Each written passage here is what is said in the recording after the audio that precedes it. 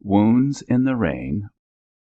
War Stories by Stephen Crane. The Price of the Harness. 1. 25 men were making a road out of a path up the hillside. The light batteries in the rear were impatient to advance, but first must be done all that digging and smoothing which gains no encrusted medals from war. The men worked like gardeners, and a road was growing from the old pack-animal trail. Trees arched from a field of guinea grass which resembled young wild corn. The day was still and dry. The men working were dressed in the consistent blue of United States regulars. They looked indifferent, almost stolid, despite the heat and the labor. There was little talking. From time to time a government pack train, led by a sleek-sided, tender bell mare, came from one way or the other way, and the men stood aside as the strong, hard, black and tan animals crowded eagerly after their curious little feminine leader. A volunteer staff officer appeared, and, sitting on his horse in the middle of the work, asked the sergeant in command some questions which were apparently not relevant to any military business. Men straggling along on various duties almost invariably spun some kind of a joke as they passed. A corporal and 4 men were guarding boxes of spare ammunition at the top of the hill, and one of the number often went to the foot of the hill swinging canteens. The day wore down to the Cuban dusk, in which the shadows are all grim and of ghostly shape.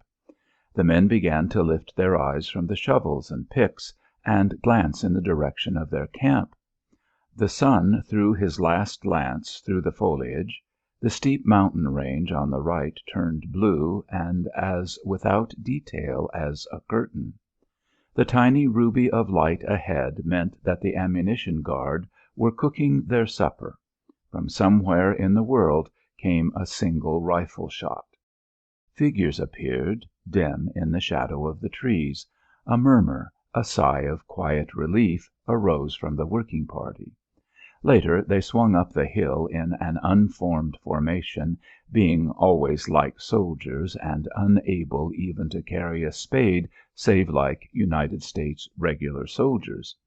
As they passed through some fields, the bland white light of the end of the day feebly touched each hard bronze profile. "Wonder if we'll get anything to eat," said Watkins in a low voice. "I should think so," said Nolan in the same tone.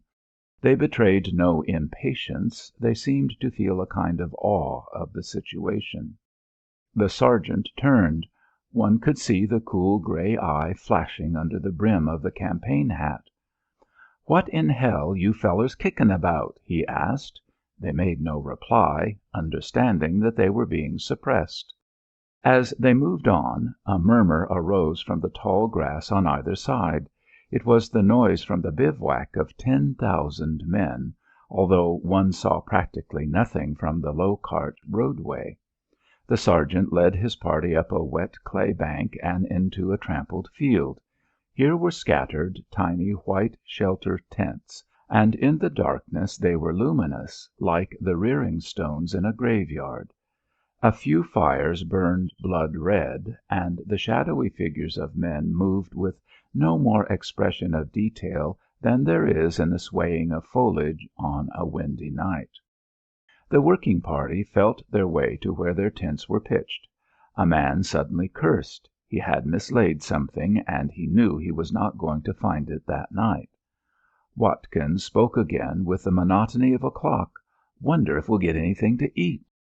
Martin, with eyes turned pensively to the stars, began a treatise. "Them Spaniards—" "Oh, quit it!" cried Nolan. "What the piper do you know about the Spaniards, you fat-headed Dutchman? Better think of your belly, you blunderin' swine, and what you're going to put in it, grass or dirt." A laugh, a sort of a deep growl, arose from the prostrate men. In the meantime the sergeant had reappeared and was standing over them. "No rations to night," he said gruffly, and turning on his heel walked away. This announcement was received in silence. but Watkins had flung himself face downward, and putting his lips close to a tuft of grass, he formulated oaths. Martin arose and, going to his shelter, crawled in sulkily. After a long interval, Nolan said aloud, "Hell!" Grierson, enlisted for the war, raised a querulous voice, "Well, I wonder when we will get fed." From the ground about him came a low chuckle, full of ironical comment about Grierson's lack of certain qualities which the other men felt themselves to possess. II. In the cold light of dawn the men were on their knees, packing, strapping, and buckling.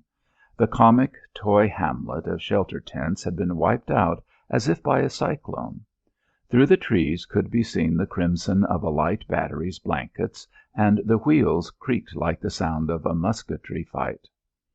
Nolan, well gripped by his shelter tent, his blanket, and his cartridge belt, and bearing his rifle, advanced upon a small group of men who were hastily finishing a can of coffee. "Say, give us a drink, will you?" he asked wistfully. He was as sad-eyed as an orphan beggar. Every man in the group turned to look him straight in the face. He had asked for the principal ruby out of each one's crown. There was a grim silence. Then one said, "What fer?" Nolan cast his glance to the ground and went away abashed. But he espied Watkins and Martin surrounding Grierson, who had gained 3 pieces of hardtack by mere force of his audacious inexperience. Grierson was fending his comrades off tearfully. "Now don't be damned pigs!" he cried. "Hold on a minute." Here Nolan asserted a claim. Grierson groaned. Kneeling piously, he divided the hardtack with minute care into 4 portions. The men, who had had their heads together like players watching a wheel of fortune, arose suddenly, each chewing. Nolan interpolated a drink of water and sighed contentedly. The whole forest seemed to be moving. From the field on the other side of the road a column of men in blue was slowly pouring. The battery had creaked on ahead. From the rear came a hum of advancing regiments. Then from a mile away rang the noise of a shot. Then another shot. In a moment the rifles there were drumming, drumming, drumming. The artillery boomed out suddenly. A day of battle was begun. The men made no exclamations. They rolled their eyes in the direction of the sound, and then swept with a calm glance the forests and the hills which surrounded them, implacably mysterious forests and hills, which lent to every rifle shot the ominous quality which belongs to secret assassination. The whole scene would have spoken to the private soldiers of ambushes, sudden flank attacks, terrible disasters, if it were not for those cool gentlemen with shoulder straps and swords, who, the private soldiers knew, were of another world and omnipotent for the business. The battalions moved out into the mud and began a leisurely march in the damp shade of the trees. The advance of 2 batteries had churned the black soil into a formidable paste. The brown leggings of the men, stained with the mud of other days, took on a deeper color. Perspiration broke gently out on the reddish faces. With his heavy roll of blanket and the half of a shelter tent crossing his right shoulder and under his left arm, each man presented the appearance of being clasped from behind, wrestler fashion, by a pair of thick white arms. There was something distinctive in the way they carried their rifles. There was the grace of an old hunter somewhere in it, the grace of a man whose rifle has become absolutely a part of himself. Furthermore, almost every blue shirt sleeve was rolled to the elbow, disclosing forearms of almost incredible brawn. The rifles seemed light, almost fragile, in the hands that were at the end of these arms, never fat, but always with rolling muscles and veins that seemed on the point of bursting. And another thing was the silence and the marvellous impassivity of the faces as the column made its slow way toward where the whole forest spluttered and fluttered with battle. Opportunely the battalion was halted astraddle of a stream, and before it again moved most of the men had filled their canteens. The firing increased. Ahead and to the left a battery was booming at methodical intervals, while the infantry racket was that continual drumming which after all often sounds like rain on a roof. Directly ahead one could hear the deep voices of field pieces. Some wounded Cubans were carried by in litters improvised from hammocks swung on poles. One had a ghastly cut in the throat, probably from a fragment of shell, and his head was turned, as if Providence particularly wished to display this wide and lapping gash to the long column that was winding toward the front. And another Cuban, shot through the groin, kept up a continual wail as he swung from the tread of his bearers. "Ay, ay, madre mia, madre mia!" He sang this bitter ballad into the ears of at least 3,000 men as they slowly made way for his bearers on the narrow wood path. These wounded insurgents were, then, to a large part of the advancing army, the visible messengers of bloodshed and death, and the men regarded them with thoughtful awe. This doleful, sobbing cry, Madre mia, was a tangible consequent misery of all that firing on in front, into which the men knew they were soon to be plunged. Some of them wished to inquire of the bearers the details of what had happened, but they could not speak Spanish, and so it was as if fate had intentionally sealed the lips of all in order that even meagre information might not leak out concerning this mystery, battle.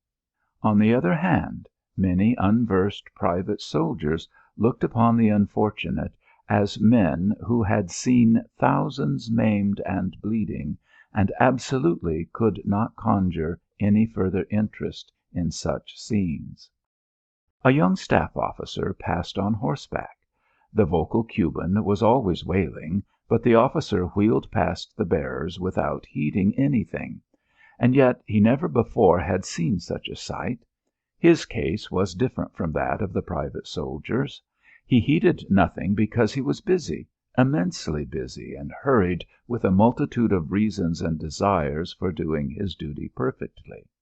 His whole life had been a mere period of preliminary reflection for this situation, and he had no clear idea of anything save his obligation as an officer. A man of this kind might be stupid. It is conceivable that in remote cases certain bumps on his head might be composed entirely of wood, but these traditions of fidelity and courage which have been handed to him from generation to generation, and which he has tenaciously preserved, despite the persecution of legislators and the indifference of his country, make it incredible that in battle he should ever fail to give his best blood and his best thought for his general, for his men, and for himself. And so this young officer in the shapeless hat and the torn and dirty shirt failed to heed the wails of the wounded man, even as the pilgrim fails to heed the world as he raises his illumined face toward his purpose, rightly or wrongly his purpose, his sky of the ideal of duty. And the wonderful part of it is that he is guided by an ideal which he has himself created and has alone protected from attack. The young man was merely an officer in the United States regular army. The column swung across a shallow ford and took a road which passed the right flank of one of the American batteries. On a hill it was booming and belching great clouds of white smoke. The infantry looked up with interest. Arrayed below the hill and behind the battery were the horses and limbers, the riders checking their pawing mounts, and behind each rider a red blanket flamed against the fervent green of the bushes. As the infantry moved along the road, some of the battery horses turned at the noise of the trampling feet and surveyed the men with eyes as deep as wells, serene, mournful, generous eyes, lit heartbreakingly with something that was akin to a philosophy, a religion of self-sacrifice. Oh, gallant, gallant horses! "I know a feller in that battery," said Nolan musingly. "A driver." "Damn sight rather be a gunner," said Martin. "Why would ye?" said Nolan opposingly. "Well, I'd take my chances as a gunner before I'd sit way up in the air on a raw boned plug and get shot at." "Aw," began Nolan. "They've had some losses to day, all right," interrupted Grierson. "Horses?" asked Watkins. "Horses and men, too," said Grierson. "How'd you know?" "A feller told me, there by the ford." They kept only a part of their minds bearing on this discussion, because they could already hear high in the air the wire string note of the enemy's bullets. 3. The road taken by this battalion, as it followed other battalions, is something less than a mile long in its journey across a heavily wooded plain. It is greatly changed now. In fact, it was metamorphosed in 2 days, but at that time it was a mere track through dense shrubbery, from which rose great dignified arching trees. It was, in fact, a path through a jungle. The battalion had no sooner left the battery in rear when bullets began to drive overhead. They made several different sounds, but as these were mainly high shots, it was usual for them to make the faint note of a vibrant string, touched elusively, half dreamily. The military balloon, a fat, wavering yellow thing, was leading the advance like some new conception of war god. Its bloated mass shone above the trees, and served incidentally to indicate to the men at the rear that comrades were in advance.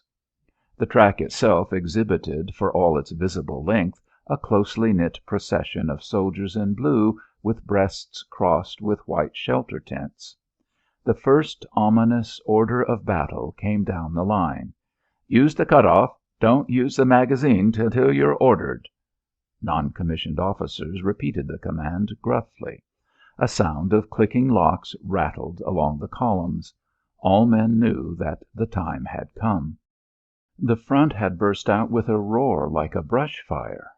The balloon was dying, dying, a gigantic and public death before the eyes of 2 armies. It quivered, sank, faded into the trees amid the flurry of a battle that was suddenly and tremendously like a storm. The American battery thundered behind the men with a shock that seemed likely to tear the backs of their heads off. The Spanish shrapnel fled on a line to their left, swirling and swishing in supernatural velocity. The noise of the rifle bullets broke in their faces like the noise of so many lamp chimneys, or sped overhead in swift, cruel spitting. And in the front the battle sound, as if it were simply music, was beginning to swell and swell until the volleys rolled like a surf. The officers shouted hoarsely, "Come on, men! Hurry up, boys! Come on now, hurry up!" The soldiers, running heavily in their accoutrements, dashed forward. A baggage guard was swiftly detailed. The men tore their rolls from their shoulders as if the things were afire. The battalion, stripped for action, again dashed forward. "Come on, men! Come on!" To them the battle was as yet merely a road through the woods, crowded with troops, who lowered their heads anxiously as the bullets fled high. But a moment later the column wheeled abruptly to the left and entered a field of tall green grass. The lines scattered to a skirmish formation. In front was a series of knolls treed sparsely like orchards.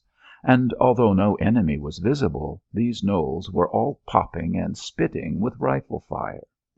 In some places there were to be seen long grey lines of dirt. Entrenchments. The American shells were kicking up reddish clouds of dust from the brow of one of the knolls, where stood a pagoda-like house. It was not much like a battle with men. It was a battle with a bit of charming scenery, enigmatically potent for death. Nolan knew that Martin had suddenly fallen. "What—" he began. "They've hit me," said Martin. "Jesus!" said Nolan. Martin lay on the ground, clutching his left forearm just below the elbow with all the strength of his right hand. His lips were pursed ruefully. He did not seem to know what to do. He continued to stare at his arm. Then suddenly the bullets drove at them, low and hard. The men flung themselves face downward in the grass. Nolan lost all thought of his friend.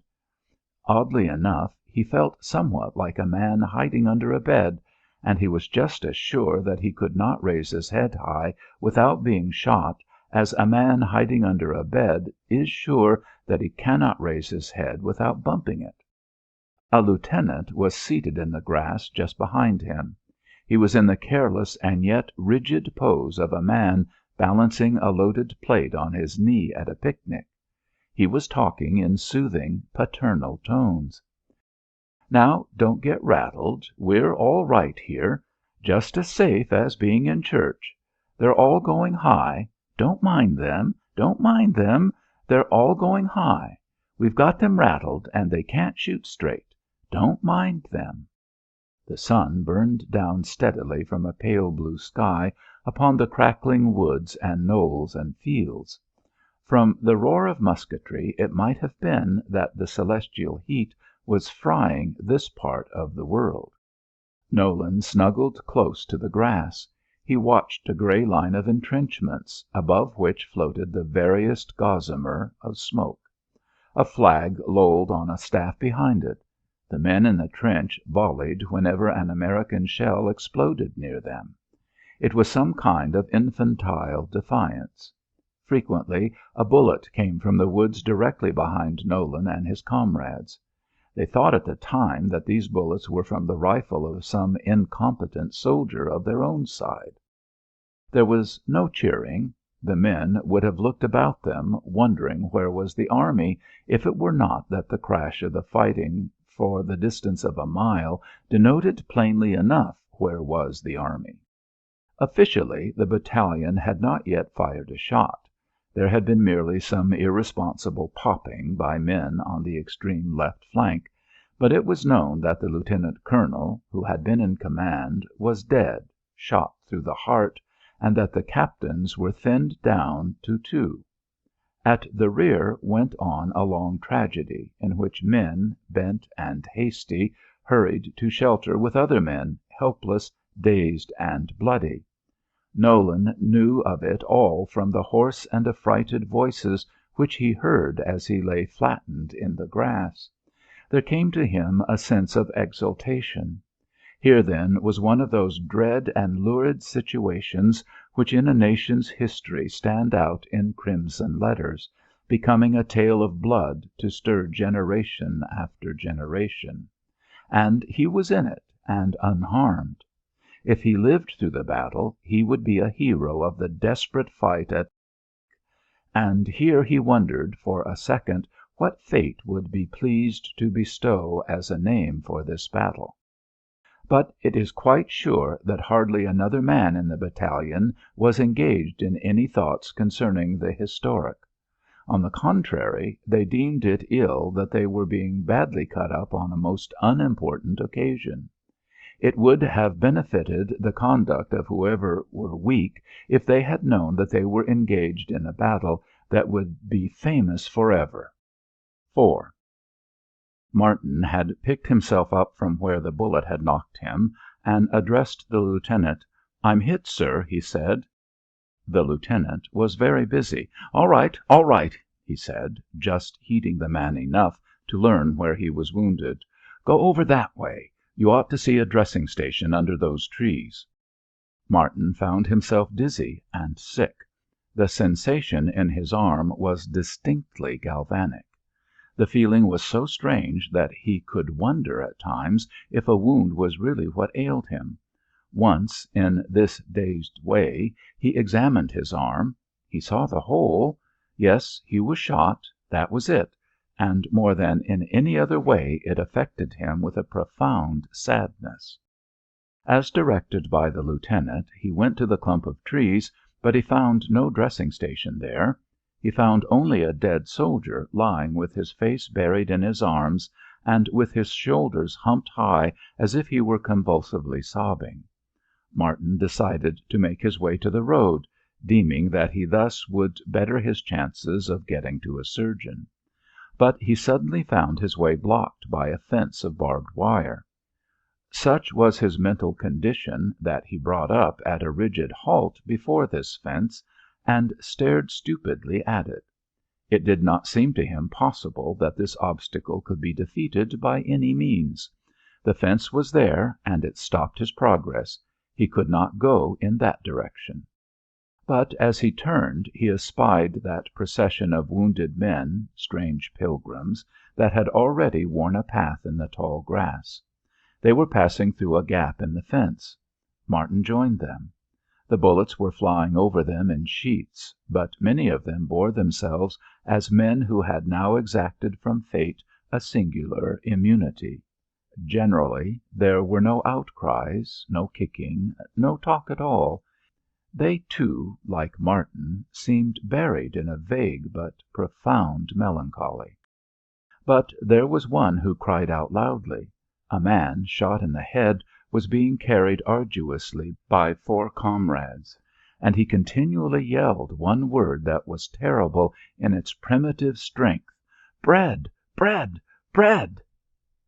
Following him and his bearers were a limping crowd of men less cruelly wounded, who kept their eyes always fixed on him, as if they gained from his extreme agony some balm for their own sufferings.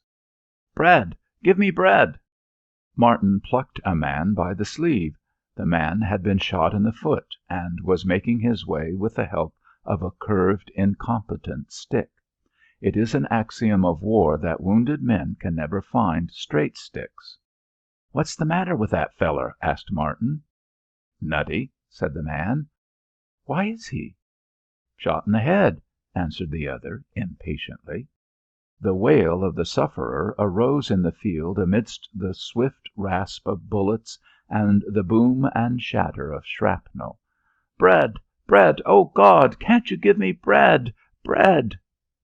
The bearers of him were suffering exquisite agony, and often they exchanged glances which exhibited their despair of ever getting free of this tragedy. It seemed endless. "Bread! Bread! Bread!"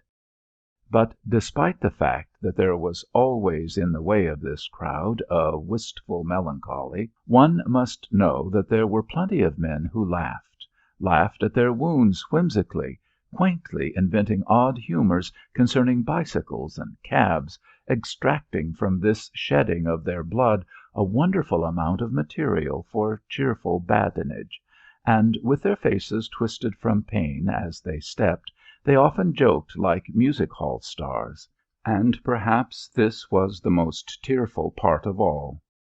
They trudged along a road until they reached a ford. Here, under the eave of the bank, lay a dismal company. In the mud, and in the damp shade of some bushes, were 100 pale-faced men prostrate. 2 or 3 surgeons were working there. Also there was a chaplain, grim-mouthed, resolute, his surtout discarded. Overhead always was that incessant, maddening wail of bullets. Martin was standing gazing drowsily at the scene when a surgeon grabbed him. "Here, what's the matter with you?" Martin was daunted. He wondered what he had done that the surgeon should be so angry with him. "In the arm," he muttered, half shamefacedly. After the surgeon had hastily and irritably bandaged the injured member, he glared at Martin and said, "You can walk all right, can't you?" "Yes, sir," said Martin. "Well, now, you just make tracks down that road." "Yes, sir." Martin went meekly off. The doctor had seemed exasperated almost to the point of madness. The road was at this time swept with the fire of a body of Spanish sharpshooters who had come cunningly around the flanks of the American army, and were now hidden in the dense foliage that lined both sides of the road. They were shooting at everything. The road was as crowded as a street in a city, and at an absurdly short range they emptied their rifles at the passing people. They were aided always by the oversweep from the regular Spanish line of battle. Martin was sleepy from his wound. He saw tragedy follow tragedy, but they created in him no feeling of horror. A man with a red cross on his arm was leaning against a great tree. Suddenly he tumbled to the ground and writhed for a moment in the way of a child oppressed with colic. A comrade immediately began to bustle importantly. "Here," he called to Martin, "help me carry this man, will you?" Martin looked at him with dull scorn. "I'll be damned if I do," he said.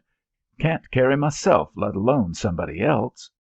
This answer, which rings now so inhuman, pitiless, did not affect the other man. "Well, all right," he said. "Here comes some other fellers." The wounded man had now turned blue-grey. His eyes were closed. His body shook in a gentle, persistent chill.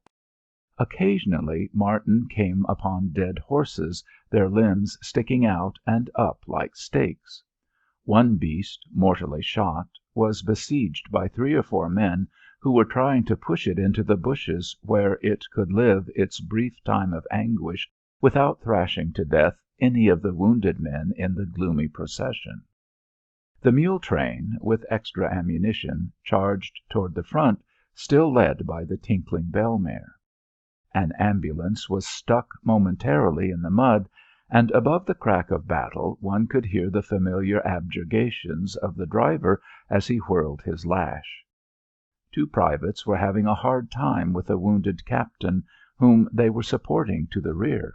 He was half cursing, half wailing out the information that he not only would not go another step toward the rear, but that he was certainly going to return at once to the front. They begged, pleaded at great length as they continually headed him off. They were not unlike 2 nurses with an exceptionally bad and headstrong little duke. The wounded soldiers paused to look impassively upon this struggle. They were always like men who could not be aroused by anything further. The visible hospital was mainly straggling thickets intersected with narrow paths, the ground being covered with men. Martin saw a busy person with a book and a pencil, but he did not approach him to become officially a member of the hospital. All he desired was rest and immunity from nagging. He took seat painfully under a bush and leaned his back upon the trunk. There he remained, thinking, his face wooden. 5.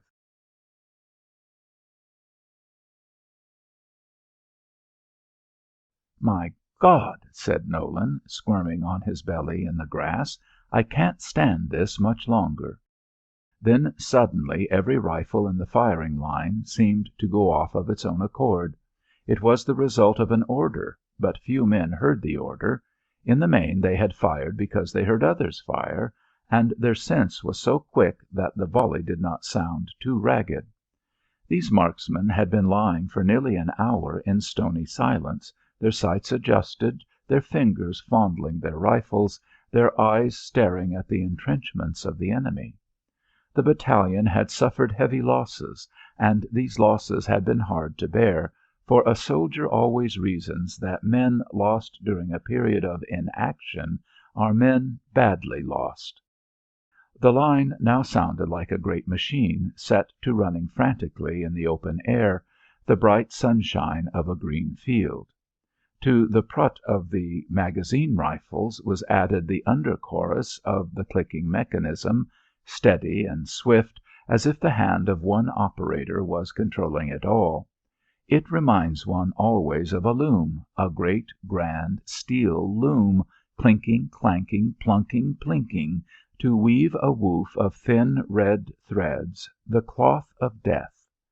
By the men's shoulders under their eager hands dropped continually the yellow empty shells, spinning into the crushed grass blades, to remain there and mark for the belated eye the line of a battalion's fight. All impatience, all rebellious feeling had passed out of the men as soon as they had been allowed to use their weapons against the enemy. They now were absorbed in this business of hitting something, and all the long training at the rifle ranges, all the pride of the marksman which had been so long alive in them, made them forget for the time everything but shooting. They were as deliberate and exact as so many watchmakers. A new sense of safety was rightfully upon them. They knew that those mysterious men in the high, far trenches in front were having the bullets sping in their faces with relentless and remarkable precision. They knew, in fact, that they were now doing the thing which they had been trained endlessly to do, and they knew they were doing it well. Nolan, for instance, was overjoyed. "Plug 'em," he said, "plug 'em." He laid his face to his rifle as if it were his mistress. He was aiming under the shadow of a certain portico of a fortified house. There he could faintly see a long black line which he knew to be a loophole cut for riflemen, and he knew that every shot of his was going there under the portico, mayhap through the loophole to the brain of another man like himself. He loaded the awkward magazine of his rifle again and again. He was so intent that he did not know of new orders until he saw the men about him scrambling to their feet and running forward, crouching low as they ran. "Come on, boys. We can't be last. We're going up. We're going up." He sprang to his feet and, stooping, ran with the others. Something fine, soft, gentle touched his heart as he ran. He had loved the regiment, the army, because the regiment, the army, was his life. He had no other outlook. And now these men, his comrades, were performing his dream scenes for him. They were doing as he had ordained in his visions.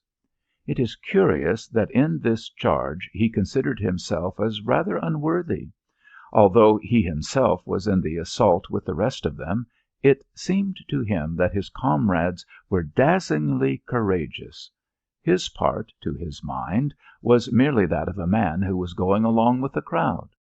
He saw Grierson biting madly with his pincers at a barbed wire fence.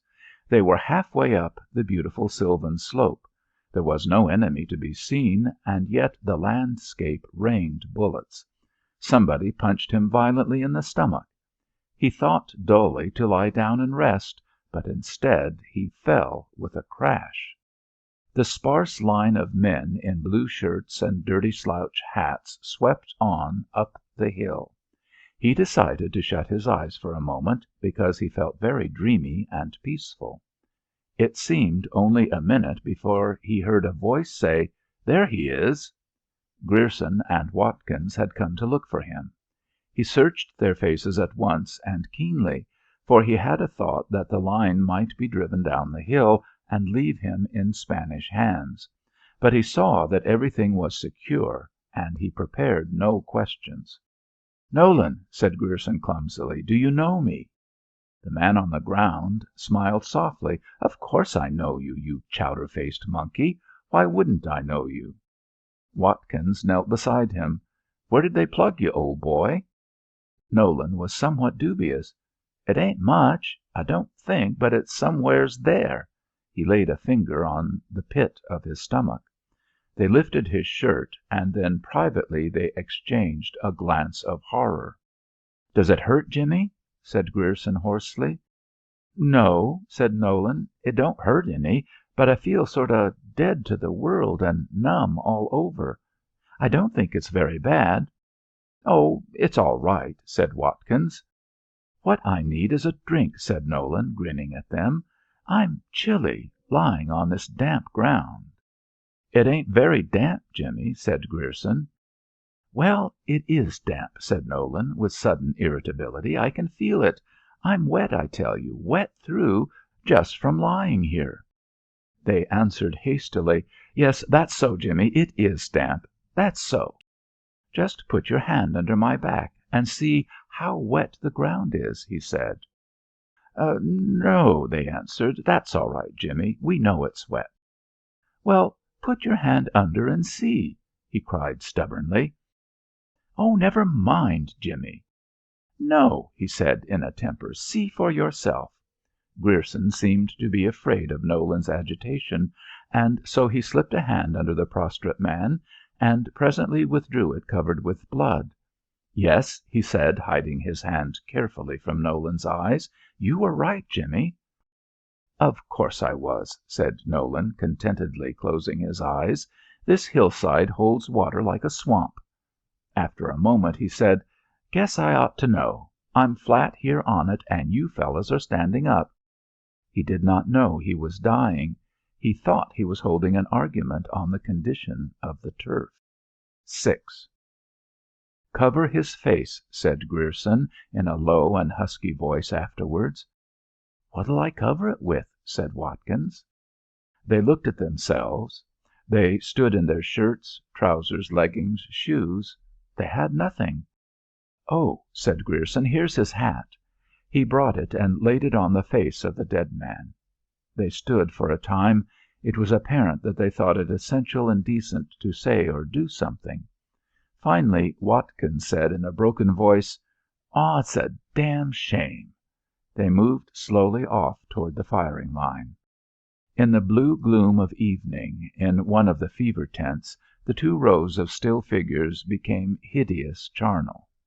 The languid movement of a hand was surrounded with spectral mystery, and the occasional painful twisting of a body under a blanket was terrifying, as if dead men were moving in their graves under the sod. A heavy odour of sickness and medicine hung in the air. "What regiment are you in?" said a feeble voice. "29th Infantry," answered another voice. 29th? Why, the man on the other side of me is in the 29th. "He is? Hey there, partner, are you in the 29th?" A third voice merely answered wearily, "Martin, of C Company." "What? Jack, is that you?" "It's part of me. Who are you?" "Grierson, you fathead. I thought you were wounded." There was the noise of a man gulping a great drink of water, and at its conclusion Martin said, "I am." "Well, what are you doing in the fever place, then?" Martin replied with drowsy impatience, "Got the fever, too." "Gee!" said Grierson. Thereafter there was silence in the fever tent, save for the noise made by a man over in a corner, a kind of man always found in an American crowd, a heroic, implacable comedian and patriot, of a humour that has bitterness and ferocity and love in it. And he was wringing from the situation a grim meaning by singing the Star-Spangled Banner with all the ardour which could be procured from his fever-stricken body. "Billy," cried Martin in a low voice, "where's Jimmy Nolan?" "He's dead," said Grierson. A triangle of raw gold light shone on a side of the tent. Somewhere in the valley an engine's bell was ringing, and it sounded of peace and home as if it hung on a cow's neck. "And where's Ike Watkins?" "Well, he ain't dead, but he got shot through the lungs. They say he ain't got much show."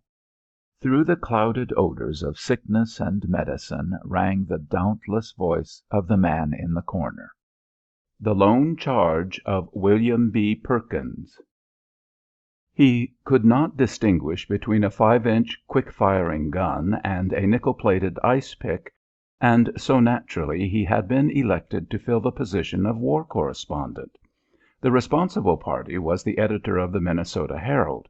Perkins had no information of war and no particular rapidity of mind for acquiring it, but he had that rank and fibrous quality of courage which springs from the thick soil of Western America. It was morning in Guantanamo Bay. If the Marines encamped on the hill had had time to turn their gaze seaward, they might have seen a small newspaper dispatch boat wending its way toward the entrance of the harbour over the blue sunlit waters of the Caribbean. In the stern of this tug Perkins was seated upon some coal bags, while the breeze gently ruffled his greasy pajamas.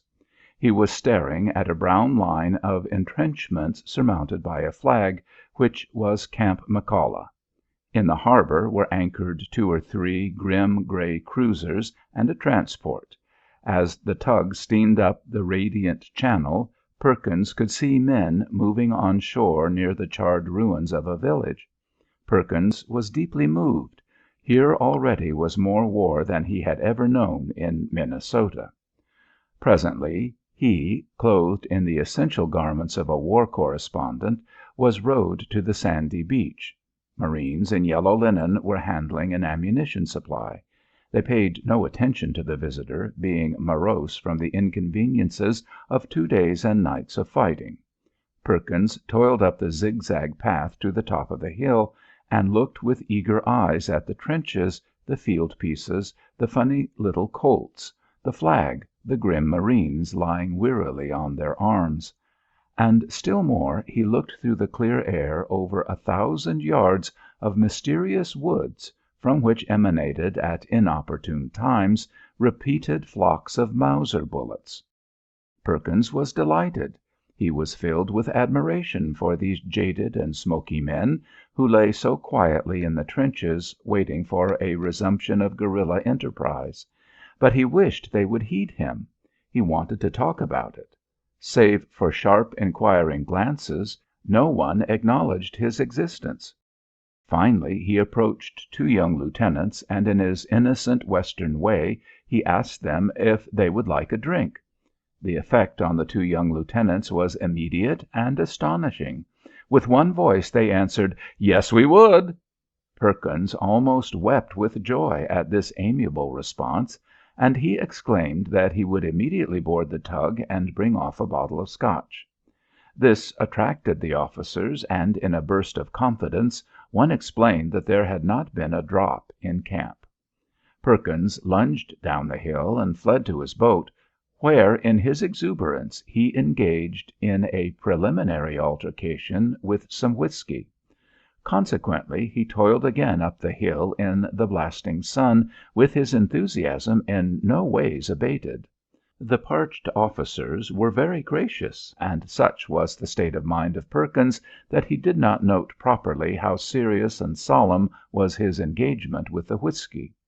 And because of this fact, and because of his antecedents, there happened the lone charge of William B. Perkins. Now, as Perkins went down the hill, something happened. A private in those high trenches found that a cartridge was clogged in his rifle. It then becomes necessary with most kinds of rifles to explode the cartridge. The private took the rifle to his captain and explained the case. But it would not do in that camp to fire a rifle for mechanical purposes and without warning, because the eloquent sound would bring 600 tired marines to tension and high expectancy.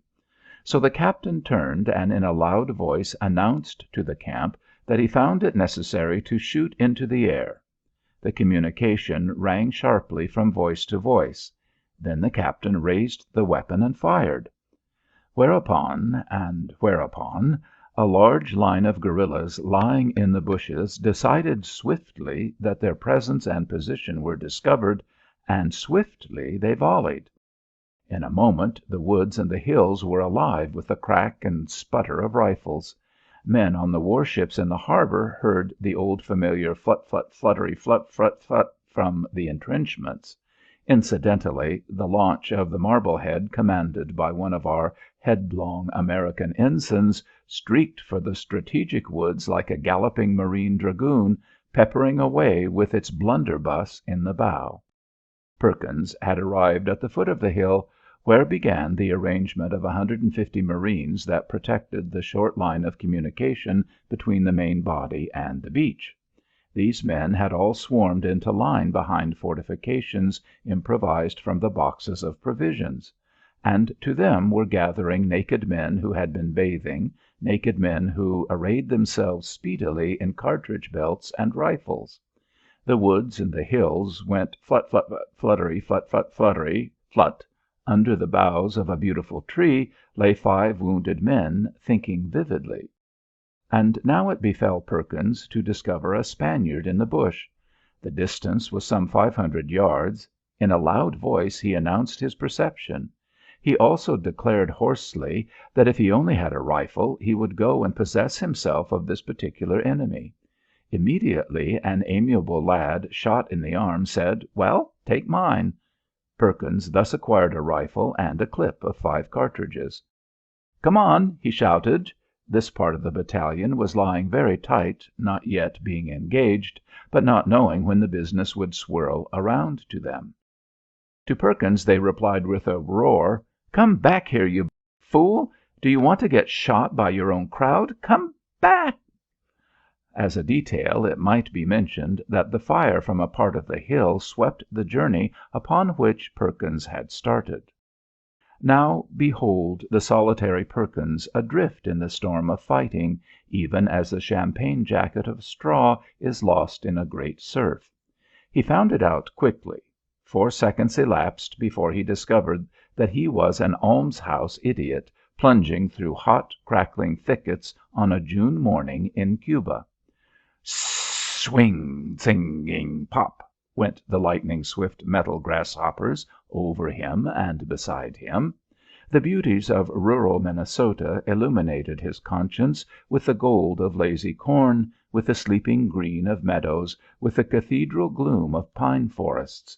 Swish, swing, pop! Perkins decided that if he cared to extract himself from a tangle of imbecility he must shoot.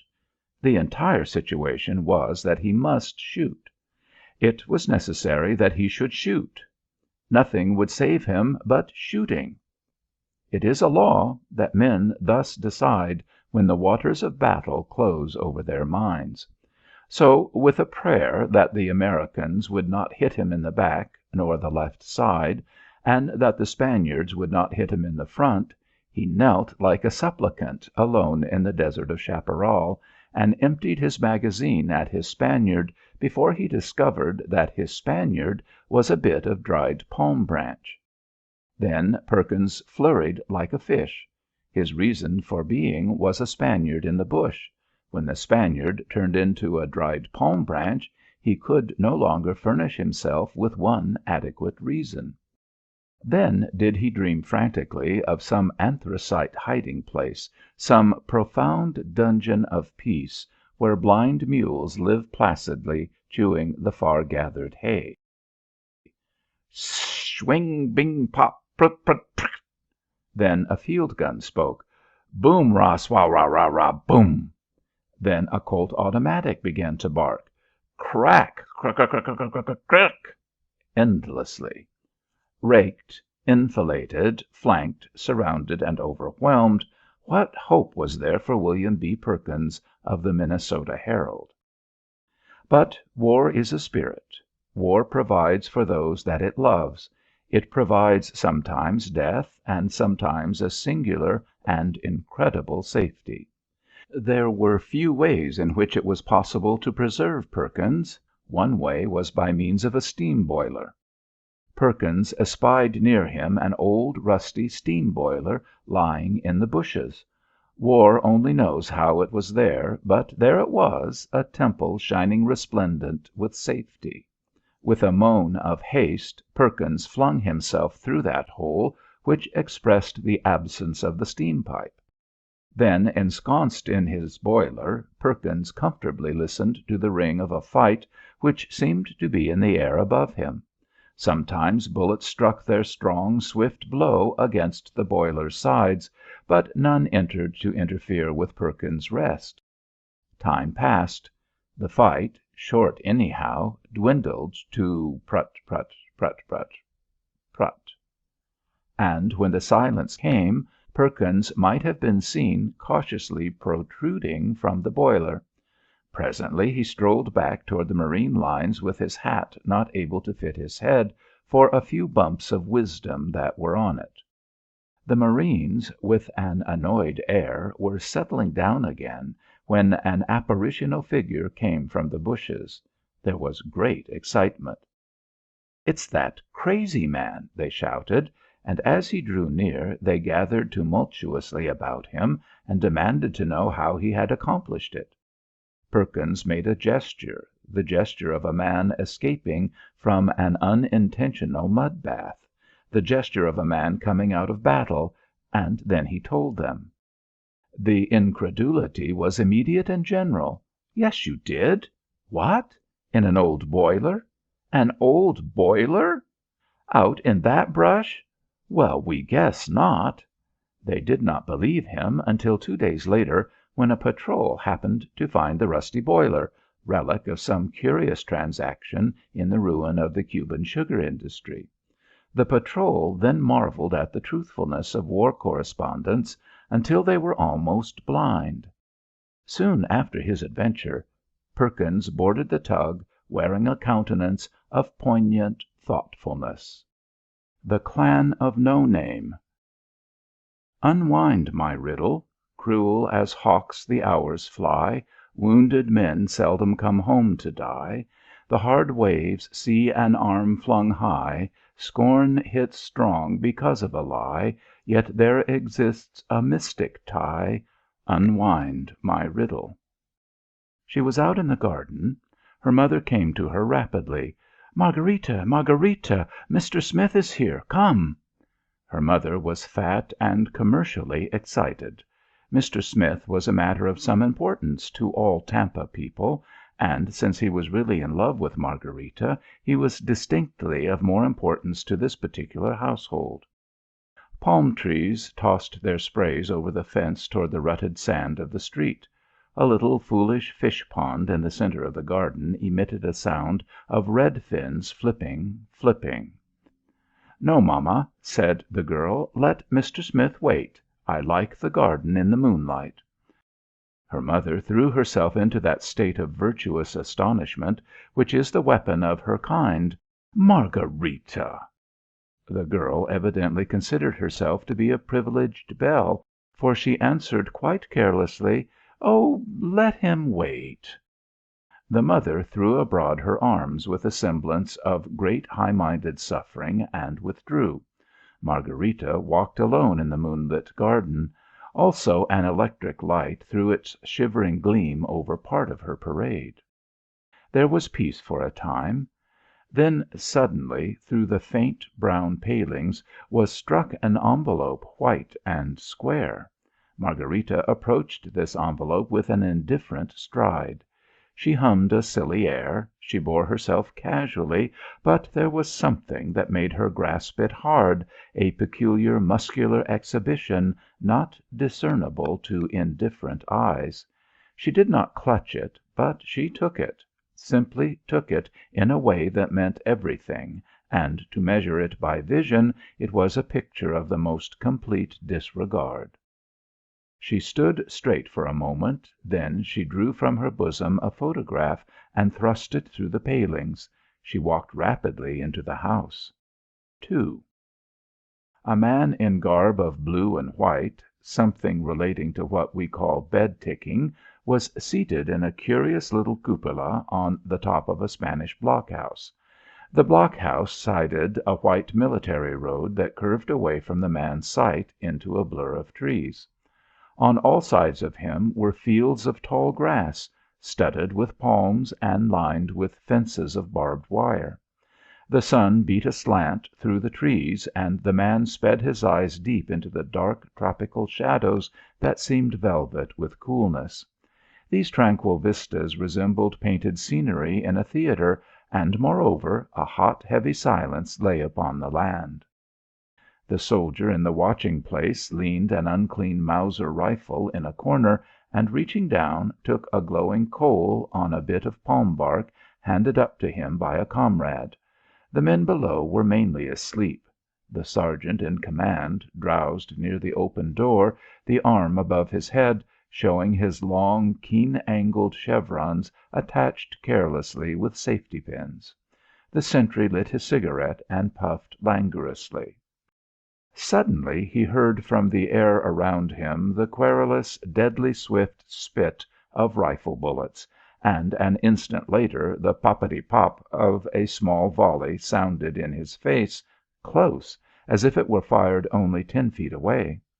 Involuntarily he threw back his head quickly, as if he were protecting his nose from a falling tile. He screamed in alarm and fell into the blockhouse.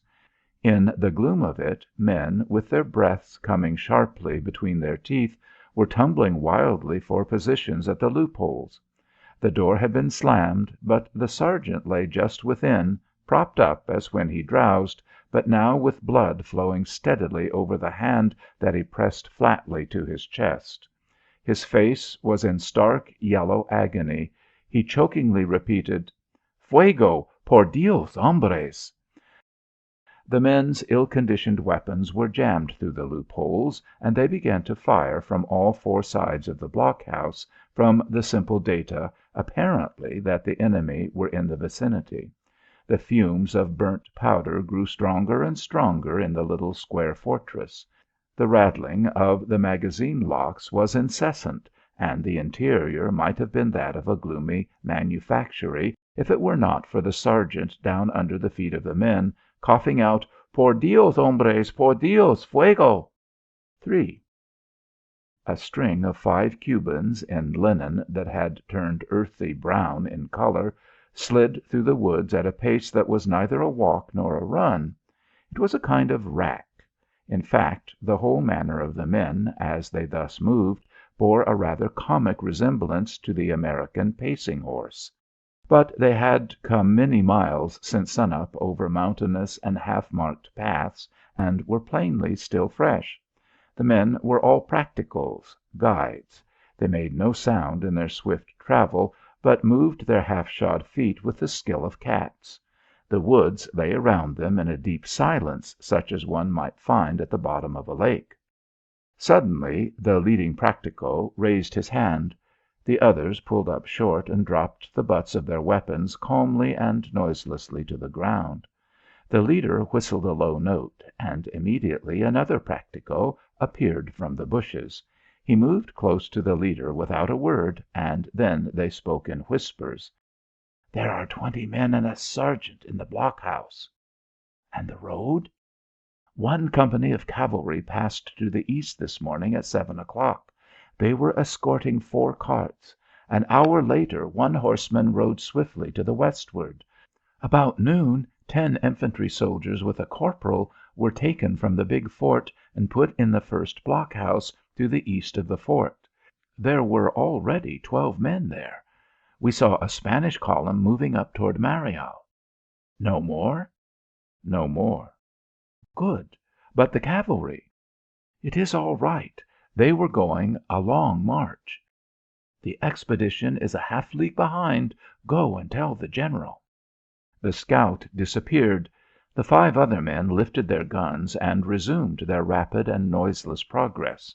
A moment later no sound broke the stillness save the thump of a mango as it dropped lazily from its tree to the grass.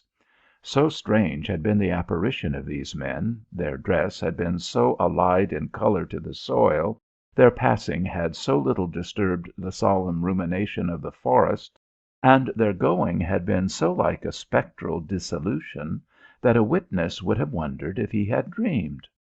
4. A small expedition had landed with arms from the United States, and had now come out of the hills and to the edge of a wood. Before them was a long grassed, rolling prairie marked with palms. A half-mile away was the military road, and they could see the top of a blockhouse. The insurgent scouts were moving somewhere off in the grass. The general sat comfortably under a tree, while his staff of 3 young officers stood about him, chatting. Their linen clothing was notable from being distinctly whiter than those of the men who, 150 in number, lay on the ground, in a long brown fringe, ragged, indeed bare in many places, but singularly reposeful, unworried, veteran-like. The general, however, was thoughtful. He pulled continually at his little thin moustache. As far as the heavily patrolled and guarded military road was concerned, the insurgents had been in the habit of dashing across it in small bodies whenever they pleased, but to safely scoot over it with a valuable convoy of arms was decidedly a more important thing. So the general awaited the return of his practicos with anxiety. The still pampas betrayed no sign of their existence. The general gave some orders, and an officer counted off 20 men to go with him, and delay any attempt of the troop of cavalry to return from the eastward. It was not an easy task, but it was a familiar task, checking the advance of a greatly superior force by a very hard fire from concealment. A few rifles had often bayed a strong column for sufficient length of time for all strategic purposes. The 20 men pulled themselves together tranquilly. They looked quite indifferent. Indeed, they had the supremely casual manner of old soldiers, hardened to battle as a condition of existence. 30 men were then told off, whose function it was to worry and rag at the blockhouse and check any advance from the westward. 100 men, carrying precious burdens, besides their own equipment, were to pass in as much of a rush as possible between these two wings, cross the road, and skip for the hills, their retreat being covered by a combination of the two firing parties. It was a trick that needed both luck and neat arrangement. Spanish columns were forever prowling through this province in all directions and at all times. Insurgent bands, the lightest of light infantry, were kept on the jump, even when they were not incommoded by 50 boxes, each one large enough for the coffin of a small man, and heavier than if the little man were in it, and 50 small but formidable boxes of ammunition. The carriers stood to their boxes, and the firing parties leaned on their rifles. The general arose and strolled to and fro, his hands behind him. 2 of his staff were jesting at the third, a young man with a face less bronzed and with very new accoutrements. On the strap of his cartouche were a gold star and a silver star placed in a horizontal line, denoting that he was a second lieutenant. He seemed very happy. He laughed at all their jests, although his eye roved continually over the sunny grasslands, where was going to happen his first fight. One of his stars was bright, like his hopes, the other was pale, like death. 2 practicos came racking out of the grass. They spoke rapidly to the general. He turned and nodded to his officers. The 2 firing parties filed out and diverged toward their positions.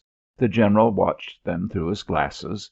It was strange to note how soon they were dim to the unaided eye. The little patches of brown in the green grass did not look like men at all. Practicos continually ambled up to the general. Finally he turned and made a sign to the bearers. The first 20 men in line picked up their boxes, and this movement rapidly spread to the tail of the line. The weighted procession moved painfully out upon the sunny prairie. The general, marching at the head of it, glanced continually back as if he were compelled to drag behind him some ponderous iron chain. Besides the obvious mental worry, his face bore an expression of intense physical strain, and he even bent his shoulders, unconsciously tugging at the chain to hurry it through this enemy-crowded valley. 5. The fight was opened by 8 men who, snuggled in the grass within 300 yards of the blockhouse, suddenly blazed away at the bed-ticking figure in the cupola and at the open door where they could see vague outlines. Then they laughed and yelled insulting language, for they knew that as far as the Spaniards were concerned, the surprise was as much as having a diamond bracelet turned to soap.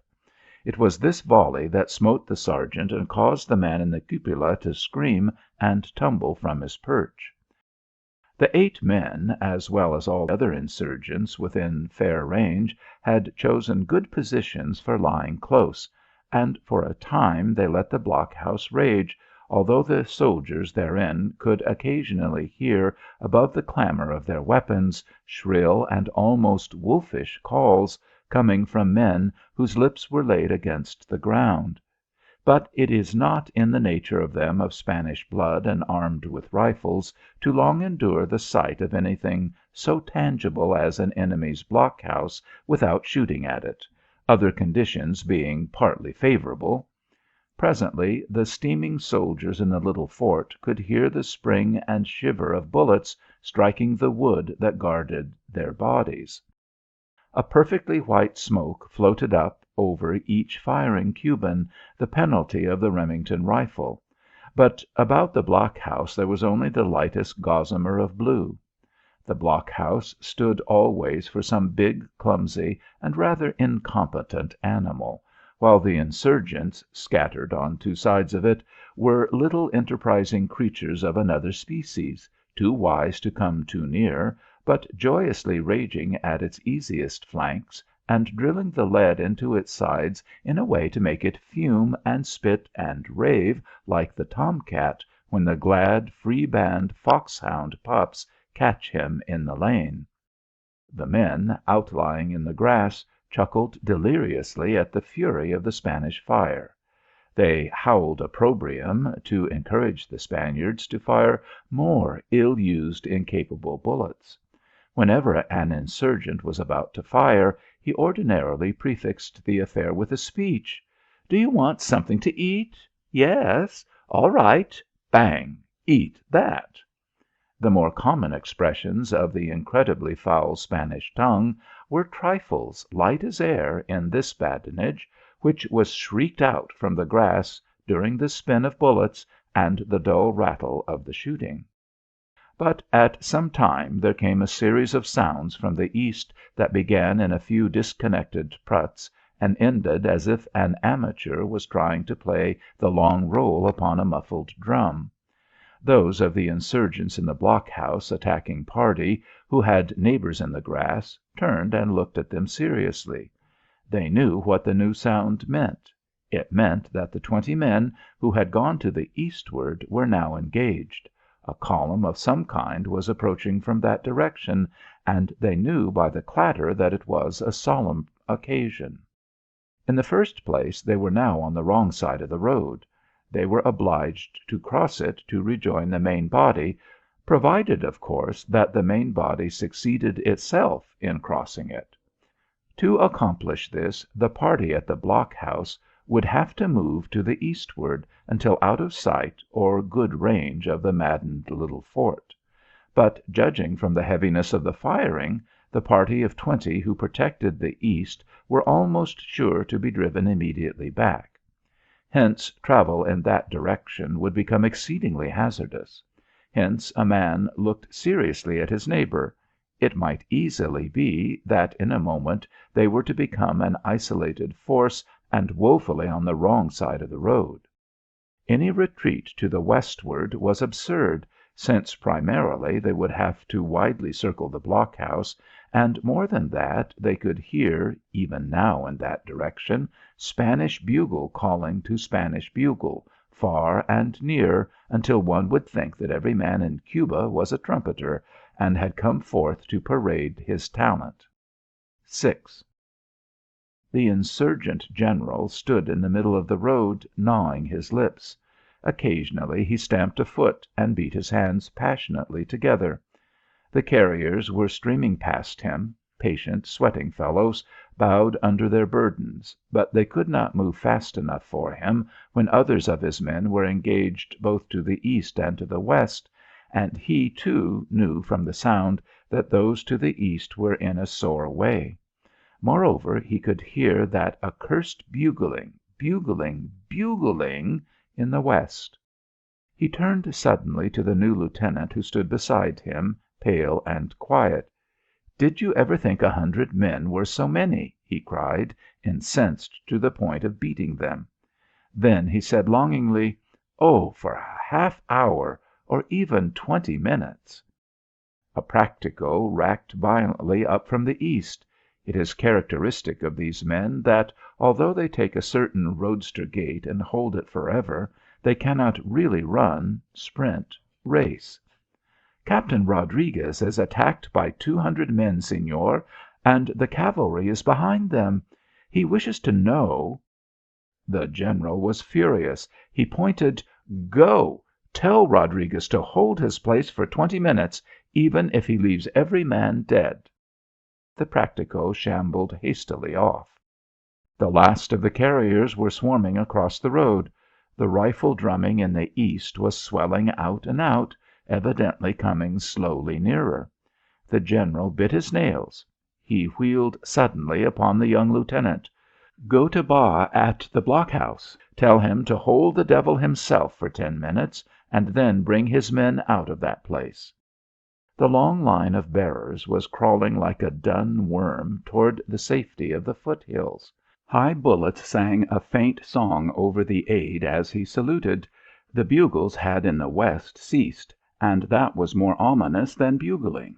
It meant that the Spanish troops were about to march, or perhaps that they had marched. The young lieutenant ran along the road until he came to the bend which marked the range of sight from the blockhouse. He drew his machete, his stunning new machete, and hacked feverishly at the barbed wire fence which lined the north side of the road at that point. The first wire was obdurate, because it was too high for his stroke, but 2 more cut like candy, and he stepped over the remaining one, tearing his trousers in passing on the lively serpentine ends of the severed wires.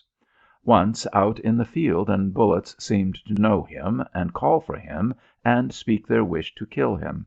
But he ran on, because it was his duty and because he would be shamed before men if he did not do his duty, and because he was desolate out there all alone in the fields with death. A man running in this manner from the rear was in immensely greater danger than those who lay snug and close, but he did not know it. He thought because he was 500, 450, 400 yards away from the enemy, and the others were only 300 yards away, that they were in far more peril. He ran to join them because of his opinion. He did not care to do it, but he thought that was what men of his kind would do in such a case. There was a standard, and he must follow it, obey it, because it was a monarch, the prince of conduct. A bewildered and alarmed face raised itself from the grass, and a voice cried to him, "Drop, Manolo, drop, drop!" He recognized Ba, and flung himself to the earth beside him. "Why," he said, panting, "what's the matter?" "Matter?" said Ba. "You are one of the most desperate and careless officers I know. When I saw you coming, I wouldn't have given a peseta for your life." "Oh, no," said the young aide. Then he repeated his orders rapidly. But he was hugely delighted. He knew Ba well. Ba was a pupil of Maceo. Ba invariably led his men. He never was a mere spectator of their battle. He was known for it throughout the western end of the island. The new officer had early achieved a part of his ambition, to be called a brave man by established brave men. "Well, if we get away from here quickly, it will be better for us," said Ba bitterly. "I've lost 6 men killed and more wounded. Rodriguez can't hold his position there, and in a little time more than 1,000 men will come from the other direction." He hissed a low call, and later the young aide saw some of the men sneaking off with the wounded, lugging them on their backs as porters carry sacks. The fire from the blockhouse had become a weary, and as the insurgent fire also slackened, Ba and the young lieutenant lay in the weeds listening to the approach of the eastern fight, which was sliding toward them like a door to shut them off. Ba groaned. "I leave my dead. Look there." He swung his hand in a gesture, and the lieutenant, looking, saw a corpse. He was not stricken as he expected. There was very little blood. It was a mere thing. "Time to travel," said Ba suddenly. His imperative hissing brought his men near him.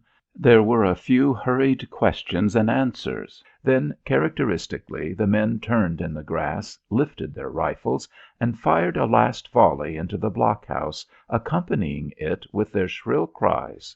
Scrambling low to the ground, they were off in a winding line for safety. Breathing hard, the lieutenant stumbled his way forward. Behind him he could hear the men calling each to each, "Seke, seke, seke! Go on! Get out! Git!" Everybody understood that the peril of crossing the road was compounding from minute to minute. 7. When they reached the gap through which the expedition had passed, they fled out upon the road like scared wild fowl tracking along a sea beach. A cloud of blue figures far up this dignified shaded avenue fired at once. The men already had begun to laugh as they shied one by one across the road. Seke, seke. The hard part for the nerves had been the lack of information of the amount of danger. Now that they could see it, they accounted it all the more lightly for their previous anxiety. Over in the other field, Ba and the young lieutenant found Rodriguez, his machete in one hand, his revolver in the other, smoky, dirty, sweating. He shrugged his shoulders when he saw them and pointed disconsolately to the brown thread of carriers moving toward the foothills. His own men were crouched in line just in front of him, blazing like a prairie fire. Now began the fight of a scant rear guard to hold back the pressing Spaniards until the carriers could reach the top of the ridge a mile away. This ridge, by the way, was more steep than any roof. It conformed more to the sides of a French warship. Trees grew vertically from it, however, and a man burdened only with his rifle usually pulled himself wheezingly up in a sort of ladder climbing process, grabbing the slim trunks above him. How the loaded carriers were to conquer it in a hurry no one knew. Rodriguez shrugged his shoulders as one who would say with philosophy, smiles, tears, courage, "Isn't this a mess?" At an order, the men scattered back for 400 yards with the rapidity and mystery of a handful of pebbles flung in the night. They left one behind who cried out, but it was now a game in which some were sure to be left behind to cry out. The Spaniards deployed on the road and for 20 minutes remained there, pouring into a field such a fire from their magazines as was hardly heard at Gettysburg. As a matter of truth, the insurgents were at this time doing very little shooting, being chary of ammunition. But it is possible for the soldier to confuse himself with his own noise, and undoubtedly the Spanish troops thought throughout their din that they were being fiercely engaged. Moreover, a firing line, particularly at night or when opposed to a hidden foe, is nothing less than an emotional chord, a chord of a harp that sings because a puff of air arrives or when a bit of down touches it. This is always true of new troops or stupid troops, and these troops were rather stupid troops. But the way in which they mowed the verdure in the distance was a sight for a farmer. Presently the insurgents slunk back to another position where they fired enough shots to stir again the Spaniards into an opinion that they were in a heavy fight. But such a misconception could only endure for a number of minutes.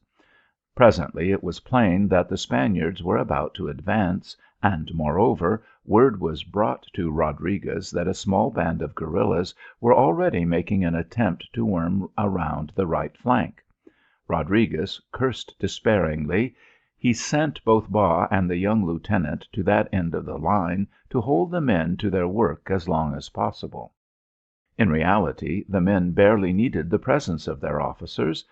The kind of fighting left practically everything to the discretion of the individual, and they arrived at concert of action mainly because of the equality of experience in the wisdoms of bushwhacking. The yells of the guerillas could plainly be heard, and the insurgents answered in kind. The young lieutenant found desperate work on the right flank.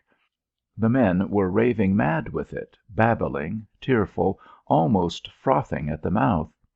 Two terrible, bloody creatures passed him, creeping on all fours, and one in a whimper was calling upon God, his mother, and a saint.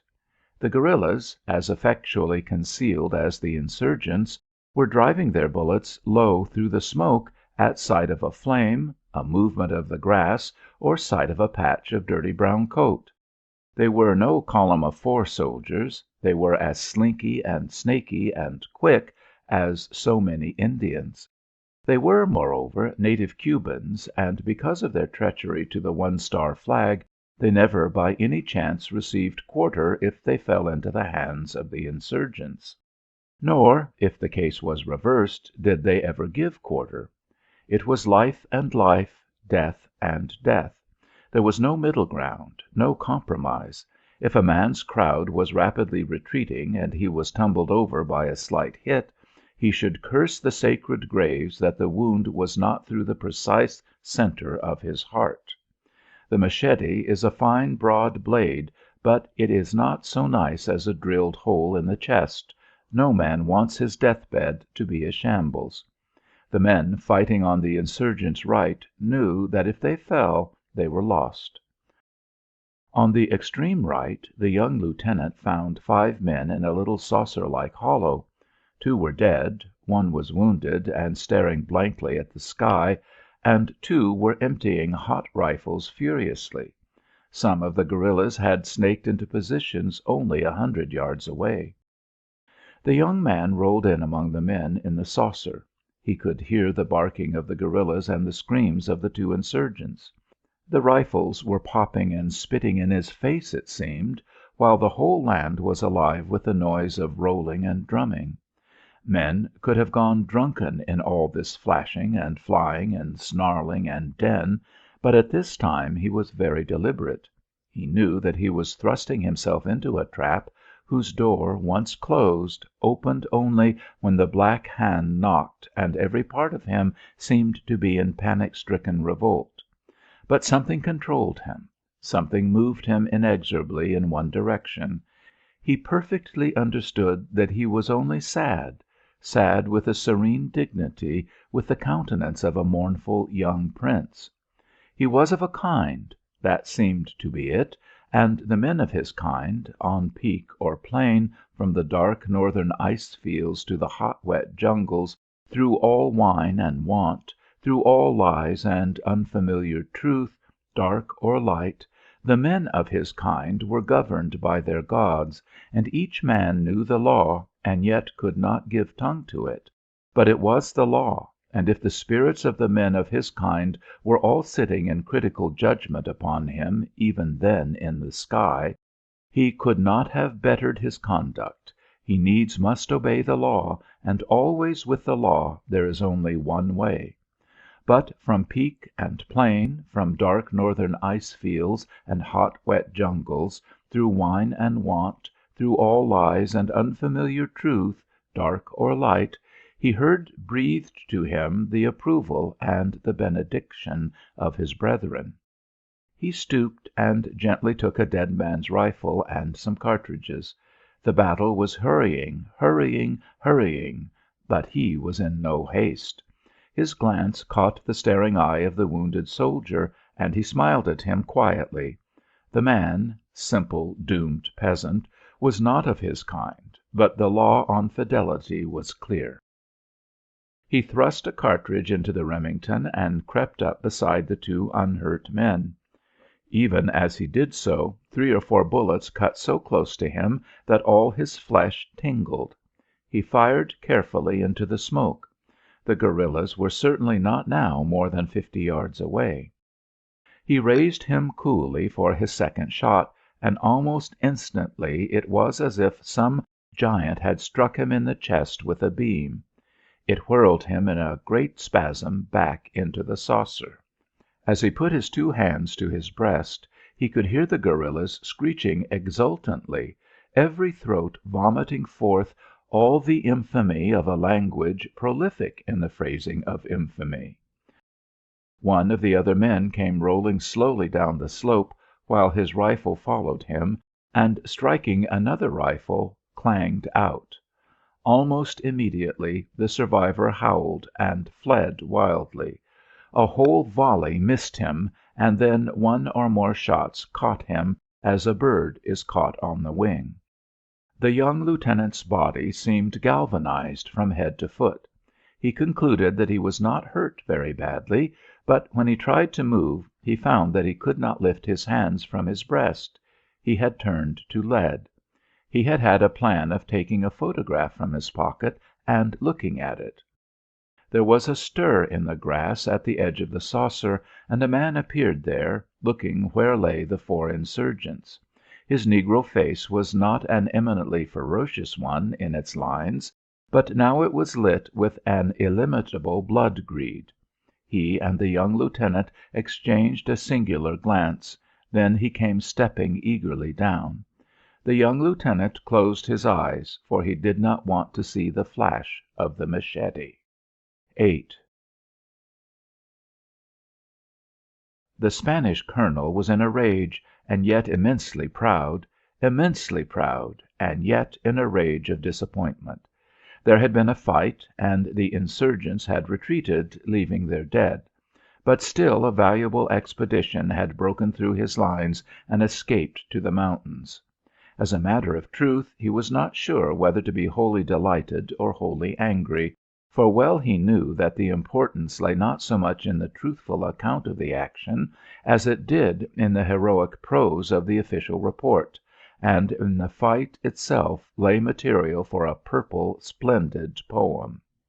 The insurgents had run away, no one could deny it, it was plain even to whatever privates had fired with their eyes shut.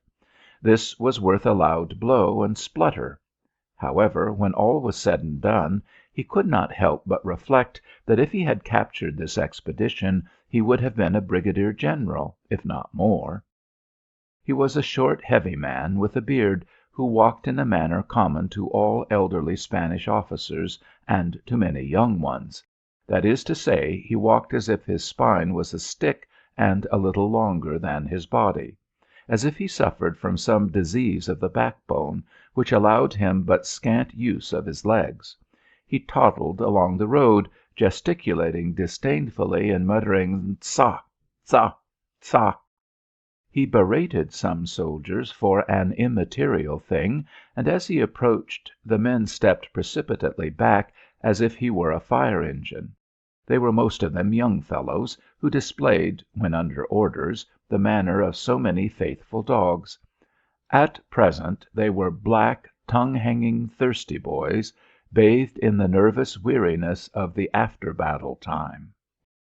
Whatever he may truly have been in character, the colonel closely resembled a gluttonous and libidinous old pig, filled from head to foot with the pollution of a sinful life. "Ça!" he snarled as he toddled. "Ça! Ça!" The soldiers saluted as they backed to the side of the road. The air was full of the odor of burnt rags. Over on the prairie, guerillas and regulars were rummaging the grass. A few unimportant shots sounded from near the base of the hills. A guerilla, glad with plunder, came to a Spanish captain. He held in his hand a photograph. "Mira, señor, I took this from the body of an officer whom I killed machete to machete." The captain shot from the corner of his eye a cynical glance at the guerilla, a glance which commented upon the last part of the statement. "H'm," he said. He took the photograph and gazed with a slow, faint smile, the smile of a man who knows bloodshed and homes and love, at the face of a girl. He turned the photograph presently, and on the back of it was written, "One lesson in English I will give you, this: I love you, Margarita." The photograph had been taken in Tampa. The officer was silent for a half-minute, while his face still wore the slow, faint smile. "Pobrecito!" he murmured finally, with a philosophic sigh, which was brother to a shrug. Without deigning a word to the guerilla, he thrust the photograph in his pocket and walked away. High over the green earth, in the dizzy blue heights, some great birds were slowly circling with down-turned beaks. 9. Margarita was in the gardens. The blue electric rays shone through the plumes of the palm and shivered in feathery images on the walk. In the little foolish fish pond some stalwart fish was apparently bullying the others, for often there sounded a frantic splashing. Her mother came to her rapidly. "Margarita, Mr. Smith is here. Come." "Oh, is he?" cried the girl. She followed her mother to the house. She swept into the little parlour with a grand air, the egotism of a savage. Smith had heard the whirl of her skirts in the hall, and his heart, as usual, thumped hard enough to make him gasp. Every time he called he would sit waiting with the dull fear in his breast that her mother would enter and indifferently announce that she had gone up to heaven or off to New York with one of his dream rivals, and he would never see her again in this wide world. And he would conjure up tricks to then escape from the house without any one observing his face break up into furrows. It was part of his love to believe in the absolute treachery of his adored one. So, whenever he heard the whirl of her skirts in the hall, he felt that he had again leased happiness from a dark fate. She was rosily beaming and all in white. "Why, Mr. Smith!" she exclaimed, as if he was the last man in the world she expected to see. "Good evenin'," he said, shaking hands nervously. He was always awkward and unlike himself at the beginning of one of these calls. It took him some time to get into form. She posed her figure in operatic style on a chair before him, and immediately galloped off a mile of questions, information of herself, gossip, and general outcries, which left him no obligation but to look beamingly intelligent and from time to time say "Yes." His personal joy, however, was to stare at her beauty. When she stopped and wandered, as if uncertain which way to talk, there was a minute of silence, which each of them had been educated to feel was very incorrect indeed. Polite people always babbled at each other like two brooks.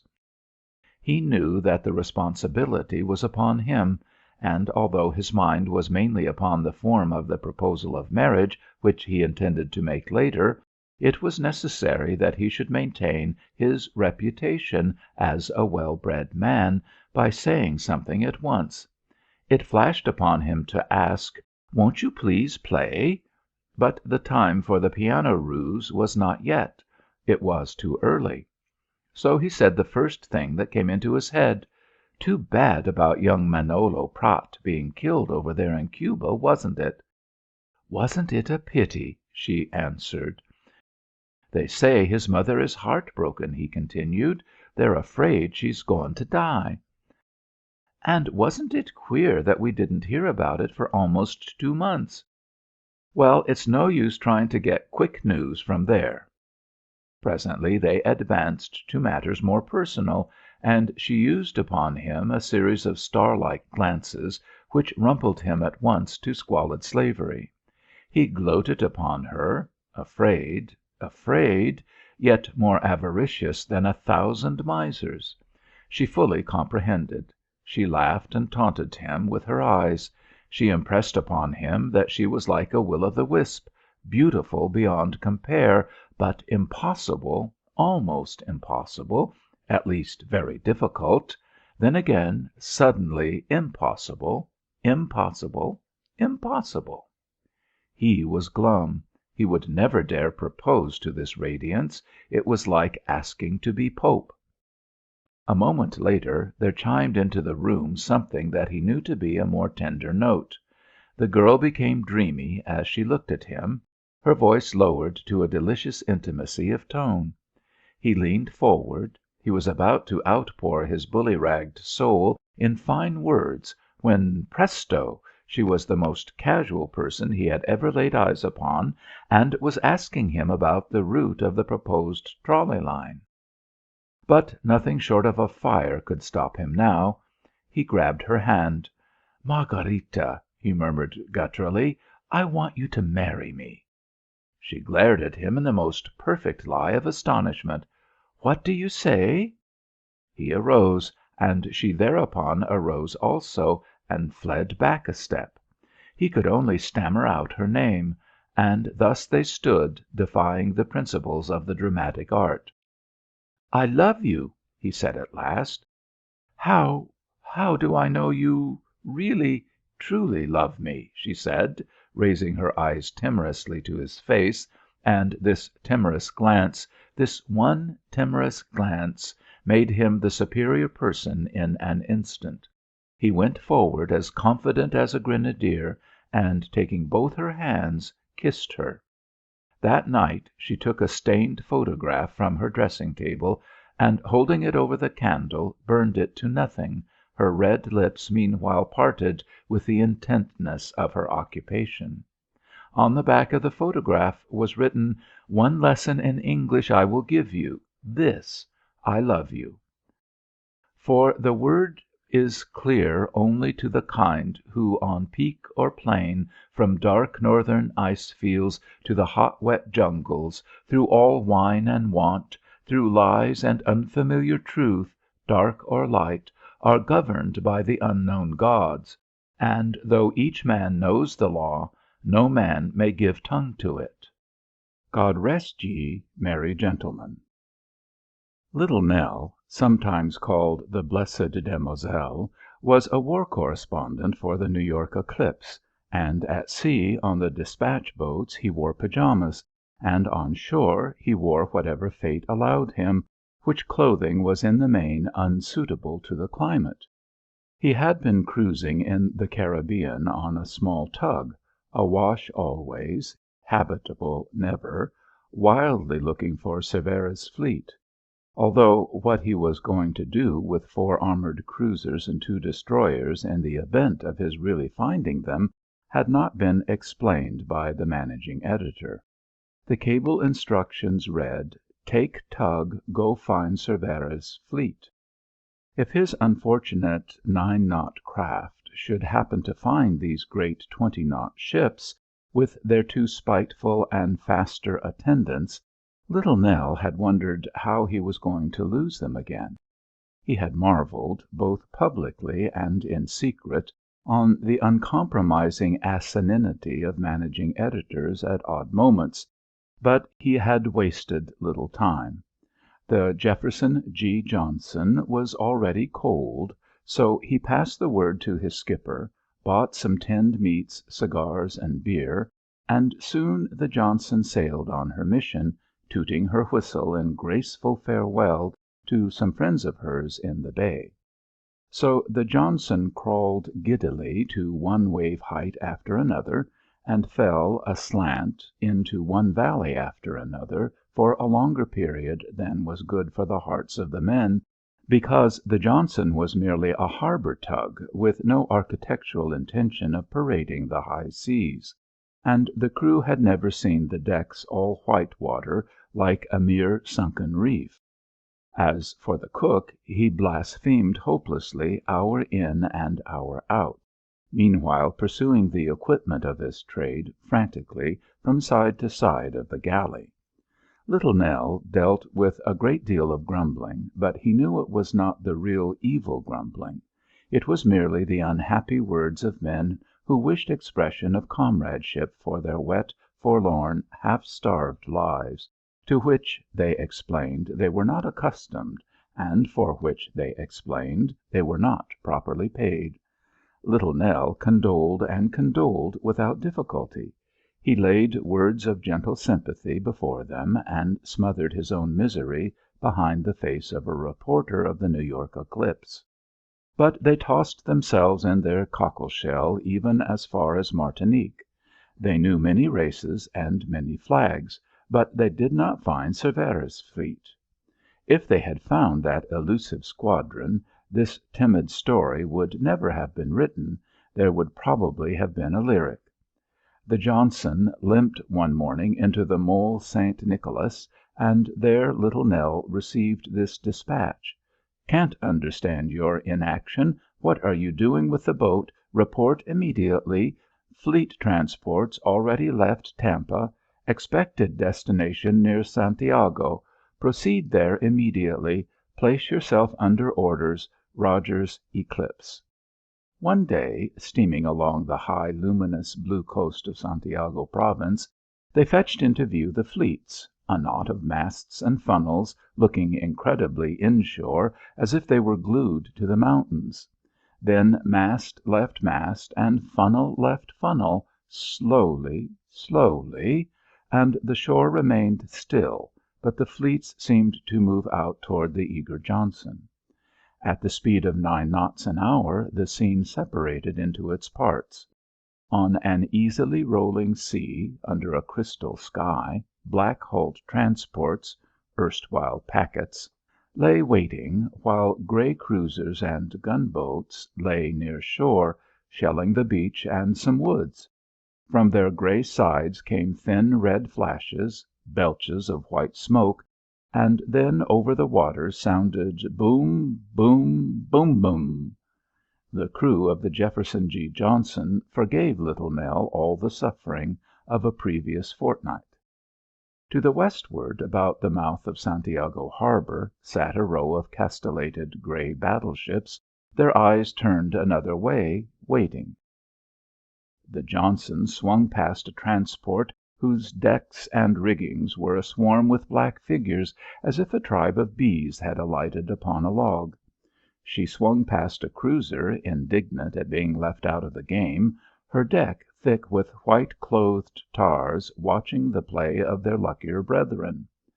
The cold, blue, lifting seas tilted the big ships easily, slowly, and heaved the little ones in the usual sinful way, as if very little babes had surreptitiously mounted 16-hand trotting hunters.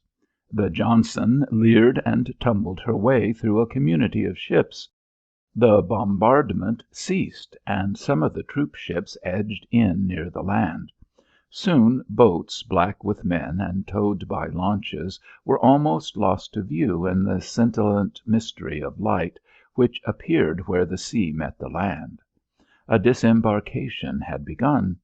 The Johnson sped on at her 9 knots, and Little Nell chafed exceedingly, gloating upon the shore through his glasses, anon glancing irritably over the side to note the efforts of the excited tug. Then at last they were in a sort of a cove, with troop ships, newspaper boats, and cruisers on all sides of them, and over the water came a great hum of human voices, punctuated frequently by the clang of engine-room gongs as the steamers manoeuvred to avoid jostling. In reality it was the great moment, the moment for which men, ships, islands, and continents had been waiting for months. But somehow it did not look it. It was very calm. A certain strip of high, green, rocky shore was being rapidly populated from boat after boat. That was all. Like many preconceived moments, it refused to be supreme. But nothing lessened Little Nell's frenzy. He knew that the army was landing. He could see it. And little did he care if the great moment did not look its part. It was his virtue as a correspondent to recognize the great moment in any disguise. The Johnson lowered a boat for him, and he dropped into it swiftly, forgetting everything. However, the mate, a bearded philanthropist, flung after him a mackintosh and a bottle of whisky. Little Nell's face was turned towards those other boats, filled with men, all eyes upon the placid, gentle, noiseless shore. Little Nell saw many soldiers seated stiffly beside upright rifle barrels, their blue breasts crossed with white shelter tent and blanket rolls. Launches screeched, jack-tars pushed or pulled with their boat-hooks. A beach was alive with working soldiers, some of them stark naked. Little Nell's boat touched the shore amid a babel of tongues, dominated at that time by a single stern voice which was repeating, "Fall in, B Company." He took his mackintosh and his bottle of whisky and invaded Cuba. It was a trifle bewildering. Companies of those same men in blue and brown were being rapidly formed and marched off across a little open space, near a pool, near some palm trees, near a house, into the hills. At one side a mulatto in dirty linen and an old straw hat was hospitably using a machete to cut open some green cocoanuts for a group of idle invaders. At the other side, up a bank, a blockhouse was burning furiously, while near it some railway sheds were smouldering, with a little Rogers engine standing amid the ruins, grey, almost white, with ashes until it resembled a ghost. Little Nell dodged the encrimsoned blockhouse and proceeded where he saw a little village street lined with flimsy wooden cottages. Some ragged Cuban cavalrymen were tranquilly tending their horses in a shed which had not yet grown cold of the Spanish occupation. 3 American soldiers were trying to explain to a Cuban that they wished to buy drinks. A native rode by, clubbing his pony, as always. The sky was blue. The sea talked with a gravelly accent at the feet of some rocks. Upon its bosom the ships sat quiet as gulls. There was no mention, directly, of invasion for war, save in the roar of the flames at the blockhouse. But none even heeded this conflagration, excepting to note that it threw out a great heat. It was warm, very warm. It was really hard for Little Nell to keep from thinking of his own affairs, his debts, other misfortunes, loves, prospects of happiness. Nobody was in a flurry. The Cubans were not tearfully grateful. The American troops were visibly glad of being released from those ill transports, and the men often asked, with interest, "Where's the Spaniards?" And yet it must have been a great moment. It was a great moment. It seemed made to prove that the emphatic time of history is not the emphatic time of the common man, who throughout the change of nations feels an itch on his shin, a pain in his head, hunger, thirst, a lack of sleep. The influence of his memory of past firesides, glasses of beer, girls, theatres, ideals, religions, parents, faces, hurts, joy. Little Nell was hailed from a comfortable veranda, and, looking up, saw Walkley of the Eclipse stretched in a yellow and green hammock, smoking his pipe with an air of having always lived in that house, in that village. "Oh, dear little Nell, how glad I am to see your angel face again. There, don't try to hide it. I can see it. Did you bring a corkscrew, too? You're superseded as master of the slaves. Did you know it? And by Rogers, too. Rogers is a Sadducee, a cadaver, and a pelican, appointed to the post of chief correspondent, no doubt, because of his rare gift of incapacity. Never mind." "Where is he now?" asked Little Nell, taking seat on the steps. "He is down interfering with the landing of the troops," answered Walkley, swinging a leg. "I hope you have the Johnson well stocked with food as well as with cigars, cigarettes and tobaccos, ales, wines and liquors. We shall need them. There is already famine in the house of Walkley. I have discovered that the system of transportation for our gallant soldiery does not strike in me the admiration which I have often felt when viewing the management of an ordinary bun shop. A hunger, stifling, jammed together amid odours, and everybody irritable, ye gods, how irritable! And so look!" The Jefferson G. Johnson, well known to them at an incredible distance, could be seen striding the broad sea, the smoke belching from her funnel, headed for Jamaica.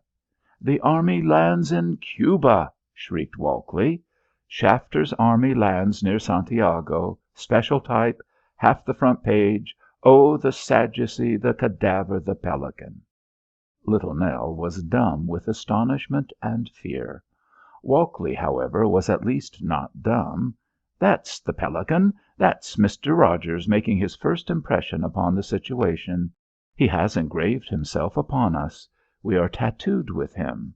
There will be a fight to morrow, sure, and we will cover it even as you found Cervera's fleet. No food, no horses, no money. I am transport lame. You are sea weak. We will never see our salaries again. Whereby Rogers is a fool." "Anybody else here?" asked Little Nell wearily. "Only young Point." Point was an artist on the Eclipse. "But he has nothing. Pity there wasn't an almshouse in this God-forsaken country. Here comes Point now." A sad-faced man came along, carrying much luggage. "Hello, Point. Lithographer and genius. Have you food?" "Food? Well, then, you had better return yourself to Tampa by wire. You are no good here. Only one more little mouth to feed." Point seated himself near Little Nell. "I haven't had anything to eat since daybreak," he said gloomily, "and I don't care much, for I am simply dog-tired." "Don't tell me you are dog-tired, my talented friend," cried Walkley from his hammock. "Think of me. And now what's to be done?" They stared for a time disconsolately at where, over the rim of the sea, trailed black smoke from the Johnson. From the landing place below and to the right came the howls of a man who was superintending the disembarkation of some mules. The burning blockhouse still rendered its hollow roar.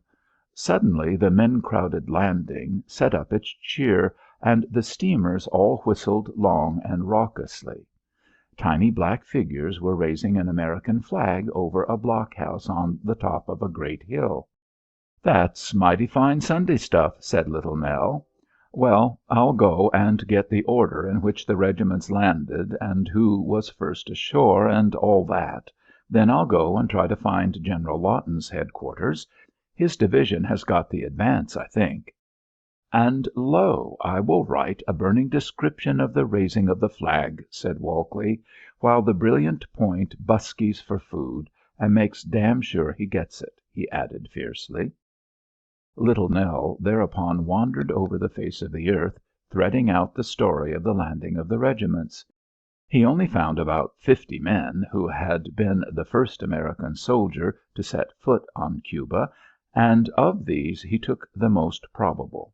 The army was going forward in detail as soon as the pieces were landed. There was a house something like a crude country tavern. The soldiers in it were looking over their rifles and talking. There was a well of water quite hot, more palm trees, an inscrutable background. When he arrived again at Walkley's mansion, he found the veranda crowded with correspondents in khaki, duck, dungaree, and flannel. They wore riding breeches, but that was mainly forethought. They could see now that fate intended them to walk. Some were writing copy, while Walkley discoursed from his hammock. Rhodes, doomed to be shot in action some days later, was trying to borrow a canteen from men who had one, and from men who had none. Young Point, wan, utterly worn out, was asleep on the floor. Walkley pointed to him. That is how he appears after his foraging journey, during which he ran all Cuba through a sieve. Oh, yes, a can of corn and a half bottle of lime juice. Say, does anybody know the name of the commander of the 26th Infantry? Who commands the 1st Brigade of Kent's Division? What was the name of the chap that raised the flag? What time is it? And a woeful man was wandering here and there with a cold pipe, saying plaintively, "Who's got a match? Anybody here got a match?" Little Nell's left boot hurt him at the heel, and so he removed it, taking great care and whistling through his teeth. The heated dust was upon them all, making everybody feel that bathing was unknown and shattering their tempers. Young Point developed a snore which brought grim sarcasm from all quarters. Always below hummed the traffic of the landing place. When night came, Little Nell thought best not to go to bed until late, because he recognized the mackintosh as but a feeble comfort. The evening was a glory. A breeze came from the sea, fanning spurts of flame out of the ashes and charred remains of the sheds, while overhead lay a splendid summer night sky, aflash with great tranquil stars. In the streets of the village were 2 or 3 fires, frequently and suddenly reddening with their glare the figures of low-voiced men who moved here and there. The lights of the transports blinked on the murmuring plain in front of the village, and far to the westward Little Nell could sometimes note a subtle indication of a playing searchlight, which alone marked the presence of the invisible battleships, half-mooned about the entrance of Santiago harbor, waiting, waiting, waiting. When Little Nell returned to the veranda, he stumbled along a man-strewn place, until he came to the spot where he left his mackintosh, but he found it gone. His curses mingled then with those of the men upon whose bodies he had trodden. Two English correspondents, lying awake to smoke a last pipe, reared and looked at him lazily. "What's wrong, old chap?" murmured one. Lost it, eh? Well, look here. Come here and take a bit of my blanket. It's a jolly big one. No trouble at all, man. There you are. Got enough? Comfy? Good night." A sleepy voice arose in the darkness. "If this hammock breaks, I shall hit at least 10 of those Indians down there. Never mind. This is war." The men slept. Once the sound of 3 or 4 shots rang across the windy night, and one head uprose swiftly from the veranda, 2 eyes looked dazedly at nothing, and the head as swiftly sank. Again a sleepy voice was heard. Usual thing, nervous sentries. The men slept. Before dawn a pulseless, penetrating chill came into the air, and the correspondents awakened, shivering, into a blue world. Some of the fires still smouldered. Walkley and Little Nell kicked vigorously into Point's framework. "Come on, Brilliance. Wake up, Talent. Don't be sodgering. It's too cold to sleep, but it's not too cold to hustle." Point sat up dolefully. Upon his face was a childish expression. "Where are we going to get breakfast?" he asked, sulking. "There's no breakfast for you, you hound. Get up and hustle." Accordingly they hustled. With exceeding difficulty they learned that nothing emotional had happened during the night, save the killing of 2 Cubans who were so secure in ignorance that they could not understand the challenge of 2 American sentries. Then Walkley ran a gamut of commanding officers, and Little Nell pumped privates for their impressions of Cuba. When his indignation at the absence of breakfast allowed him, Point made sketches.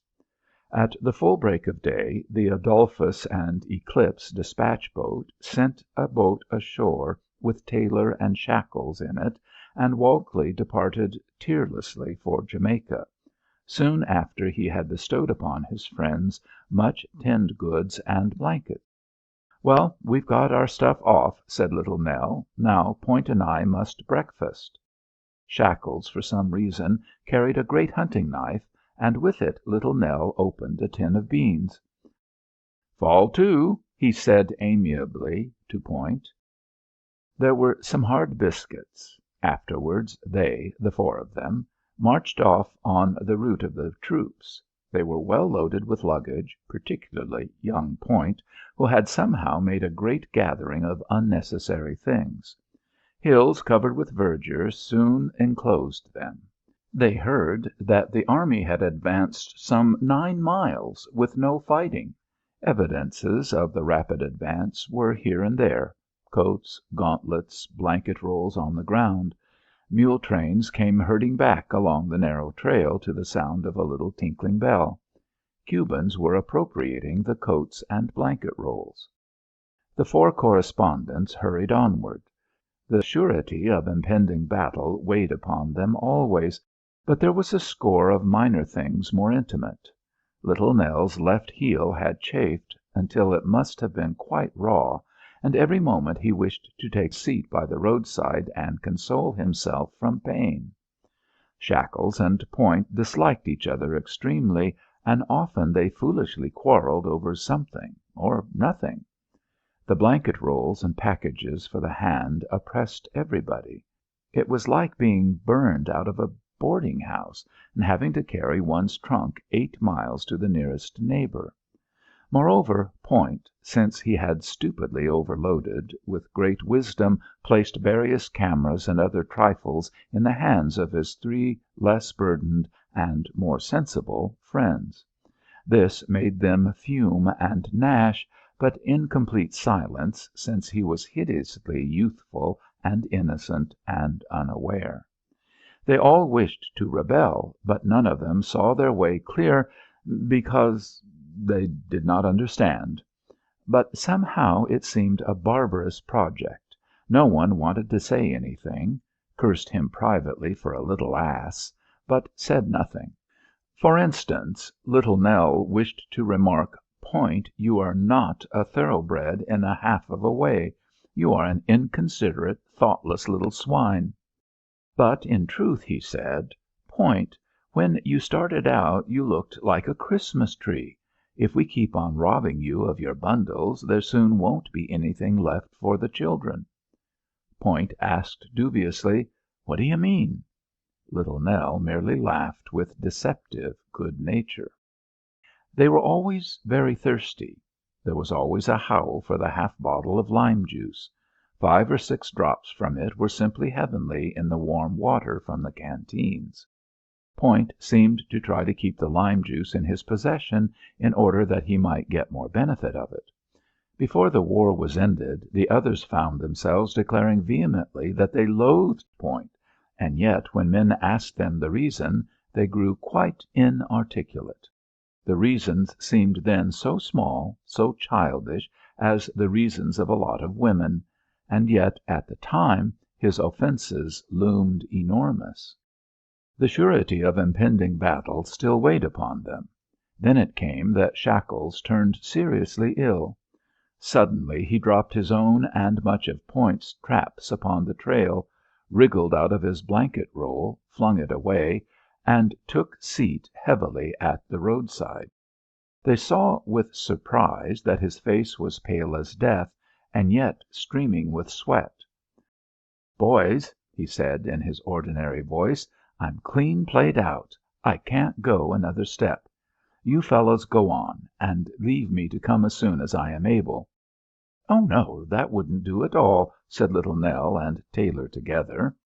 Point moved over to a soft place, and dropped, amid whatever traps he was himself carrying. "Don't know whether it's ancestral or merely from the sun, but I've got a stroke," said Shackles, and gently slumped over to a prostrate position before either Little Nell or Tailor could reach him.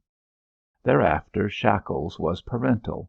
It was Little Nell and Tailor who were really suffering from a stroke, either ancestral or from the sun. "Put my blanket roll under my head, Nell, me son," he said gently. "There now, that is very nice. It is delicious. Why, I'm all right, only tired." He closed his eyes and something like an easy slumber came over him. Once he opened his eyes. "Don't trouble about me," he remarked.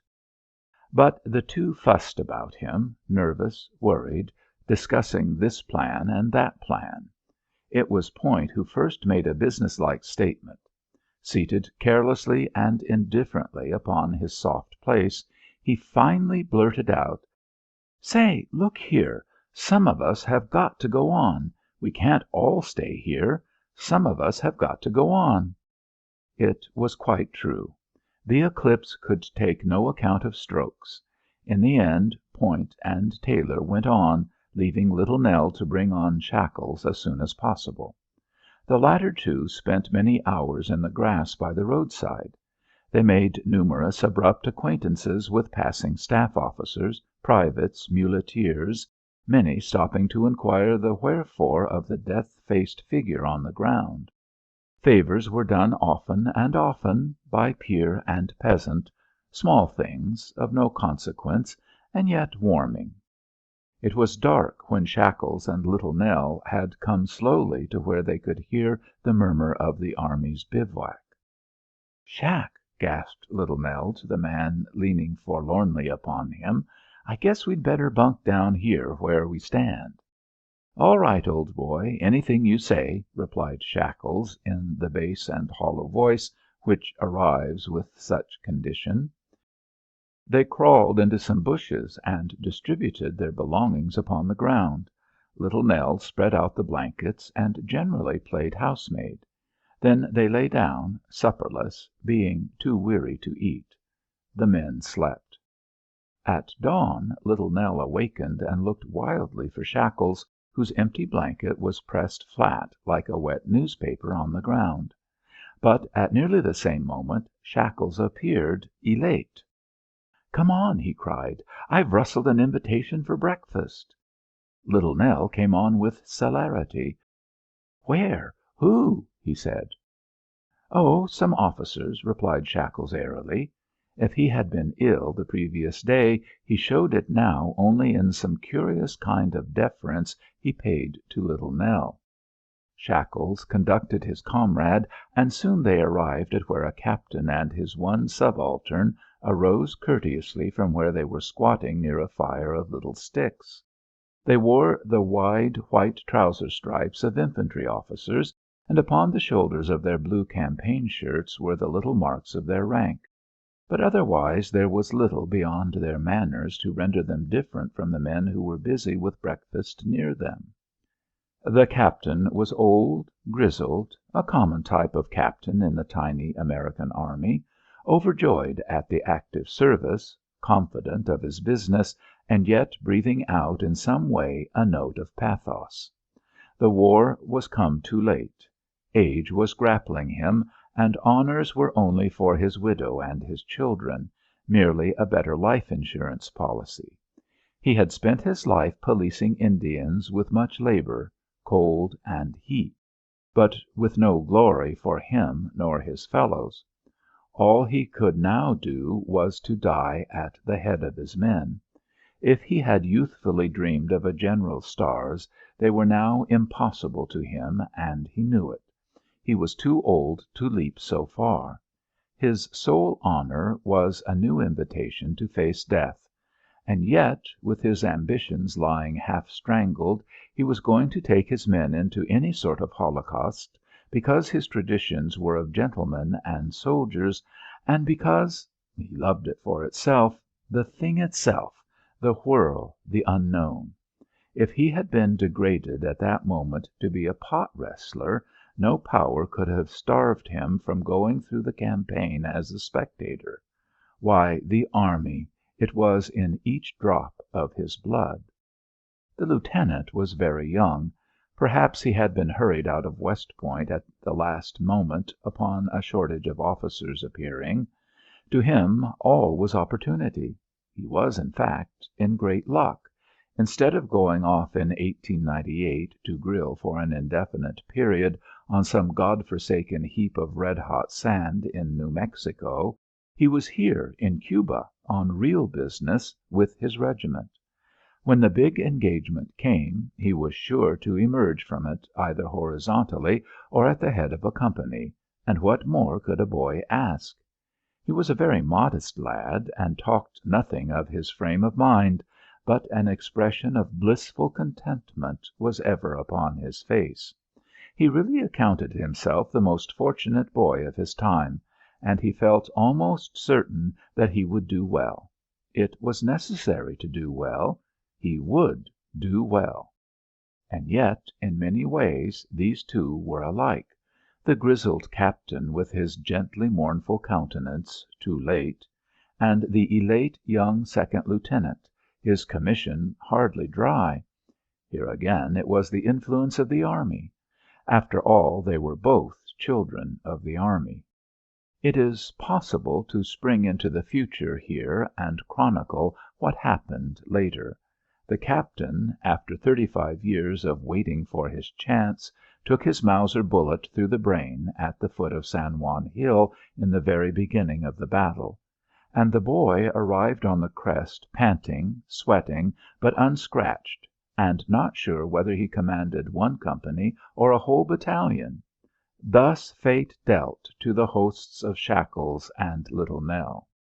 The breakfast was of canned tomatoes stewed with hard bread, more hard bread, and coffee. It was very good fare, almost royal. Shackles and Little Nell were absurdly grateful as they felt the hot bitter coffee tingle in them. But they departed joyfully before the sun was fairly up and passed into Siboney. They never saw the captain again. The beach at Siboney was furious with traffic, even as had been the beach at Daiquiri. Launches shouted, jack tars prodded with their boat hooks, and load of men followed load of men. Straight, parade-like, on the shore stood a trumpeter playing familiar calls to the troop horses who swam towards him eagerly through the salt seas. Crowding closely into the cove were transport of all sizes and ages. To the left and to the right of the little landing beach green hills shot upward like the wings in a theatre. They were scarred here and there with blockhouses and rifle pits. Up one hill a regiment was crawling, seemingly inch by inch.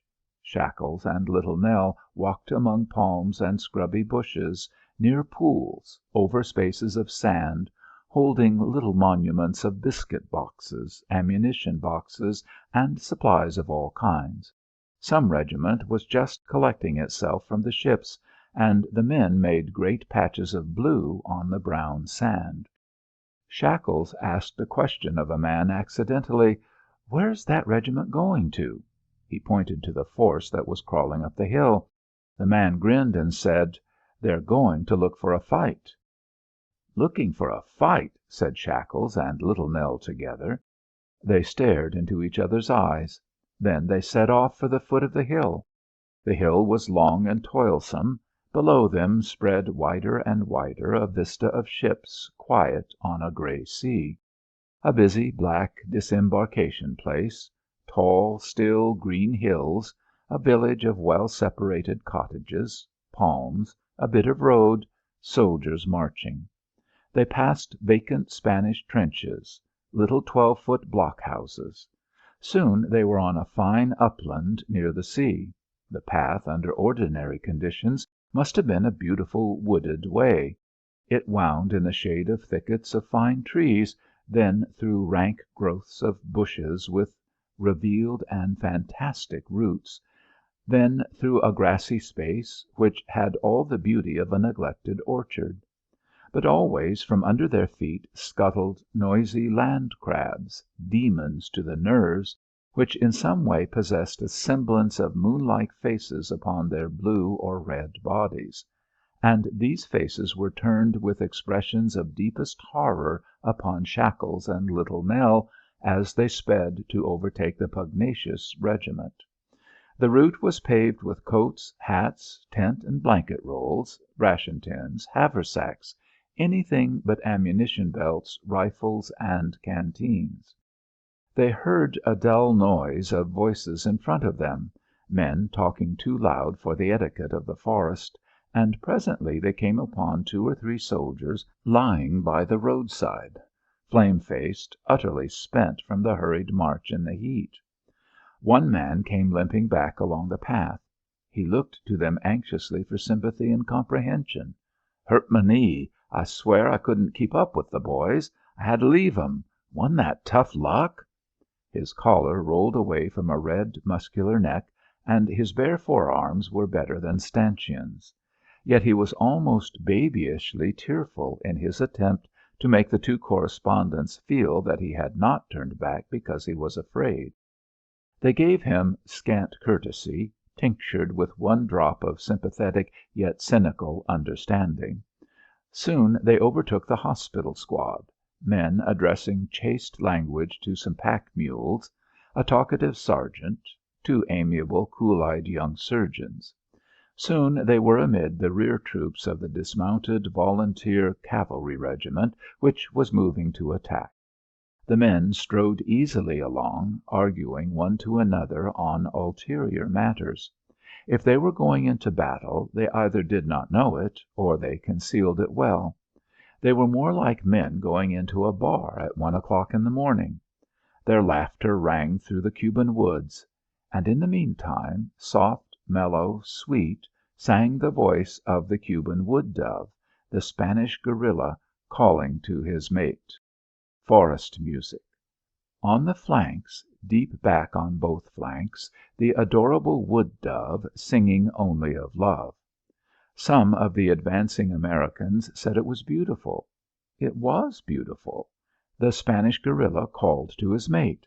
What could be more beautiful?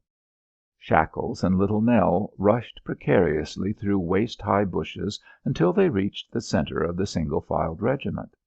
The firing then broke out in front. All the woods set up a hot sputtering, the bullets sped along the path and across it from both sides.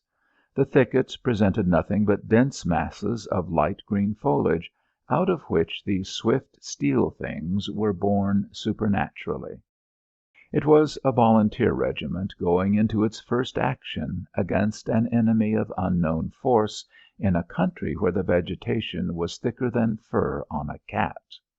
There might have been a dreadful mess, but in military matters the only way to deal with a situation of this kind is to take it frankly by the throat and squeeze it to death. Shackles and Little Nell felt the thrill of the orders. "Come ahead, men! Keep right! Ahead, men! Come on!" The volunteer cavalry regiment, with all the willingness in the world, went ahead into the angle of V-shaped Spanish formation. It seemed that every leaf had turned into a soda bottle and was popping its cork. Some of the explosions seemed to be against the men's very faces, often against the backs of their necks. "Now, men, keep going ahead. Keep on going." The forward troops were already engaged. They at least had something at which to shoot. "Now, Captain, if you're ready. Stop that swearing there. Got a match? Steady now, men." A gate appeared in a barbed wire fence. Within were billowy fields of long grass, dotted with palms and luxuriant mango trees. It was Elysian, a place for lovers, fair as Eden in its radiance of sun under its blue sky. One might have expected to see white-robed figures walking slowly in the shadows. A dead man with a bloody face lay twisted in a curious contortion at the waist. Some one was shot in the leg, his pins knocked cleanly from under him. "Keep going, men!" The air roared, and the ground fled reelingly under their feet. Light, shadow, trees, grass. Bullets spat from every side.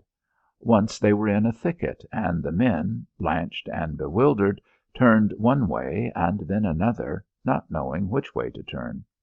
"Keep going, men!" Soon they were in the sunlight again. They could see the long, scant line which was being drained man by man, one might say drop by drop. The musketry rolled forth in great full measure from the magazine carbines. "Keep going, men! Christ, I'm shot! They're flanking us, sir! We're being fired into by our own crowd, sir! Keep going, men!" A low ridge before them was a bottling establishment blowing up in detail. From the right, it seemed at that time to be the far right, they could hear steady, crashing volleys, the United States Regulars in action. Then suddenly, to use a phrase of the street, the whole bottom of the thing fell out. It was suddenly and mysteriously ended. The Spaniards had run away, and some of the regulars were chasing them. It was a victory. When the wounded men dropped in the tall grass, they quite disappeared, as if they had sunk in water. Little Nell and Shackles were walking along through the fields, disputing. "Well, damn it, man," cried Shackles, "we must get a list of the killed and wounded." "That is not nearly so important," quoth Little Nell academically, "as to get the first account to New York of the first action of the army in Cuba." They came upon Taylor lying with a bared torso and a small red hole through his left lung. He was calm, but evidently out of temper. "Good God, Taylor!" they cried, dropping to their knees like two pagans. "Are you hurt, old boy?" "Hurt?" he said gently. "No, 'tis not so deep as a well nor so wide as a church door, but 'tis enough, do you see? You understand, do you? Idiots!" Then he became very official.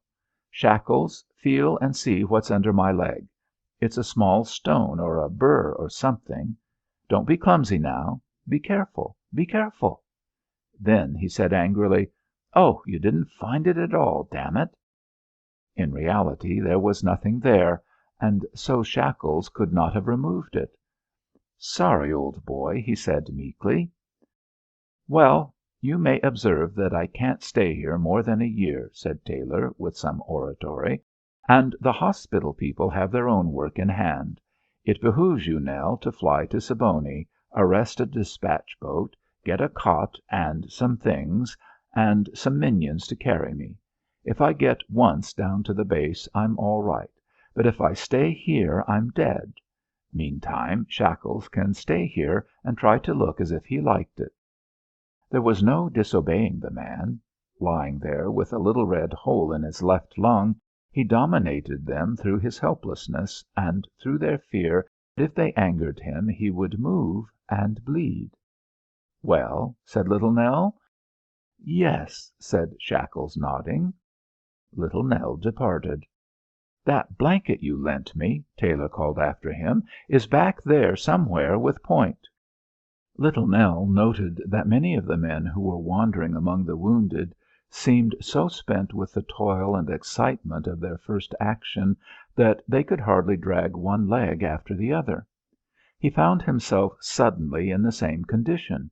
His face, his neck, even his mouth, felt dry as sun-baked bricks, and his legs were foreign to him. But he swung desperately into his 5-mile task. On the way he passed many things: bleeding men carried by comrades, others making their way grimly with encrimsoned arms, then the little settlement of the hospital squad, men on the ground everywhere, many in the path, one young captain dying with great gasps, his body pale blue and glistening like the inside of a rabbit's skin. But the voice of the Cuban wood dove, soft, mellow, sweet, singing only of love, was no longer heard from the wealth of foliage.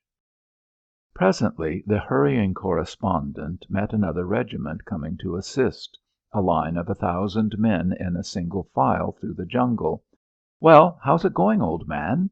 How is it coming on? Are we doing 'em?" Then, after an interval, came other regiments, moving out. He had to take to the bush to let these long lines pass him, and he was delayed, and had to flounder amid brambles. But at last, like a successful pilgrim, he arrived at the brow of the great hill overlooking Siboney. His practised eye scanned the fine broad brow of the sea with its clustering ships, but he saw thereon no Eclipse despatch boats.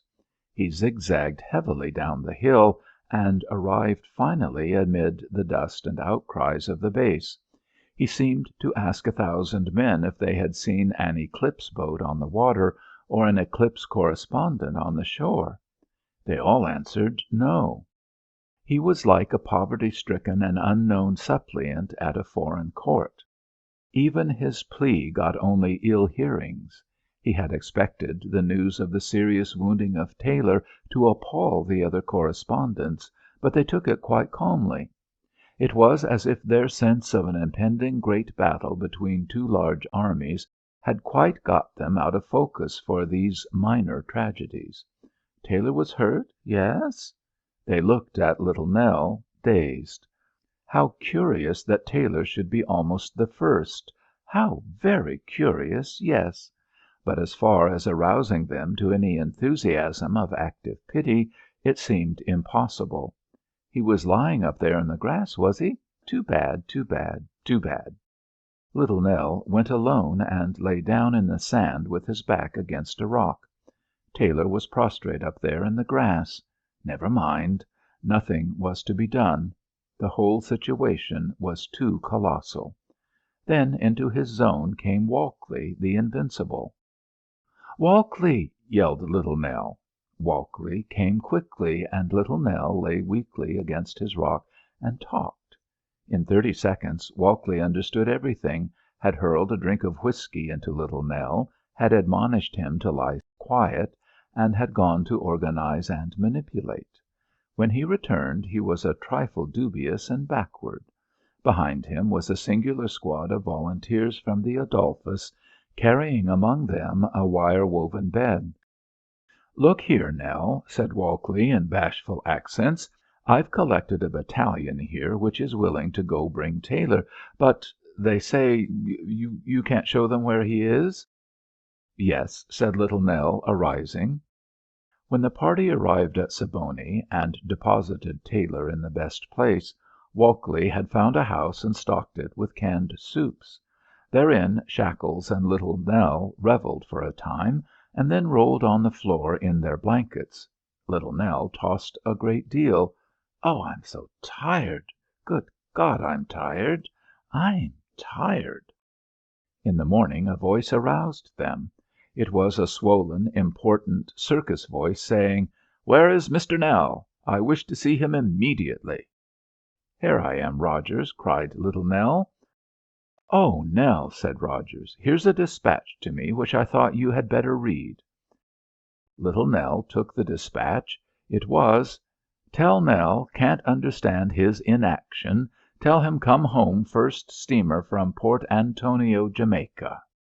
The Revenge of the Adolphus. 1. Stand by."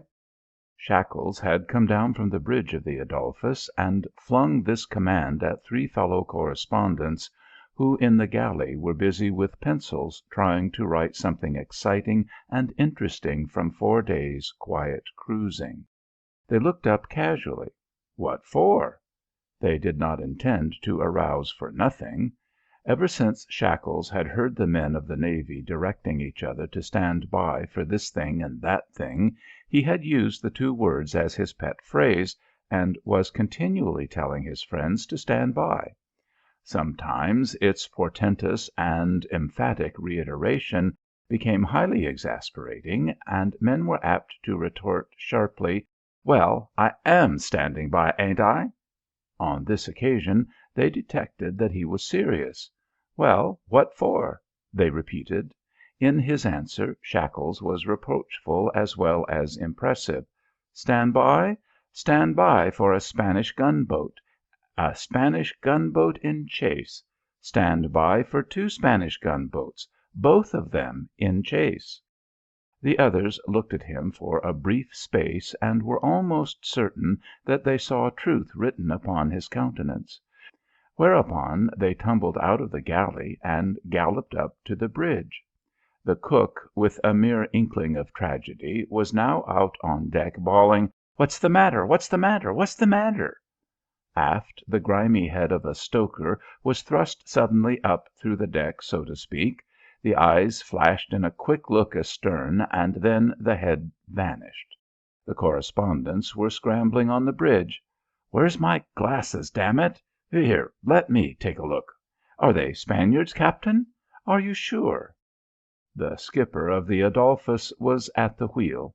The pilot house was so arranged that he could not see astern without hanging forth from one of the side windows, but apparently he had made early investigation. He did not reply at once. At sea he never replied at once to questions. At the very first, Shackles had discovered the merits of this deliberate manner, and had taken delight in it. He invariably detailed his talk with the captain to the other correspondents. "Look here, I've just been to see the skipper. I said I would like to put into Cape Haytien." Then he took a little think. Finally he said, "All right." Then I said, "I suppose we'll need to take on more coal there?" He took another little think. I said, "Ever ran into that port before?" He took another little think. Finally he said, "Yes." I said, "Have a cigar?" He took another little think. "See, that's where I fooled them." While the correspondents spun the hurried questions at him, the captain of the Adolphus stood with his brown hands on the wheel and his cold glance aligned straight over the bow of his ship. "Are they Spanish gunboats, Captain? Are they, Captain?" After a profound pause he said, "Yes." The 4 correspondents hastily and in perfect time presented their backs to him and fastened their gaze on the pursuing foe. They saw a dull grey curve of sea going to the feet of the high green and blue coast line of northeastern Cuba, and on this sea were 2 miniature ships with clouds of iron-coloured smoke pouring from their funnels. One of the correspondents strolled elaborately to the pilot house. "Aw, Captain," he drawled, "do you think they can catch us?" The captain's glance was still aligned over the bow of his ship. Ultimately he answered, "I don't know." From the top of the little Adolphus stack thick, dark smoke swept level for a few yards, and then went rolling to leeward in great, hot, obscuring clouds. From time to time the grimy head was thrust through the deck, the eyes took the quick look astern, and then the head vanished. The cook was trying to get somebody to listen to him. "Well, you know, damn it all, it won't be no fun to be ketched by them Spaniards. By God, it won't. Look here, what do you think they'll do to us, eh? Say, I don't like this, you know. I'm damned if I do." The sea, cut by the hurried bow of the Adolphus, flung its waters astern in the formation of a wide angle, and the lines of the angle ruffled and hissed as they fled, while the thumping screw tormented the water at the stern. The frame of the steamer underwent regular convulsions as in the strenuous sobbing of a child. The mate was standing near the pilot house. Without looking at him, the captain spoke his name. "Ed?" "Yes, sir," cried the mate with alacrity. The captain reflected for a moment. Then he said, "Are they gaining on us?" The mate took another anxious survey of the race. "Yes, I think they are, a little." After a pause the captain said, "Tell the chief to shake her up more." The mate, glad of an occupation in these tense minutes, flew down to the engine room door. "Skipper says shake her up more," he bawled. The head of the chief engineer appeared, a grizzly head, now wet with oil and sweat. "What?" he shouted angrily. It was as if he had been propelling the ship with his own arms. Now he was told that his best was not good enough. "What? Shake her up more? Why, she can't carry another pound, I tell you, not another ounce. We'd—" Suddenly he ran forward and climbed to the bridge. "Captain," he cried in the loud, harsh voice of one who lived usually amid the thunder of machinery, "she can't do it, sir. By God, she can't.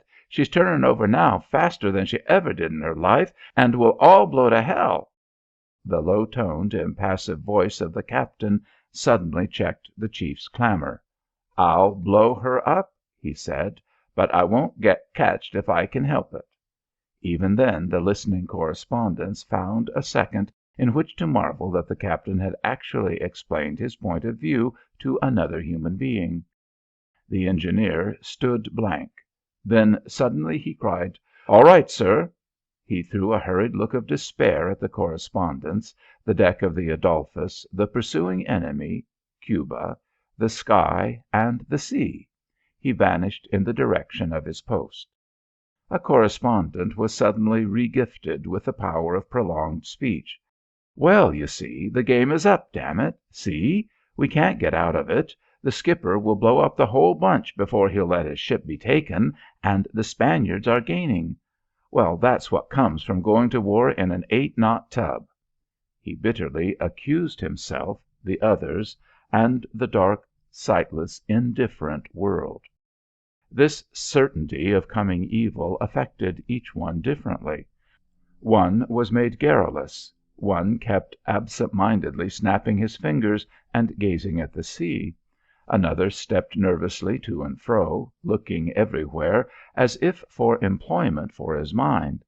As for Shackles, he was silent and smiling, but it was a new smile that caused the lines about his mouth to betray quivering weakness. And each man looked at the others to discover their degree of fear, and did his best to conceal his own, holding his crackling nerves with all his strength. As the Adolphus rushed on, the sun suddenly emerged from behind grey clouds, and its rays dealt titanic blows so that in a few minutes the sea was a glowing blue plain with the golden shine dancing at the tips of the waves. The coast of Cuba glowed with light. The pursuers displayed detail after detail in the new atmosphere. The voice of the cook was heard in high vexation. "Am I to get dinner as usual? How do I know? Nobody tells me what to do. Am I to get dinner as usual?" The mate answered ferociously, "Of course you are. What do you suppose? Ain't you the cook, you damn fool?" The cook retorted in a mutinous scream, "Well, how would I know? If this ship is a-going to blow up—" 2. The captain called from the pilot house, "Mr. Shackles! Oh, Mr. Shackles!" The correspondent moved hastily to a window. "What is it, Captain?" The skipper of the Adolphus raised a battered finger and pointed over the bows. "See 'ere?" he asked, laconic but quietly jubilant. Another steamer was smoking at full speed over the sunlit seas. A great billow of pure white was on her bows. "Great Scott!" cried Shackles. "Another Spaniard?" "No," said the captain. "That there is a United States cruiser." "What?" Shackles was dumbfounded into muscular paralysis. "No! Are you sure?" The captain nodded. "Sure. Take the glass. See her ensign? 2 funnels, 2 masts with fighting tops. She ought to be the Chancellorville." Shackles choked. "Well, I'm blowed." "Ed," said the captain. "Yes, sir."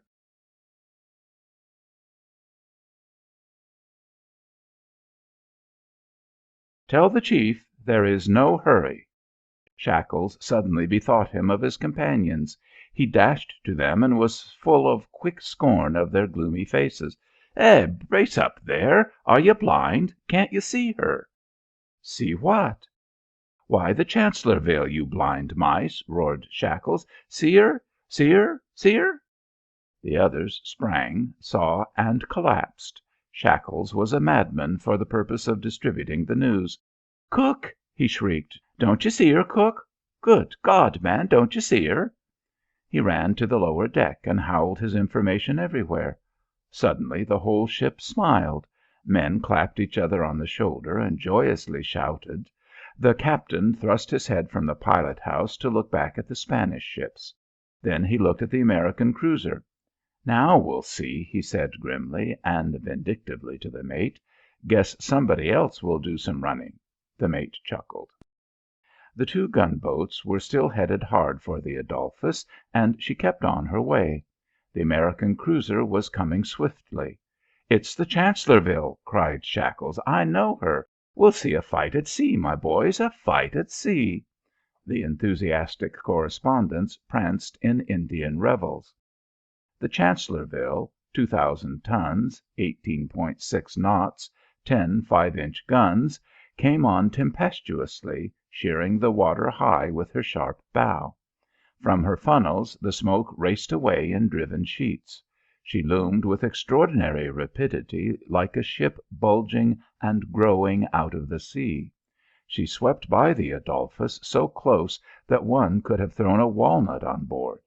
She was a glistening, grey apparition with a blood-red water line, with brown gun muzzles, and white-clothed, motionless jack tars, and in her rush she was silent, deadly silent. Probably there entered the mind of every man on board the Adolphus a feeling of almost idolatry for this living thing, stern, but to their thought incomparably beautiful. They would have cheered, but that each man seemed to feel that a cheer would be too puny a tribute. It was at first as if she did not see the Adolphus. She was going to pass without heeding this little vagabond of the high seas. But suddenly a megaphone gaped over the rail of her bridge, and a voice was heard measuredly, calmly intoning, "Hello there! Keep well to the nor'ard and out of my way, and I'll go in and see what those people want." Then nothing was heard but the swirl of water. In a moment the Adolphus was looking at a high grey stern. On the quarter deck sailors were poised about the breech of the after pivot gun. The correspondents were revelling. "Captain," yelled Shackles, "we can't miss this. We must see it." But the skipper had already flung over the wheel. "Sure," he answered almost at once. "We can't miss it."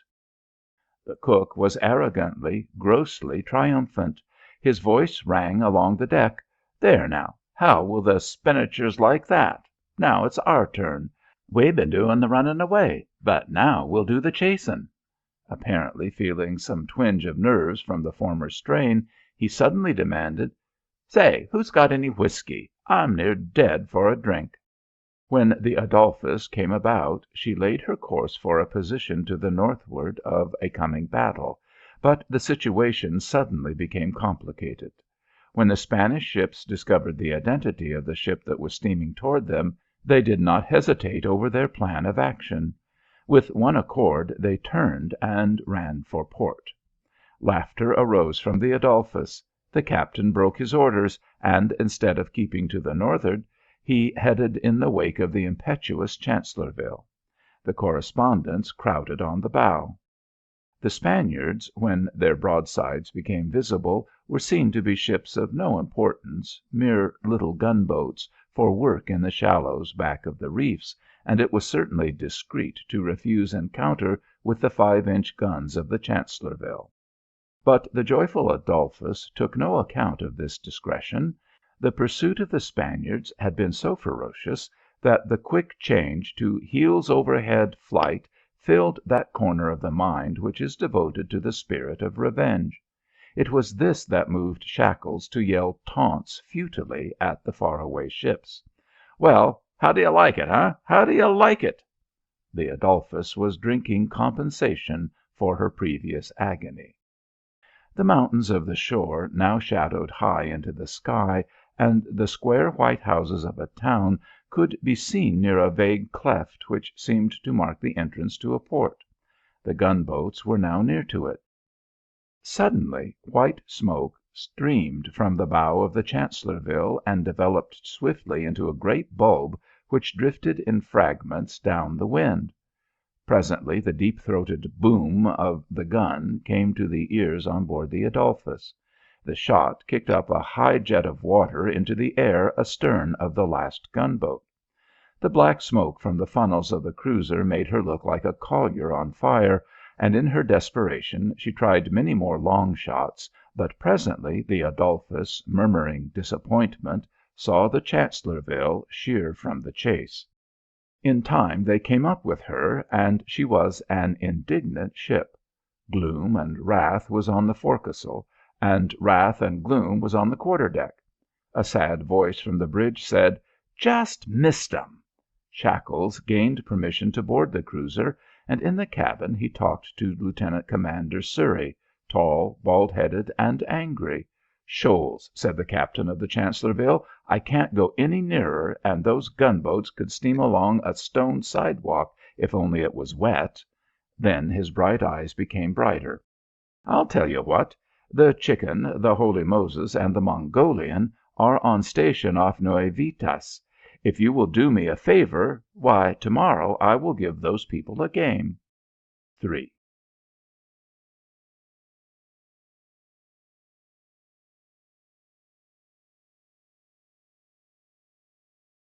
The Chancellorville lay all night watching off the port of the two gunboats, and soon after daylight the lookout descried 3 smokes to the westward, and they were later made out to be the Chicken, the Holy Moses, and the Adolphus, the latter tagging hurriedly after the United States vessels. The Chicken had been a harbor tug, but she was now the U.S.S. Chicken, by your leave. She carried a 6-pounder forward and a 6-pounder aft, and her main point was her conspicuous vulnerability. The Holy Moses had been the private yacht of a Philadelphia millionaire. She carried 6 6-pounders, and her main point was the chaste beauty of the officers' quarters. On the bridge of the Chancellorville, Lieutenant Commander Surrey surveyed his squadron with considerable satisfaction. Presently he signalled to the lieutenant, who commanded the Holy Moses, and to the boatswain, who commanded the Chicken, to come aboard the flagship. This was all very well for the captain of the yacht, but it was not so easy for the captain of the tugboat, who had 2 heavy lifeboats swung 15 feet above the water. He had been accustomed to talking with senior officers from his own pilot house through the intercession of the blessed megaphone. However, he got a lifeboat overside and was pulled to the Chancellorville by 3 men, which cut his crew almost into halves. In the cabin of the Chancellorville, Surrey disclosed to his 2 captains his desires concerning the Spanish gunboats, and they were glad for being ordered down from the Nuevitas station, where life was very dull. He also announced that there was a shore battery containing, he believed, 4 field guns, 3.2's. His draft he spoke of it as his draft would enable him to go in close enough to engage the battery at moderate range, but he pointed out that the main parts of the attempt to destroy the Spanish gunboats must be left to the Holy Moses and the Chicken. His business, he thought, could only be to keep the air so singing about the ears of the battery that the men at the guns would be unable to take an interest in the dash of the smaller American craft into the bay. The officers spoke in their turns. The captain of the Chicken announced that he saw no difficulties. The squadron would follow the senior officer in line ahead, the S.O. would engage the batteries as soon as possible, she would turn to starboard when the depth of water forced her to do so, and the Holy Moses and the Chicken would run past her into the bay and fight the Spanish ships wherever they were to be found. The captain of the Holy Moses, after some moments of dignified thought, said that he had no suggestions to make that would better this plan. Surrey pressed an electric bell. A marine orderly appeared. He was sent with a message. The message brought the navigating officer of the Chancellorville to the cabin, and the four men nosed over a chart.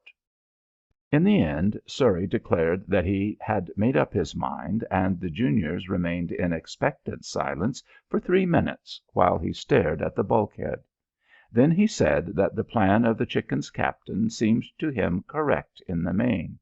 He would make one change. It was that he should first steam in and engage the battery, and the other vessels should remain in their present positions until he signalled them to run into the bay. If the squadron steamed ahead in line, the battery could, if it chose, divide its fire between the cruiser and the gunboats, constituting the more important attack. He had no doubt, he said, that he could soon silence the battery by tumbling the earthworks on to the guns and driving away the men, even if he did not succeed in hitting the pieces. Of course, he had no doubt of being able to silence the battery in 20 minutes. Then he would signal for the Holy Moses and the Chicken to make their rush, and of course he would support them with his fire as much as conditions enabled him. He arose then, indicating that the conference was at an end. In the few moments more that all four men remained in the cabin, the talk changed its character completely. It was now unofficial, and the sharp badinage concealed furtive affections, academy friendships, the feelings of old-time shipmates, hiding everything under a veil of jokes. "Well, good luck to you, old boy. Don't get that valuable packet of yours sunk under you. Think how it would weaken the Navy. Would you mind buying me 3 pairs of pajamas in the town yonder? If your engines get disabled, tote her under your arm. You can do it. Good-bye, old man. Don't forget to come out all right." When the captains of the Holy Moses and the Chicken emerged from the cabin, they strode the deck with a new step. They were proud men. The marine on duty above their boats looked at them curiously and with awe. He detected something which meant action, conflict. The boat's crews saw it also. As they pulled their steady stroke, they studied fleetingly the face of the officer in the stern sheets. In both cases they perceived a glad man, and yet a man filled with a profound consideration of the future. 4. A bird-like whistle stirred the decks of the Chancellorville. It was followed by the hoarse bellowing of the boatswain's mate. As the cruiser turned her bow toward the shore, she happened to steam near the Adolphus. The usual calm voice hailed the dispatch boat. "Keep that gauze undershirt of yours well out of the line of fire." "Aye, aye, sir." The cruiser then moved slowly toward the shore, watched by every eye in the smaller American vessels. She was deliberate and steady, and this was reasonable even to the impatience of the other craft, because the wooded shore was likely to suddenly develop new factors. Slowly she swung to starboard. Smoke belched over her, and the roar of a gun came along the water. The battery was indicated by a long, thin streak of yellow earth. The first shot went high, ploughing the chaparral on the hillside. The Chancellorville wore an air for a moment of being deep in meditation. She flung another shell, which landed squarely on the earthwork, making a great dun cloud. Before the smoke had settled there was a crimson flash from the battery. To the watchers at sea it was smaller than a needle. The shot made a geyser of crystal water 400 yards from the Chancellorville. The cruiser, having made up her mind, suddenly went at the battery, hammer and tongs. She moved to and fro casually, but the thunder of her guns was gruff and angry. Sometimes she was quite hidden in her own smoke, but with exceeding regularity the earth of the battery spurted into the air. The Spanish shells, for the most part, went high and wide of the cruiser, jetting the water far away. Once a Spanish gunner took a festive side-show chance at the waiting group of the three nondescripts. It went like a flash over the Adolphus, singing a wistful metallic note. Whereupon the Adolphus broke hurriedly for the open sea, and men on the Holy Moses and the Chicken laughed hoarsely and cruelly. The correspondents had been standing excitedly on top of the pilot house, but at the passing of the shell they promptly eliminated themselves by dropping with a thud to the deck below. The cook again was giving tongue. "Oh, say, this won't do. I'm damned if it will. We ain't no armoured cruiser, you know. If one of them shells hits us, well, we finish right there. 'Tain't like as if it was our business fooling around within the range of them guns. There's no sense in it. Them other fellows don't seem to mind it, but it's their business. If it's your business, you go ahead and you do it. But if it ain't you, look at that, would you?" The Chancellorville had sent up a spread of flags, and the Holy Moses and the Chicken were steaming in. 5. They, on the Chancellorville, sometimes could see into the bay, and they perceived the enemy's gunboats moving out as if to give battle. Surrey feared that this impulse would not endure, or that it was some mere pretence for the edification of the townspeople and the garrison, so he hastily signalled the Holy Moses and the Chicken to go in. Thankful for small favours, they came on like charging bantams. The battery had ceased firing. As the two auxiliaries passed under the stern of the cruiser, the megaphone hailed them. "You will see the enemy soon as you round the point. A fine chance. Good luck."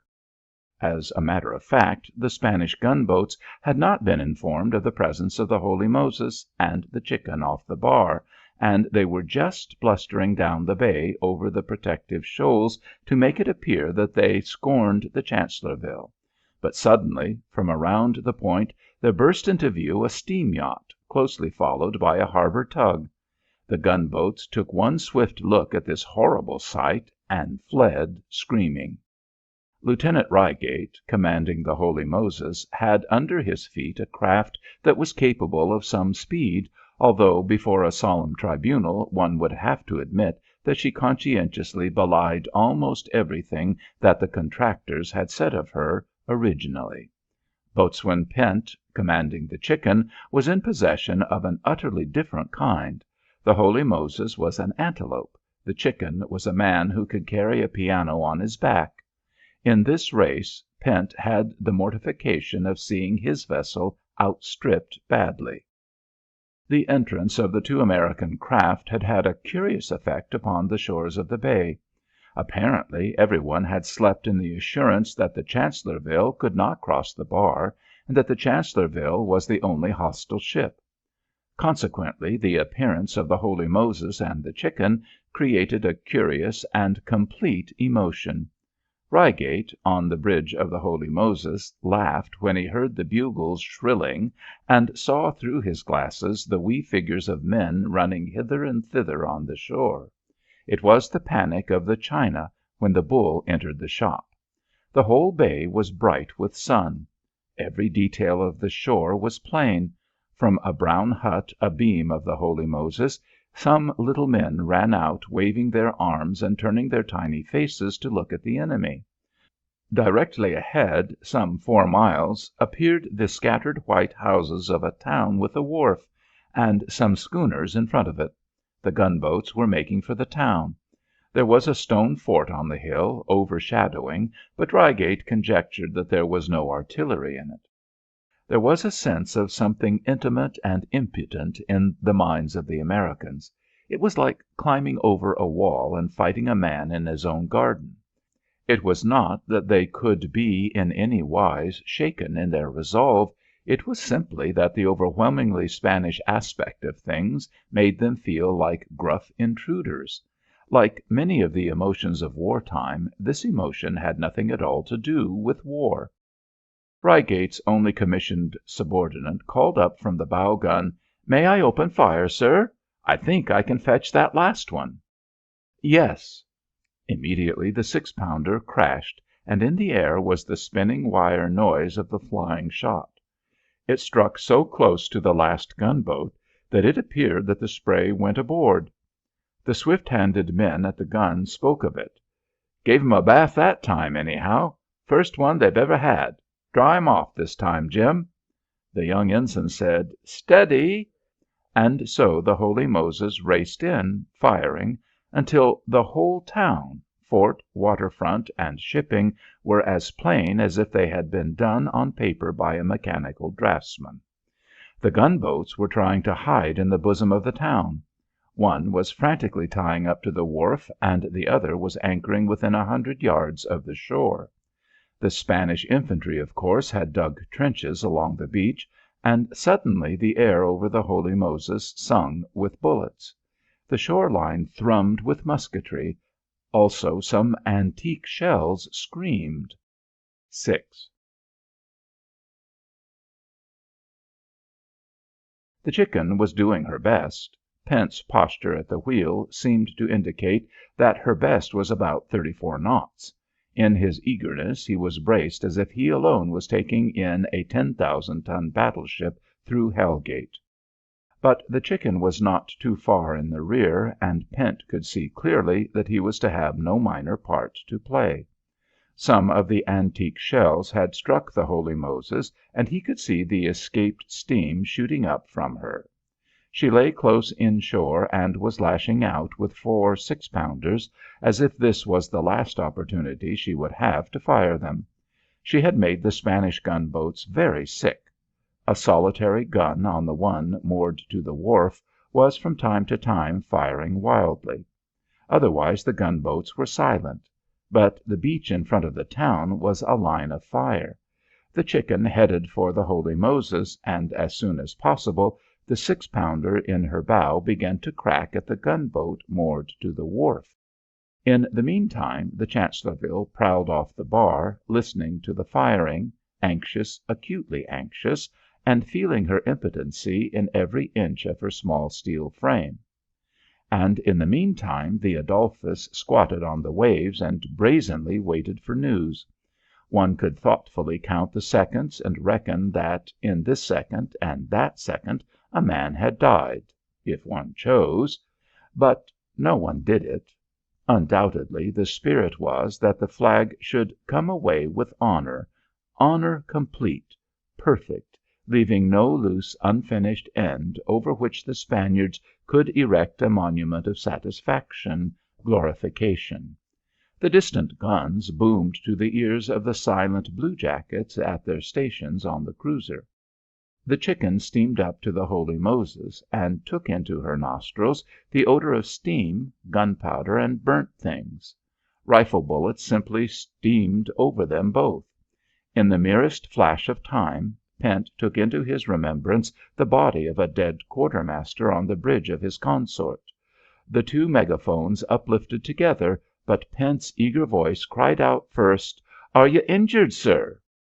"No, not completely. My engines can get me out after we have sunk those gunboats." The voice had been utterly conventional, but it changed to sharpness. "Go in and sink that gunboat at anchor." As the Chicken rounded the Holy Moses and started inshore, a man called to him from the depths of finished disgust. "They're taking to their boats, sir." Pent looked and saw the men of the anchored gunboat lower their boats and pull like mad for shore. The Chicken, assisted by the Holy Moses, began a methodical killing of the anchored gunboat. The Spanish infantry on shore fired frenziedly at the Chicken. Pent, giving the wheel to a waiting sailor, stepped out to a point where he could see the men at the guns. One bullet spanged past him and into the pilot house. He ducked his head into the window. "That hit you, Murray?" he inquired with interest.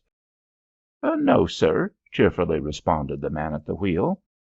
Pent became very busy superintending the fire of his absurd battery. The anchored gunboat simply would not sink. It evinced that unnatural stubbornness which is sometimes displayed by inanimate objects. The gunboat at the wharf had sunk as if she had been scuttled, but this riddled thing at anchor would not even take fire. Pent began to grow flurried, privately. He could not stay there forever. Why didn't the damned gunboat admit its destruction? Why— He was at the forward gun when one of his engine room force came to him and, after saluting, said serenely, "The men at the after gun are all down, sir." It was one of those curious lifts which an enlisted man, without in any way knowing it, can give his officer. The impudent tranquillity of the man at once set Pent to rights, and the stoker departed, admiring the extraordinary coolness of his captain. The next few moments contained little but heat, an odour, applied mechanics, and an expectation of death. Pent developed a fervid and amazed appreciation of the men, his men, men he knew very well, but strange men. What explained them? He was doing his best because he was captain of the Chicken, and he lived or died by the Chicken. But what could move these men to watch his eye in bright anticipation of his orders, and then obey them with enthusiastic rapidity? What caused them to speak of the action as some kind of a joke, particularly when they knew he could overhear them? What manner of men? And he anointed them secretly with his fullest affection. Perhaps Pent did not think all this during the battle. Perhaps he thought it so soon after the battle that his full mind became confused as to the time. At any rate, it stands as an expression of his feeling. The enemy had gotten a field gun round to the shore, and with it they began to throw 3-inch shells at the Chicken. In this war it was usual that the downtrodden Spaniards, in their ignorance, should use smokeless powder, while the Americans, by the power of the consistent everlasting 3-ply wire-woven double back-action imbecility of a hayseed government, used powder which on sea and on land cried their position to heaven, and accordingly good men got killed without reason.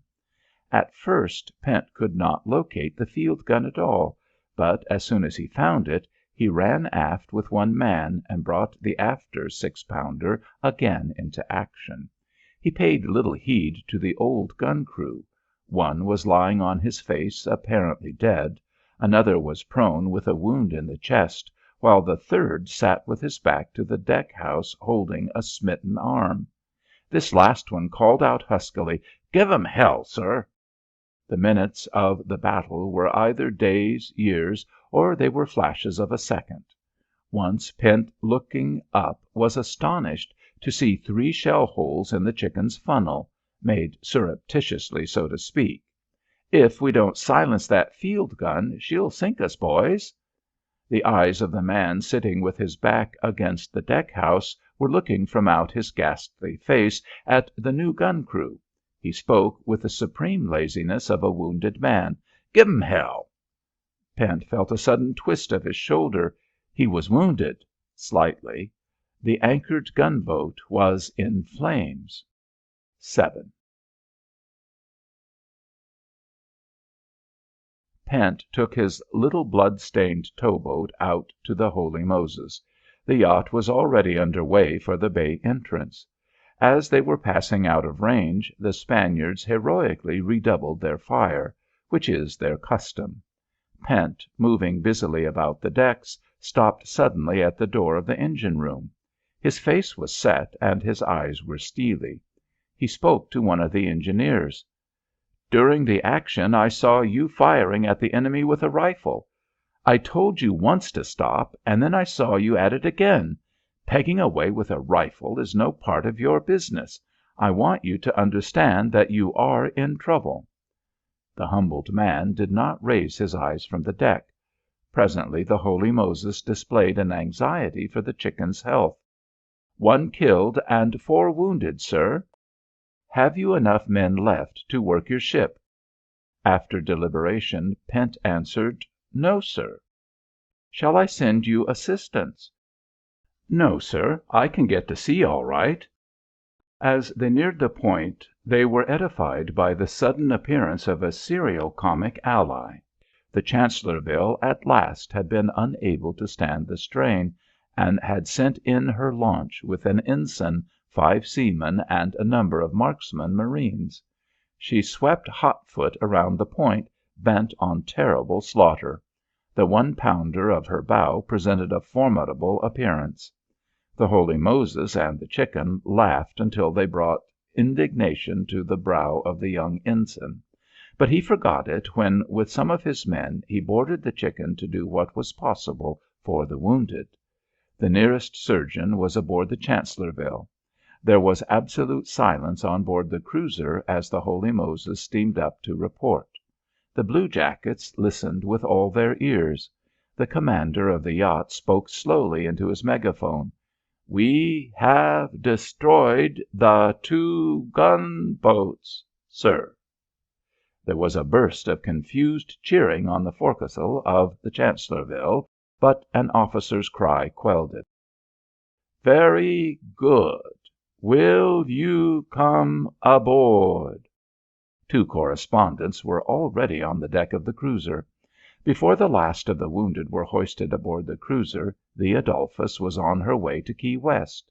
When she arrived at that port of desolation, Shackles fled to file the telegrams, and the other correspondents fled to the hotel for clothes, good clothes, clean clothes, and food, good food, much food, and drink, much drink, any kind of drink.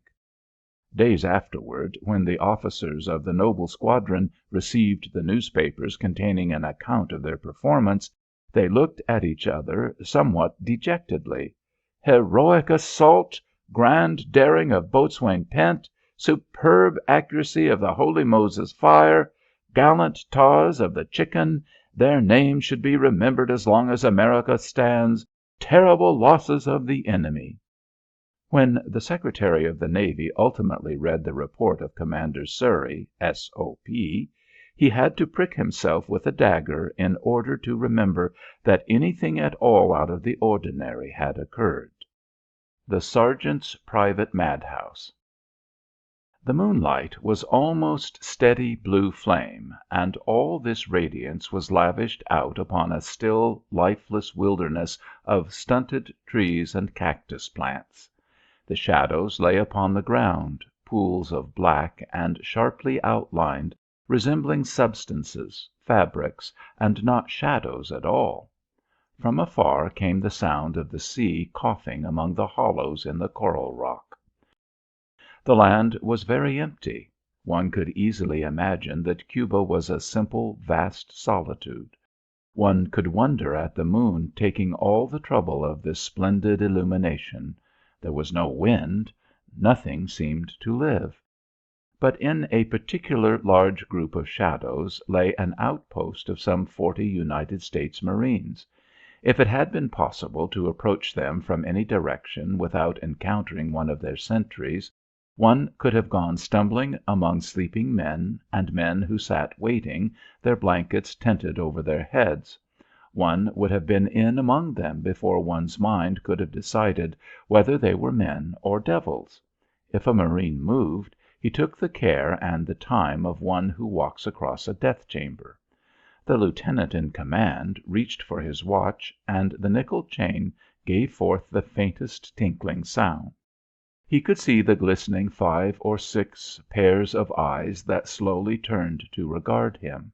His sergeant lay near him, and he bent his face down to whisper, "Who's on post behind the big cactus plant?"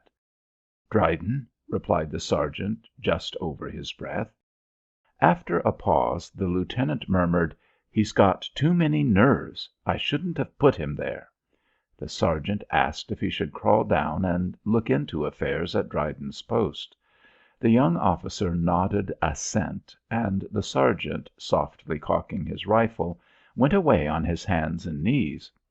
The lieutenant, with his back to a dwarf tree, sat watching the sergeant's progress for the few minutes that he could see him moving from one shadow to another. Afterward the officer waited to hear Dryden's quick but low-voiced challenge. But time passed, and no sound came from the direction of the post behind the cactus bush. The sergeant, as he came nearer and nearer to this cactus bush, a number of peculiarly dignified columns throwing shadows of inky darkness, had slowed his pace, for he did not wish to trifle with the feelings of the sentry, and he was expecting the stern hail, and was ready with the immediate answer which turns away wrath. He was not made anxious by the fact that he could not yet see Dryden, for he knew that the man would be hidden in a way practised by sentry marines since the time when 2 men had been killed by a disease of excessive confidence on picket. Indeed, as the sergeant went still nearer, he became more and more angry. Dryden was evidently a most proper sentry. Finally he arrived at a point where he could see Dryden seated in the shadow, staring into the bushes ahead of him, his rifle ready on his knee. The sergeant, in his rage, longed for the peaceful precincts of the Washington Marine Barracks, where there would have been no situation to prevent the most complete non-commissioned oratory. He felt indecent in his capacity of a man able to creep up to the back of a G Company member on guard duty. Never mind. In the morning, back at camp. But suddenly he felt afraid. There was something wrong with Dryden. He remembered old tales of comrades creeping out to find a picket seated against a tree, perhaps upright enough, but stone dead. The sergeant paused and gave the inscrutable back of the sentry a long stare. Dubious, he again moved forward. At 3 paces he hissed like a little snake. Dryden did not show a sign of hearing. At last the sergeant was in a position from which he was able to reach out and touch Dryden on the arm. Whereupon was turned to him the face of a man livid with mad fright. The sergeant grabbed him by the wrist and with discreet fury shook him. "Here, pull yourself together." Dryden paid no heed, but turned his wild face from the newcomer to the ground in front. "Don't you see him, sergeant? Don't you see him?" "Where?" whispered the sergeant. "Ahead, and a little on the right flank. A regular skirmish line. Didn't you see him?" "Nah," whispered the sergeant. Dryden began to shake. He began moving one hand from his head to his knee, and from his knee to his head rapidly, in a way that is without explanation. "I don't dare fire," he wept. "If I do, they'll see me, and oh, how they'll pepper me!" The sergeant, lying on his belly, understood one thing. Dryden had gone mad.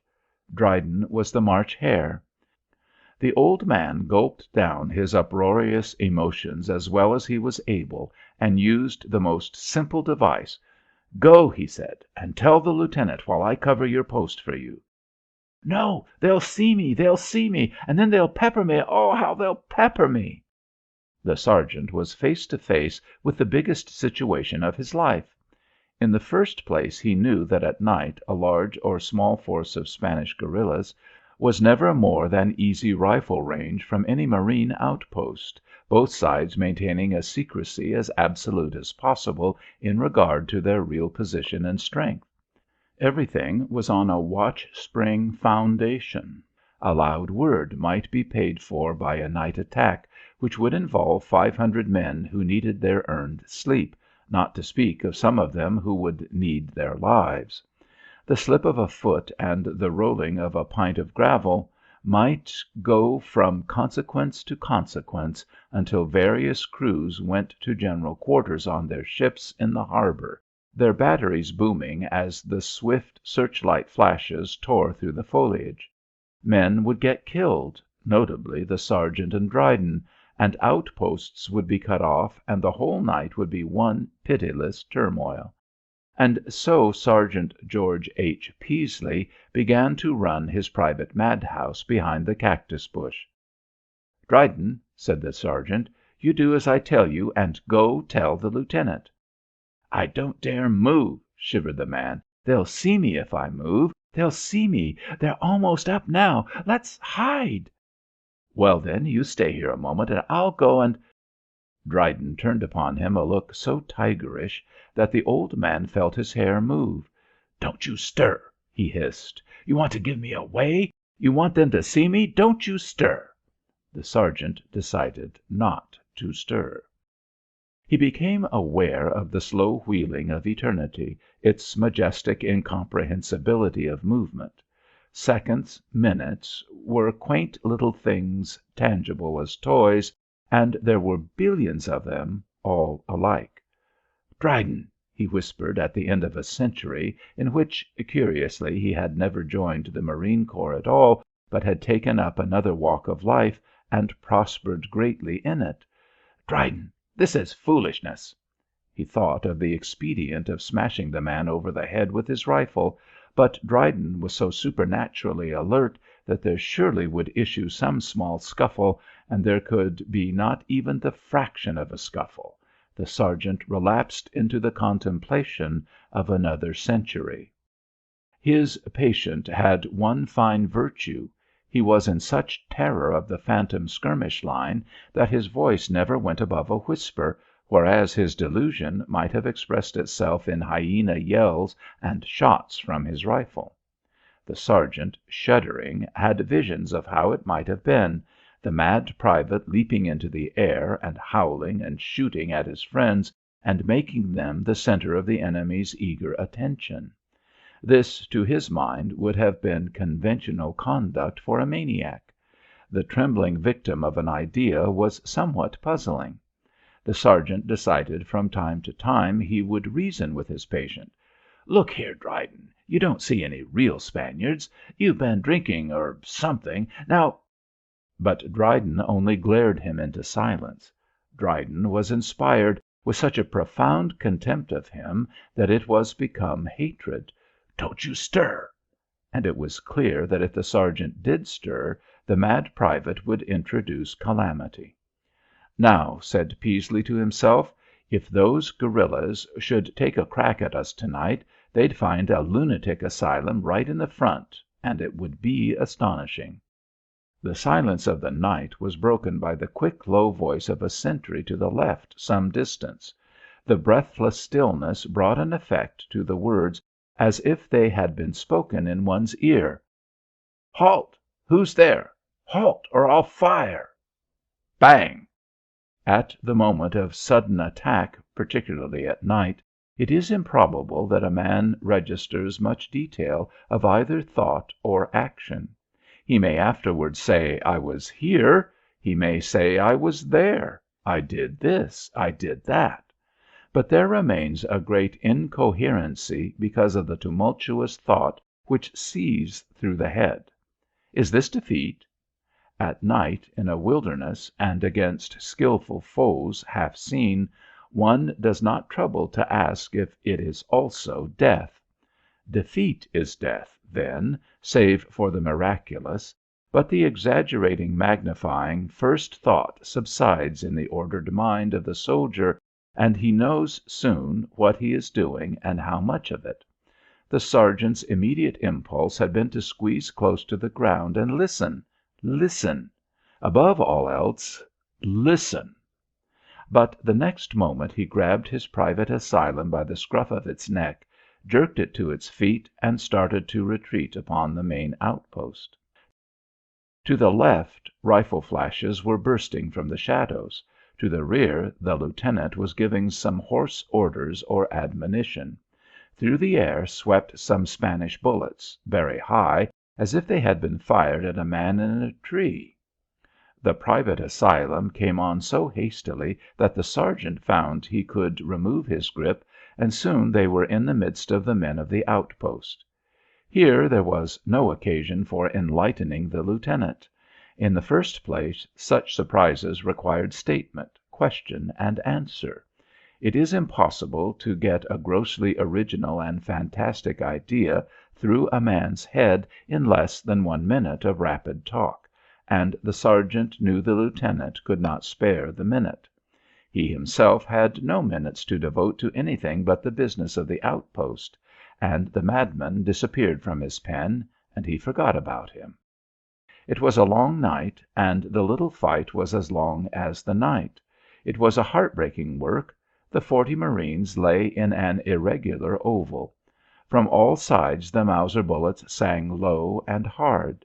Their occupation was to prevent a rush, and to this end they potted carefully at the flash of a Mauser, save when they got excited for a moment, in which case their magazines rattled like a great Waterbury watch. Then they settled again to a systematic potting. The enemy were not of the regular Spanish forces. They were of a corps of guerillas, native-born Cubans, who preferred the flag of Spain. They were all men who knew the craft of the woods, and were all recruited from the district. They fought more like Red Indians than any people but the Red Indians themselves. Each seemed to possess an individuality, a fighting individuality, which is only found in the highest order of irregular soldiers. Personally they were as distinct as possible, but through equality of knowledge and experience they arrived at concert of action. So long as they operated in the wilderness they were formidable troops. It mattered little whether it was daylight or dark. They were mainly invisible. They had schooled from the Cubans insurgent to Spain. As the Cubans fought the Spanish troops, so would these particular Spanish troops fight the Americans. It was wisdom. The Marines thoroughly understood the game. They must lie close and fight until daylight, when the guerillas promptly would go away. They had withstood other nights of this kind, and now their principal emotion was probably a sort of frantic annoyance. Back at the main camp, whenever the roaring volleys lulled, the men in the trenches could hear their comrades of the outpost and the guerillas pattering away interminably. The moonlight faded and left an equal darkness upon the wilderness. A man could barely see the comrade at his side. Sometimes guerillas crept so close that the flame from their rifles seemed to scorch the faces of the Marines, and the reports sounded as if from 2 or 3 inches of their very noses. If a pause came, one could hear the guerillas gabbling to each other in a kind of drunken delirium. The lieutenant was praying that the ammunition would last. Everybody was praying for daybreak. A black hour came finally, when the men were not fit to have their troubles increased. The enemy made a wild attack on one portion of the oval, which was held by about 15 men. The remainder of the force was busy enough, and the 15 were naturally left to their devices. Amid the whirl of it, a loud voice suddenly broke out in song.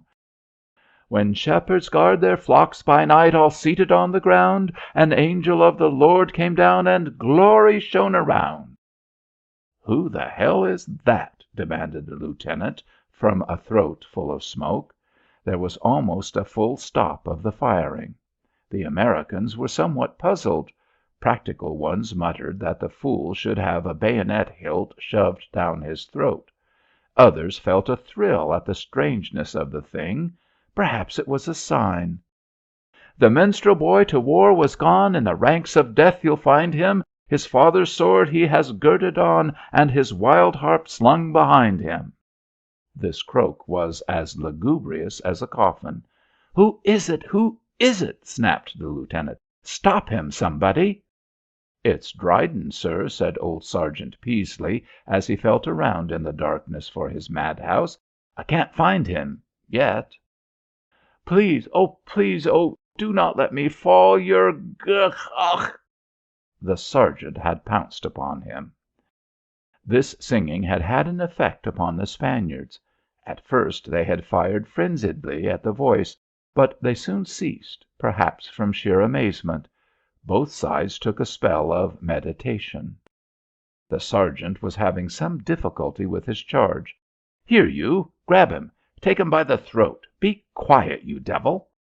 One of the 15 men who had been hard pressed called out, "We've only got about 1 clip apiece, Lieutenant. If they come again—" The lieutenant crawled to and fro among his men, taking clips of cartridges from those who had many. He came upon the sergeant and his madhouse. He felt Dryden's belt and found it simply stuffed with ammunition. He examined Dryden's rifle and found in it a full clip. The madhouse had not fired a shot. The lieutenant distributed these valuable prizes among the 15 men. As the men gratefully took them, one said, "If they had come again hard enough they would have had us, sir. Maybe." But the Spaniards did not come again. At the first indication of daybreak they fired their customary good bye volley. The marines lay tight while the slow dawn crept over the land. Finally the lieutenant arose among them, and he was a bewildered man, but very angry. "Now where is that idiot, sergeant?" "Here he is, sir," said the old man cheerfully. He was seated on the ground beside the recumbent Dryden, who, with an innocent smile on his face, was sound asleep. "Wake him up," said the lieutenant briefly. The sergeant shook the sleeper. "Here, minstrel boy, turn out. The lieutenant wants you." Dryden climbed to his feet and saluted the officer with a dazed and childish air. "Yes, sir?" The lieutenant was obviously having difficulty in governing his feelings, but he managed to say with calmness, "You seemed to be fond of singing, Dryden. Sergeant, see if he has any whisky on him." "Sir?" said the madhouse, stupefied. "Singing? Fond of singing?" Here the sergeant interposed gently, and he and the lieutenant held palaver apart from the others. The marines, hitching more comfortably their almost empty belts, spoke with grins of the madhouse. "Well, the minstrel boy made 'em clear out. They couldn't stand it. But I wouldn't want to be in his boots. He'll see fireworks when the old man interviews him on the uses of grand opera in modern warfare. How do you think he managed to smuggle a bottle along without us finding it out?" When the weary outpost was relieved and marched back to camp, the men could not rest until they had told a tale of the voice in the wilderness. In the meantime the sergeant took Dryden aboard a ship, and to those who took charge of the man he defined him as "the most useful crazy man in the service of the United States." Virtue in War. 1. Gates had left the regular army in 1890, those parts of him which had not been frozen having been well fried. He took with him nothing but an oaken constitution and a knowledge of the plains and the best wishes of his fellow officers. The Standard Oil Company differs from the United States government in that it understands the value of the loyal and intelligent services of good men, and is almost certain to reward them at the expense of incapable men. This curious practice emanates from no beneficent emotion of the Standard Oil Company, on whose feelings you could not make a scar with a hammer and chisel. It is simply that the Standard Oil Company knows more than the United States government, and makes use of virtue whenever virtue is to its advantage. In 1890 Gates really felt in his bones that if he lived a rigorously correct life, and several score of his classmates and intimate friends died off, he would get command of a troop of horse by the time he was unfitted by age to be an active cavalry leader. He left the service of the United States and entered the service of the Standard Oil Company. In the course of time he knew that if he lived a rigorously correct life, his position and income would develop strictly in parallel with the worth of his wisdom and experience, and he would not have to walk on the corpses of his friends. But he was not happier. Part of his heart was in a barracks, and it was not enough to discourse of the old regiment over the port and cigars to ears which were polite enough to betray a languid ignorance. Finally came the year 1898, and Gates dropped the Standard Oil Company as if it were hot. He hit the steel rail to Washington and there fought the first serious action of the war. Like most Americans, he had a native state, and one morning he found himself major in a volunteer infantry regiment whose voice had a peculiar sharp twang to it which he could remember from childhood. The colonel welcomed the West Pointer with loud cries of joy. The lieutenant colonel looked at him with a pebbly eye of distrust, and the senior major, having had up to this time the best battalion in the regiment, strongly disapproved of him. There were only two majors, so the lieutenant colonel commanded the 1st Battalion, which gave him an occupation. Lieutenant colonels under the new rules do not always have occupations. Gates got the 3rd Battalion, 4 companies commanded by intelligent officers who could gauge the opinions of their men at 2,000 yards and govern themselves accordingly. The battalion was immensely interested in the new major. It thought it ought to develop views about him. It thought it was its blankety-blank business to find out immediately if it liked him personally. In the company streets the talk was nothing else. Among the non-commissioned officers there were 11 old soldiers of the regular army, and they knew, and cared, that Gates had held commission in the 16th Cavalry, as Harper's Weekly says. Over this fact they rejoiced and were glad, and they stood by to jump lively when he took command. He would know his work, and he would know their work, and then in battle there would be killed only what men were absolutely necessary, and the sick list would be comparatively free of fools. The commander of the 2nd Battalion had been called by an Atlanta paper Major Ricketts C. Carmony, the commander of the 2nd Battalion of the 307th is when at home one of the biggest wholesale hardware dealers in his state. Last evening he had ice cream, at his own expense, served out at the regular mess of the battalion, and after dinner the men gathered about his tent, where 3 hearty cheers for the popular major were given. Carmony had bought 12 copies of this newspaper and mailed them home to his friends. In Gates's battalion there were more kicks than ice cream, and there was no ice cream at all. Indignation ran high at the rapid manner in which he proceeded to make soldiers of them. Some of his officers hinted finely that the men wouldn't stand it. They were saying that they had enlisted to fight for their country. Yes, but they weren't going to be bullied day in and day out by a perfect stranger. They were patriots, they were, and just as good men as ever stepped, just as good as Gates or anybody like him. But gradually, despite itself, the battalion progressed.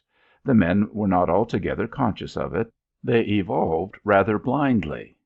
Presently there were fights with Carmony's crowd as to which was the better battalion at drills, and at last there was no argument. It was generally admitted that Gates commanded the crack battalion. The men, believing that the beginning and the end of all soldiering was in these drills of precision, were somewhat reconciled to their major when they began to understand more of what he was trying to do for them. But they were still fiery, untamed patriots of lofty pride, and they resented his manner toward them. It was abrupt and sharp. The time came when everybody knew that the Fifth Army Corps was the corps designated for the first active service in Cuba. The officers and men of the 307th observed with despair that their regiment was not in the Fifth Army Corps. The colonel was a strategist. He understood everything in a flash. Without a moment's hesitation he obtained leave and mounted the night express for Washington. There he drove senators and congressmen in span, tandem, and four in hand. With the telegraph he stirred so deeply the governor, the people, and the newspapers of his state that whenever on a quiet night the president put his head out of the White House he could hear the distant, vast Commonwealth humming with indignation. And as it is well known that the chief executive listens to the voice of the people, the 307th was transferred to the Fifth Army Corps. It was sent at once to Tampa, where it was brigaded with 2 dusty regiments of regulars, who looked at it calmly and said nothing. The brigade commander happened to be no less a person than Gates's old colonel in the 16th Cavalry, as Harper's Weekly says, and Gates was cheered. The old man's rather solemn look brightened when he saw Gates in the 307th. There was a great deal of battering and pounding and banging for the 307th at Tampa, but the men stood it more in wonder than in anger. The two regular regiments carried them along when they could, and when they couldn't, waited impatiently for them to come up. Undoubtedly the regulars wished the volunteers were in garrison at Sitka, but they said practically nothing. They minded their own regiments. The colonel was an invaluable man in a telegraph office. When came the scramble for transports, the colonel retired to a telegraph office and talked so ably to Washington that the authorities pushed a number of corps aside and made way for the 307th, as if on it depended everything. The regiment got one of the best transports, and after a series of delays and some starts and an equal number of returns, they finally sailed for Cuba. II. Now, Gates had a singular adventure on the second morning after his arrival at Atlanta to take his post as major of the 307th. He was in his tent, writing, when suddenly the flap was flung away and a tall young private stepped inside. "Well, Maj," said the newcomer genially, "how goes it?" The major's head flashed up, but he spoke without heat. "Come to attention and salute." "Huh?" said the private. "Come to attention and salute." The private looked at him in resentful amazement, and then inquired, "You ain't mad, are you? Ain't nothing to get huffy about, is there?" "I come to attention and salute." "Well," drawled the private as he stared, "seein' as you're so darn particular, I don't care if I do, if it'll make your meals set on your stomach any better." Drawing a long breath and grinning ironically, he lazily pulled his heels together and saluted with a flourish. "There," he said, with a return to his earlier genial manner. "How's that suit you, Maj?" There was a silence which to an impartial observer would have seemed pregnant with dynamite and bloody death. Then the major cleared his throat and coldly said, "And now what is your business?" "Who, me?" asked the private. "Oh, I just sorter dropped in." With a deeper meaning he added, "Sorter dropped in a friendly way, thinkin' you was maybe a different kind of feller from what you be." The inference was clearly marked. It was now Gates's turn to stare, and stare he unfeignedly did. "Go back to your quarters," he said at length. The volunteer became very angry. "Oh, you needn't be so up in the air, need you? Don't know's I'm dead anxious to inflict my company on yer since I've had a good look at you. There may be men in this here battalion what's had just as much education as you have, and I'm damned if they ain't got better manners. Good mornin'," he said with dignity, and passing out of the tent he flung the flap back in place with an air of slamming it as if it had been a door.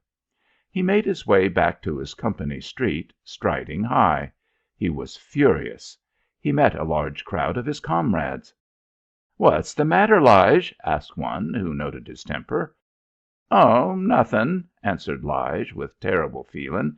"Nothin'. I just been looking over the new major, that's all." "What's he like?" asked another. "Like!" cried Lige. "He's like nothin'. He ain't out'n the same kittle as us is. No.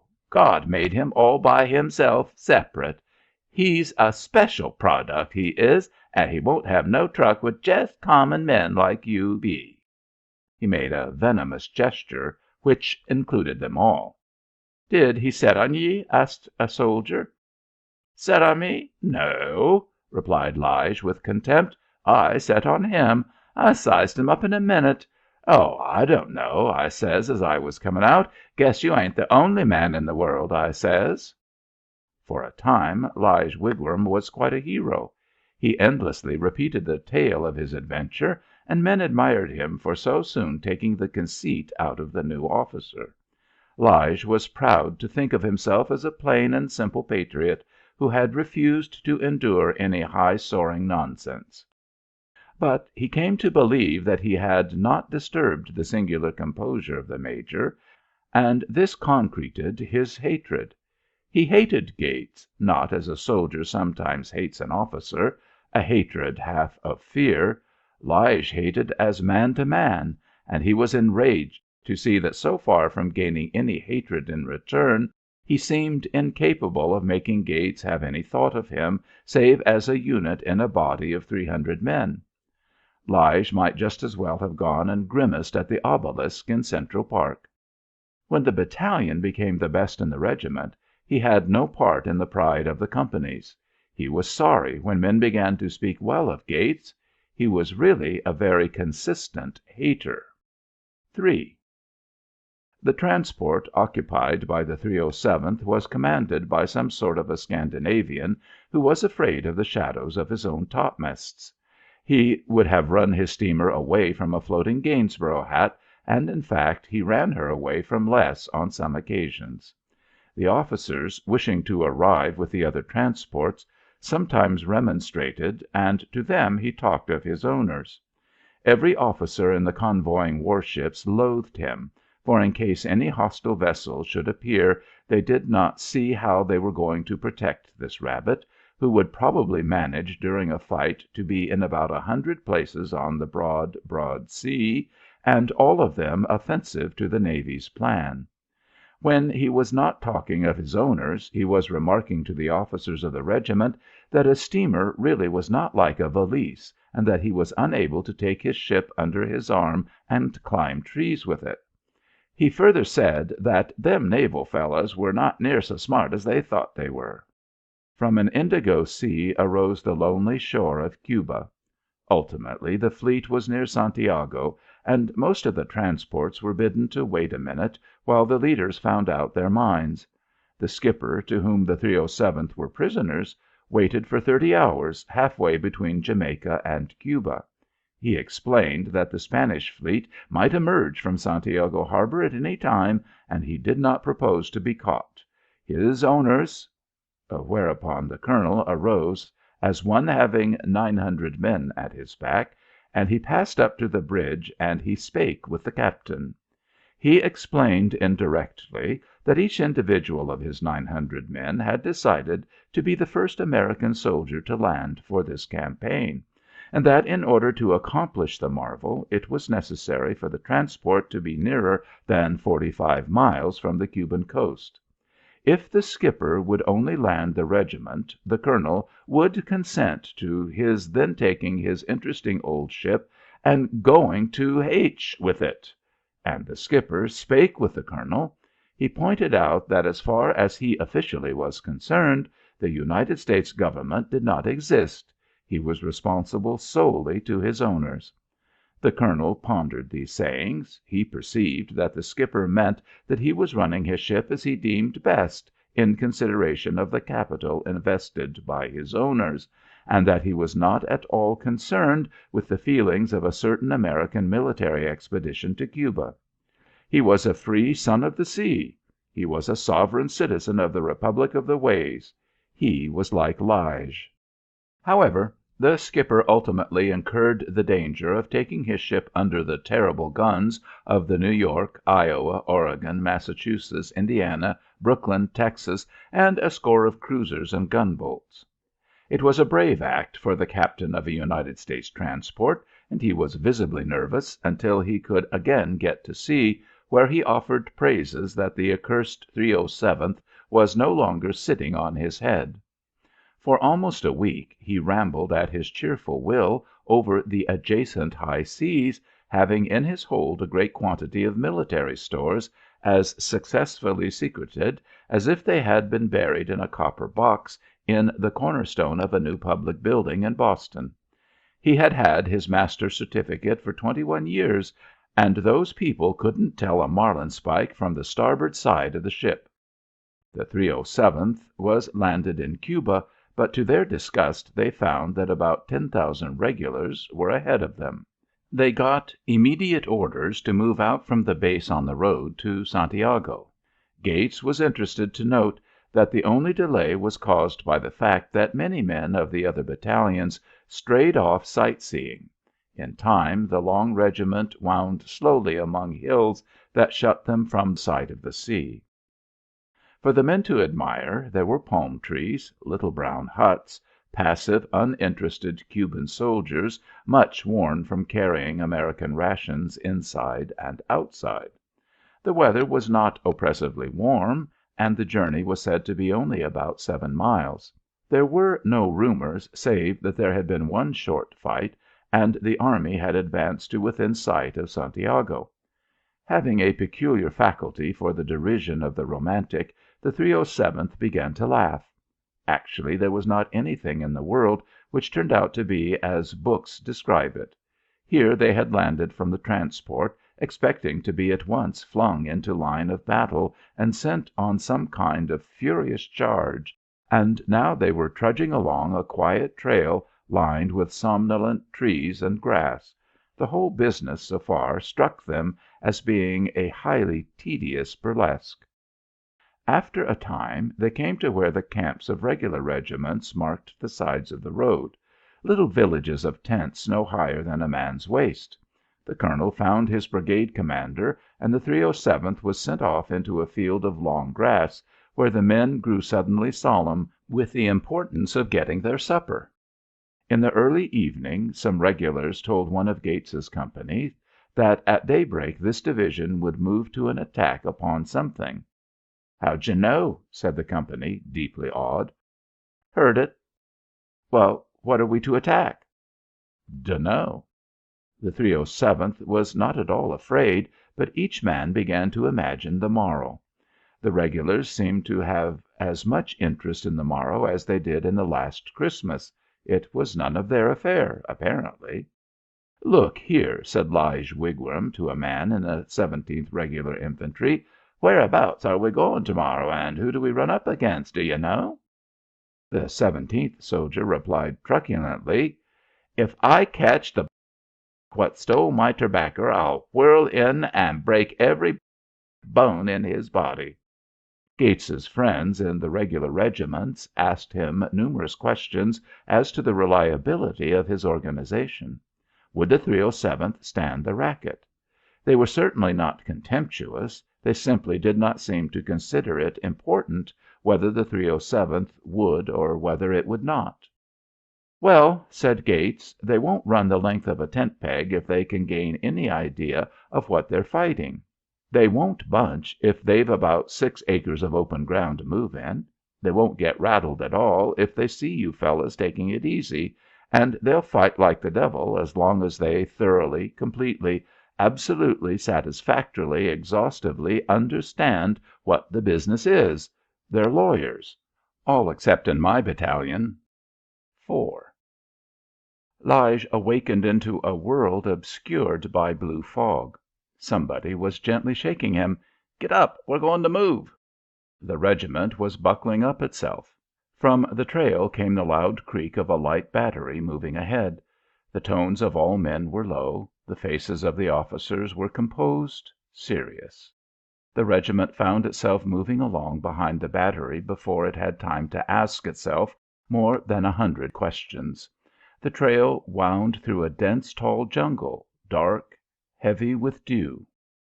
The battle broke with a snap, far ahead. Presently Lige heard from the air above him a faint, low note as if somebody were blowing softly in the mouth of a bottle. It was a stray bullet which had wandered a mile to tell him that war was before him. He nearly broke his neck looking upward. "Did you hear that?" But the men were fretting to get out of this gloomy jungle. They wanted to see something. The faint rup, rup, rup, rup, rup on in the front told them that the fight had begun. Death was abroad, and so the mystery of this wilderness excited them. This wilderness was portentously still and dark. They passed the battery aligned on a hill above the trail, and they had not gone far when the gruff guns began to roar, and they could hear the rocket-like swish of the flying shells. Presently everybody must have called out for the assistance of the 307th. Aides and couriers came flying back to them. "Is this the 307th? Hurry up your men, please, Colonel. You're needed more every minute." Oh, they were they? Then the regulars were not going to do all the fighting. The old 307th was bitterly proud, or proudly bitter. They left their blanket rolls under the guard of God and pushed on, which is one of the reasons why the Cubans of that part of that country were, later, so well equipped. There began to appear fields, hot, golden green in the sun. On some palm-dotted knolls before them they could see little lines of black dots, the American advance. A few men fell, struck down by other men who, perhaps half a mile away, were aiming at somebody else. The loss was wholly in Carmony's battalion, which immediately bunched and backed away, coming with a shock against Gates's advance company. This shock sent a tremor through all of Gates's battalion until men in the very last files cried out nervously, "Well, what in hell is up now?" There came an order to deploy and advance. An occasional hoarse yell from the regulars could be heard. The deploying made Gates's heart bleed for the colonel. The old man stood there directing the movement, straight, fearless, somberly defiant of everything. Carmony's 4 companies were like 4 herds. And all the time the bullets, from no living man knows where, kept pecking at them and pecking at them. Gates, the excellent Gates, the highly educated and strictly military Gates, grew rankly insubordinate. He knew that the regiment was suffering from nothing but the deadly range and oversweep of the modern rifle, of which many proud and confident nations know nothing save that they have killed savages with it, which is the least of all informations.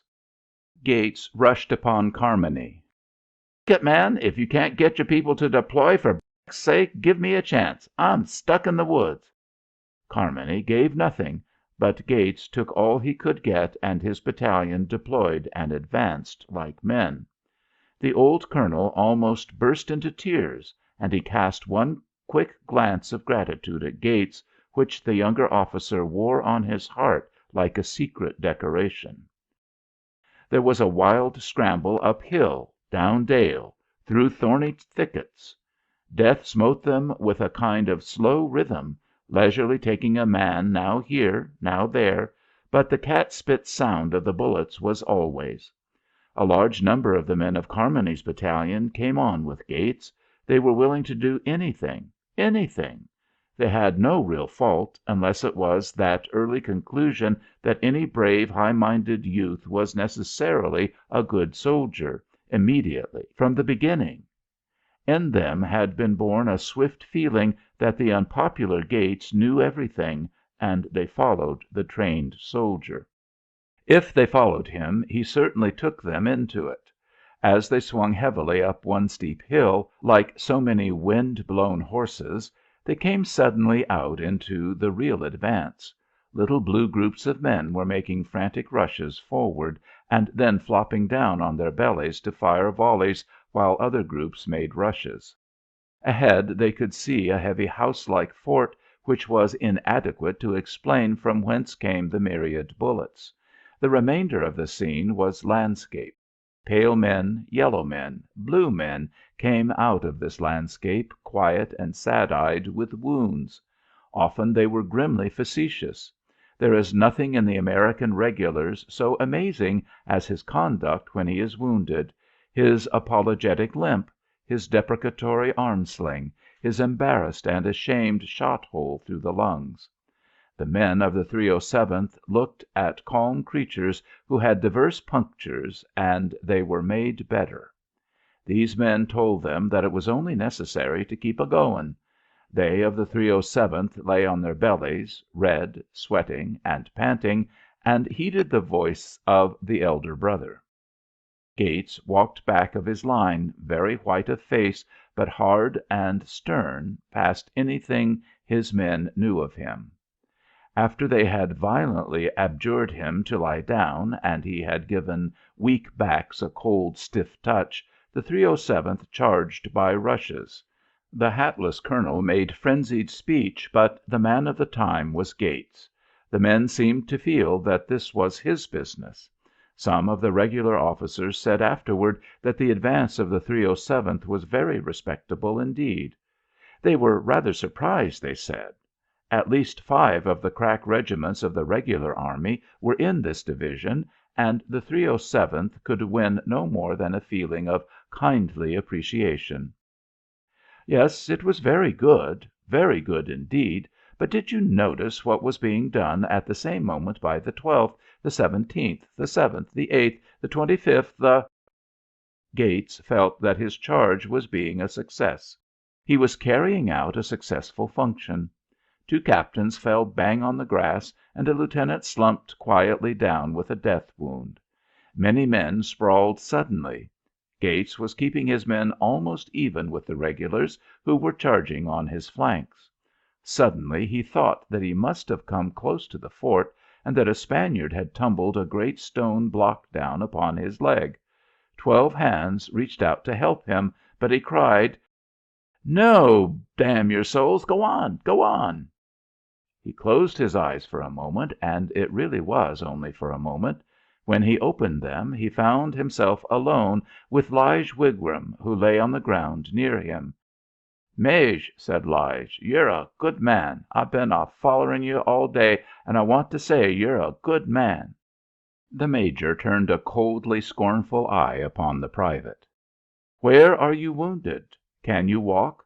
Well, if you can, go to the rear and leave me alone. I'm bleeding to death, and you bother me."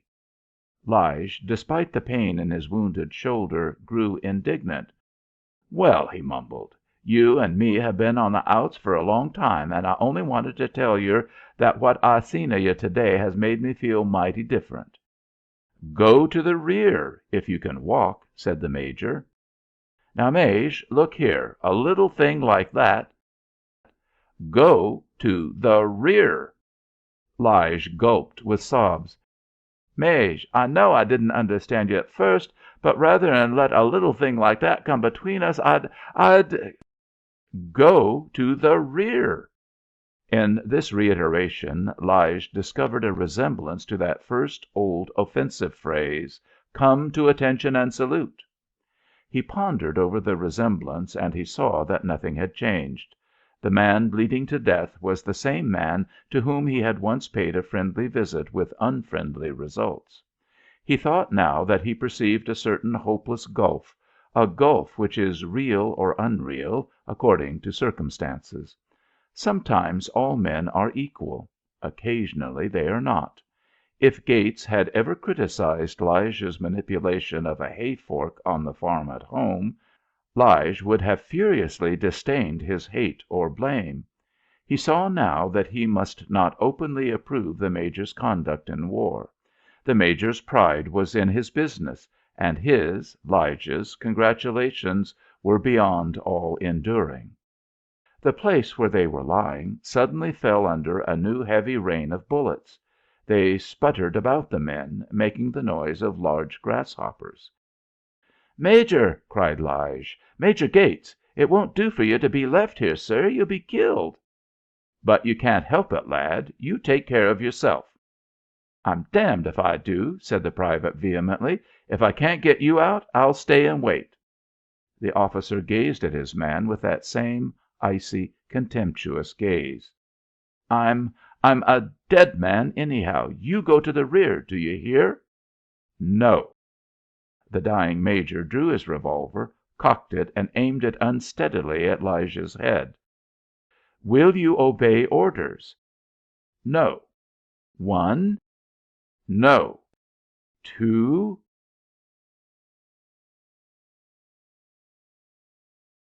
"No." Gates weakly dropped his revolver.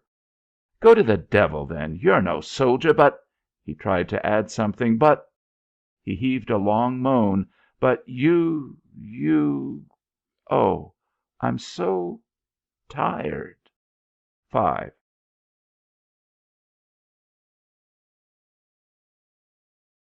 After the battle 3 correspondents happened to meet on the trail. They were hot, dusty, weary, hungry, and thirsty, and they repaired to the shade of a mango tree and sprawled luxuriously. Among them they mustered 20 friends who on that day had gone to the far shore of the hereafter, but their senses were no longer resonant. Shackles was babbling plaintively about mint juleps, and others were bidding him to have done. "By the way," said one at last, "it's too bad about poor old Gates of the 307th. He bled to death. His men were crazy. They were blubbering and cursing around there like wild people. It seemed that when they got back there to look for him they found him just about gone, and another wounded man was trying to stop the flow with his hat. His hat, mind you. Poor old Gatesy." "Oh, no, Shackles," said the third man of the party. "Oh, no, you're wrong. The best mint juleps in the world were made right in New York, Philadelphia, or Boston. That Kentucky idea is only a tradition." A wounded man approached them. He had been shot through the shoulder, and his shirt had been diagonally cut away, leaving much bare skin. Over the bullet's point of entry there was a kind of white spider, shaped from pieces of adhesive plaster. Over the point of departure there was a bloody bulb of cotton strapped to the flesh by other pieces of adhesive plaster.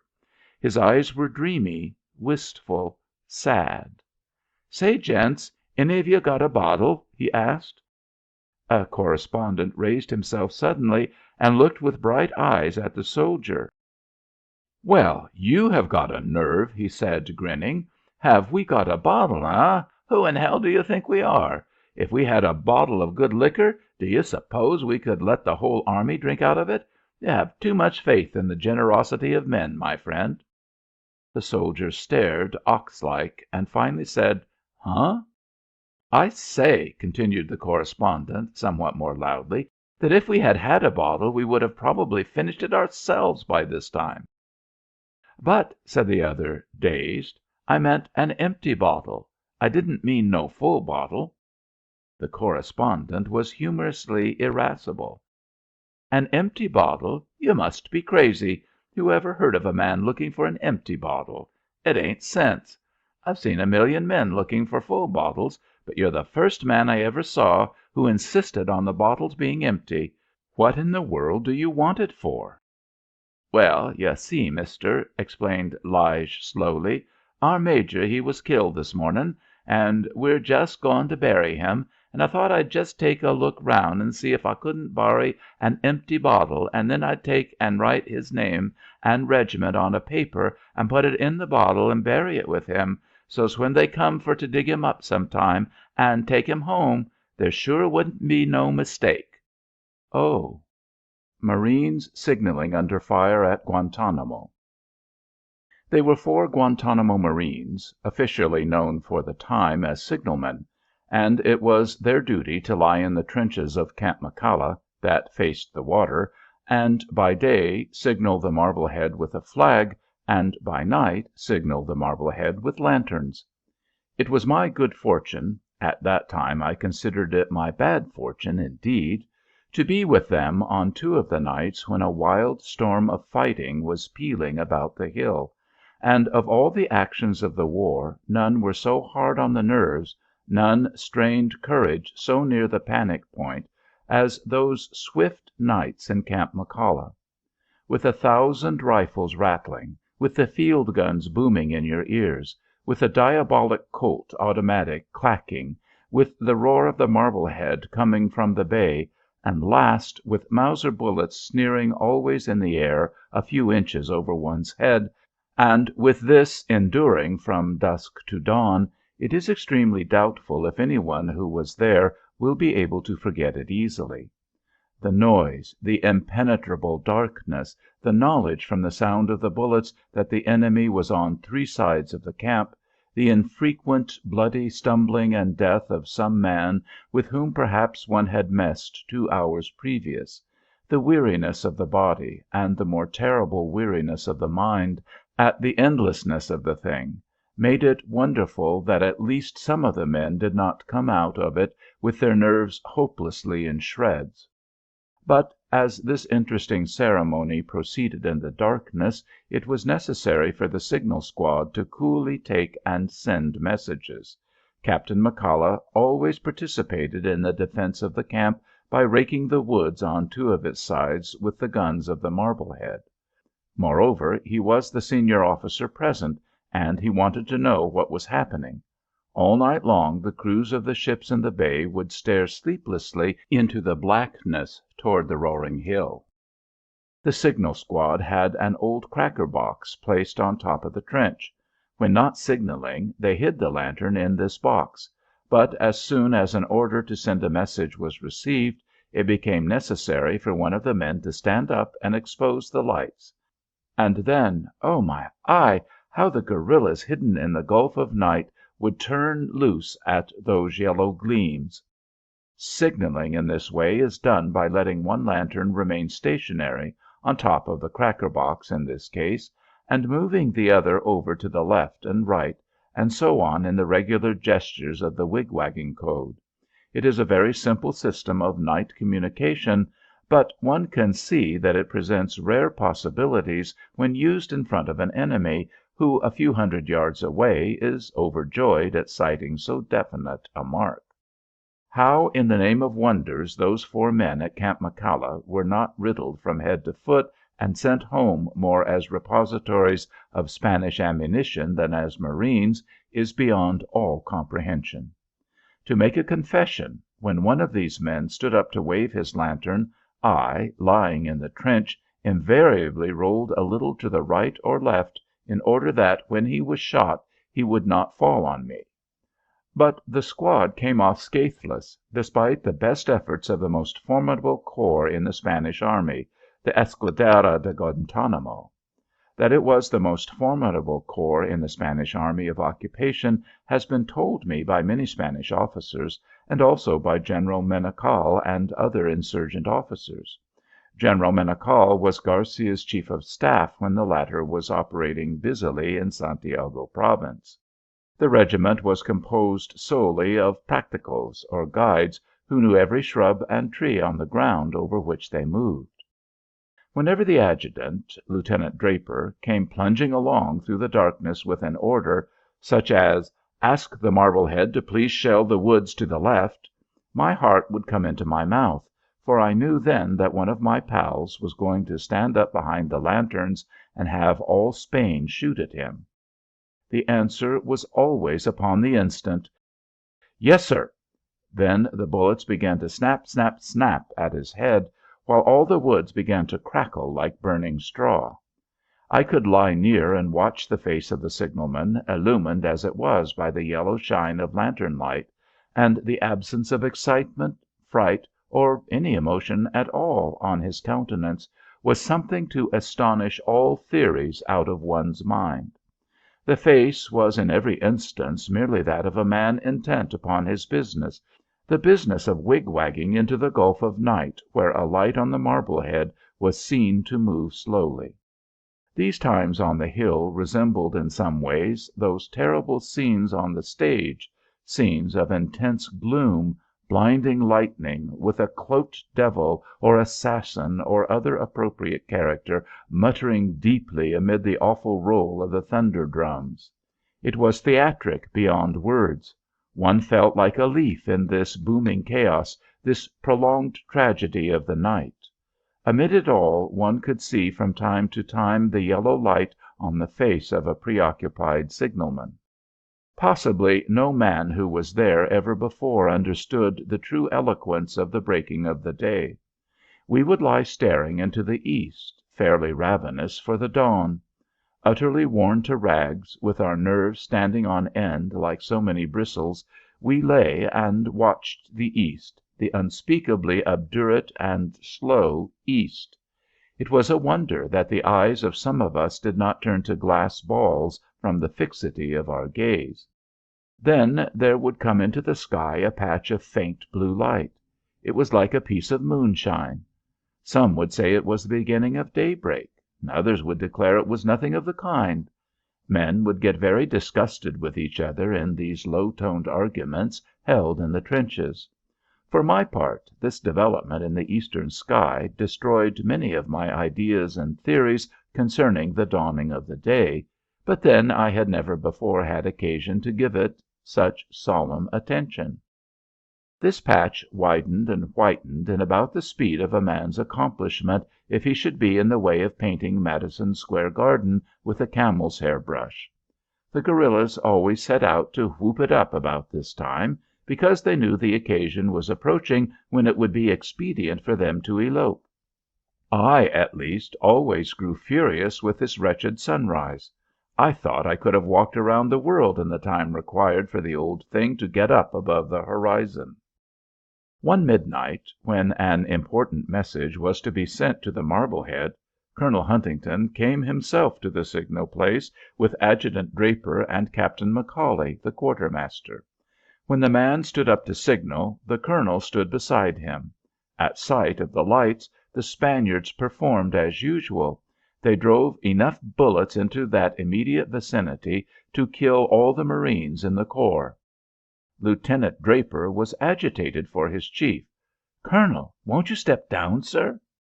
"Why, I guess not," said the gray old veteran in his slow, sad, always gentle way. "I am in no more danger than the man." "But, sir," began the adjutant. "Oh, it's all right, Draper." So the colonel and the private stood side to side and took the heavy fire without either moving a muscle. Day was always obliged to come at last, punctuated by a final exchange of scattering shots. And the light shone on the marines, the dumb guns, the flag.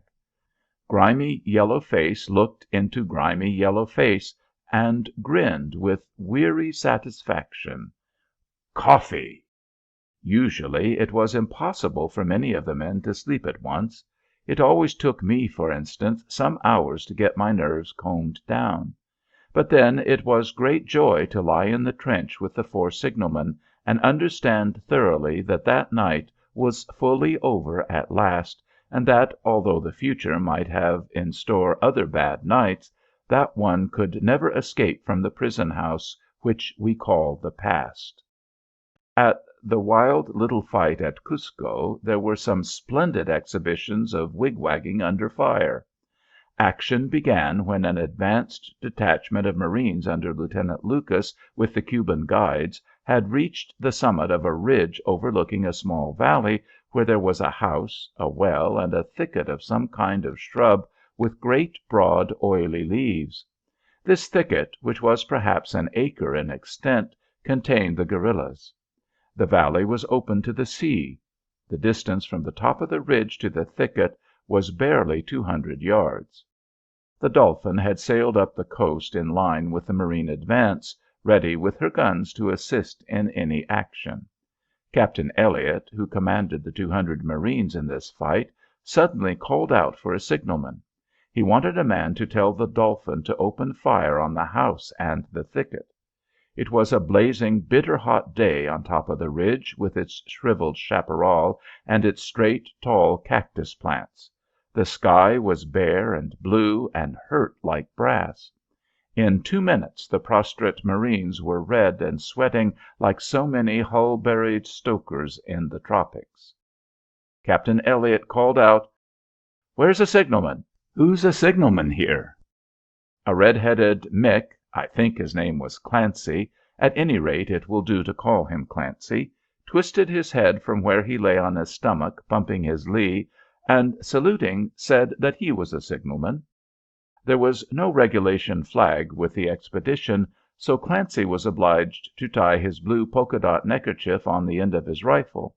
It did not make a very good flag. At first Clancy moved a ways down the safe side of the ridge and wig-wagged there very busily. But what with the flag being so poor for the purpose, and the background of ridge being so dark, those on the Dolphin did not see it. So Clancy had to return to the top of the ridge and outline himself and his flag against the sky. The usual thing happened. As soon as the Spaniards caught sight of this silhouette, they let go like mad at it. To make things more comfortable for Clancy, the situation demanded that he face the sea and turn his back to the Spanish bullets. This was a hard game, mark you, to stand with the small of your back to volley firing. Clancy thought so. Everybody thought so. We all cleared out of his neighborhood. If he wanted sole possession of any particular spot on that hill, he could have it for all we would interfere with him.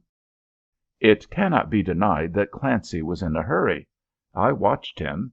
He was so occupied with the bullets that snarled close to his ears that he was obliged to repeat the letters of his message softly to himself. It seemed an intolerable time before the Dolphin answered the little signal. Meanwhile we gazed at him, marvelling every second that he had not yet pitched headlong. He swore at times. Finally the Dolphin replied to his frantic gesticulation, and he delivered his message.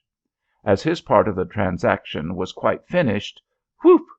He dropped like a brick into the firing line and began to shoot. Began to get hunky with all those people who had been plugging at him. The blue polka-dot neckerchief still fluttered from the barrel of his rifle. I am quite certain that he let it remain there until the end of the fight. The shells of the Dolphin began to plow up the thicket, kicking the bushes, stones, and soil into the air as if somebody was blasting there.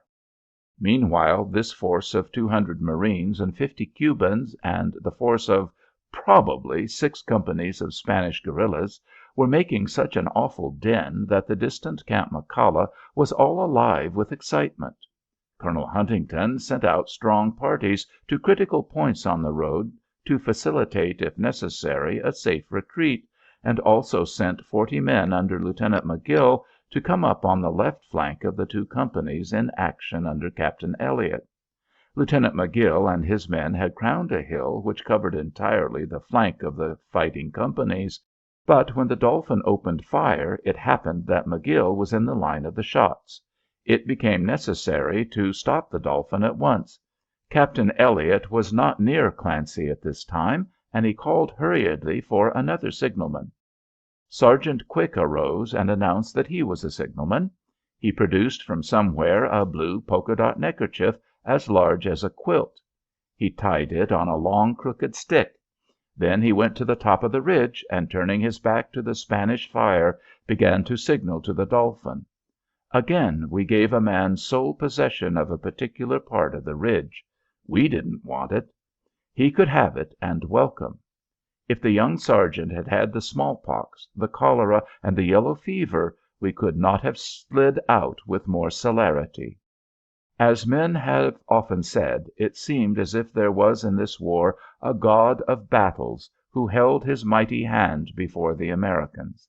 As I looked at Sergeant Quick wig-wagging there against the sky, I would not have given a tin tobacco tag for his life. Escape for him seemed impossible. It seemed absurd to hope that he would not be hit. I only hoped that he would be hit just a little in the arm, the shoulder, or the leg. I watched his face, and it was as grave and serene as that of a man writing in his own library. He was the very embodiment of tranquillity in occupation. He stood there amid the animal-like babble of the Cubans, the crack of rifles, and the whistling snarl of the bullets, and wig-wagged whatever he had to wig-wag without heeding anything but his business. There was not a single trace of nervousness or haste. To say the least, a fight at close range is absorbing as a spectacle. No man wants to take his eyes from it until that time comes when he makes up his mind to run away. To deliberately stand up and turn your back to a battle is in itself hard work. To deliberately stand up and turn your back to a battle and hear immediate evidences of the boundless enthusiasm with which a large company of the enemy shoot at you from an adjacent thicket is, to my mind at least, a very great feat. One need not dwell upon the detail of keeping the mind carefully upon a slow spelling of an important code message. I saw Quick betray only one sign of emotion. As he swung his clumsy flag to and fro, an end of it once caught in a cactus pillar, and he looked sharply over his shoulder to see what had it. He gave the flag an impatient jerk. He looked annoyed. This majestic lie. In the twilight a great crowd was streaming up the Prado in Havana. The people had been down to the shore to laugh and twiddle their fingers at the American blockading fleet, mere colourless shapes on the edge of the sea. Gorgeous challenges had been issued to the far-away ships by little children and women, while the men laughed. Havana was happy, for it was known that the illustrious sailor Don Patricio de Montojo had with his fleet met the decaying ships of one Dewey and smitten them into stuffing for a baby's pillow. Of course, the American sailors were drunk at the time, but the American sailors were always drunk. Newsboys galloped among the crowd crying "La Lucha" and "La Marina." The papers said, "This is as we foretold. How could it be otherwise when the cowardly Yankees met our brave sailors?" But the tongues of the exuberant people ran more at large. One man said in a loud voice, "How unfortunate it is that we still have to buy meat in Havana when so much pork is floating in Manila Bay." Amid the consequent laughter, another man retorted, "Oh, never mind. That pork in Manila is rotten. It always was rotten." Still another man said, "But, little friend, it would make good manure for our fields if only we had it." And still another man said, "Ah, wait until our soldiers get with the wives of the Americans, and there will be many little Yankees to serve hot on our tables. The men of the Main simply made our appetites good. Never mind the pork in Manila, there will be plenty." Women laughed. Children laughed because their mothers laughed. Everybody laughed. And, a word with you, these people were cackling and chuckling and insulting their own dead men of Spain, for if the poor green corpses floated then in Manila Bay, they were not American corpses. The newsboys came charging with an extra. The inhabitants of Philadelphia had fled to the forests because of a Spanish bombardment, and also Boston was besieged by the Apaches, who had totally invested the town.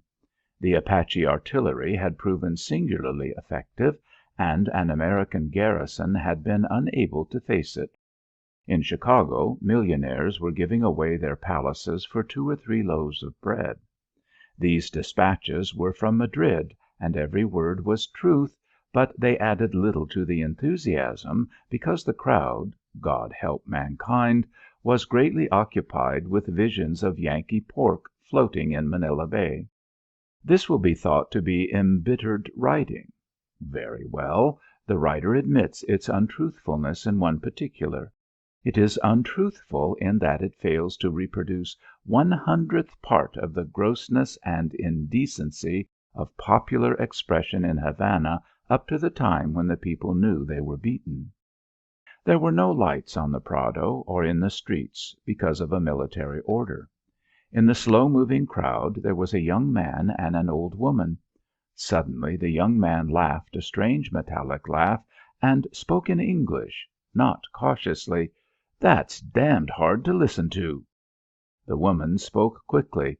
"Hush, you little idiot. Do you want to be walking across the grass plot in Cabanas with your arms tied behind you?" Then she murmured sadly, "Johnny, I wonder if that's true, what they say about Manila." "I don't know," said Johnny, "but I think they're lying."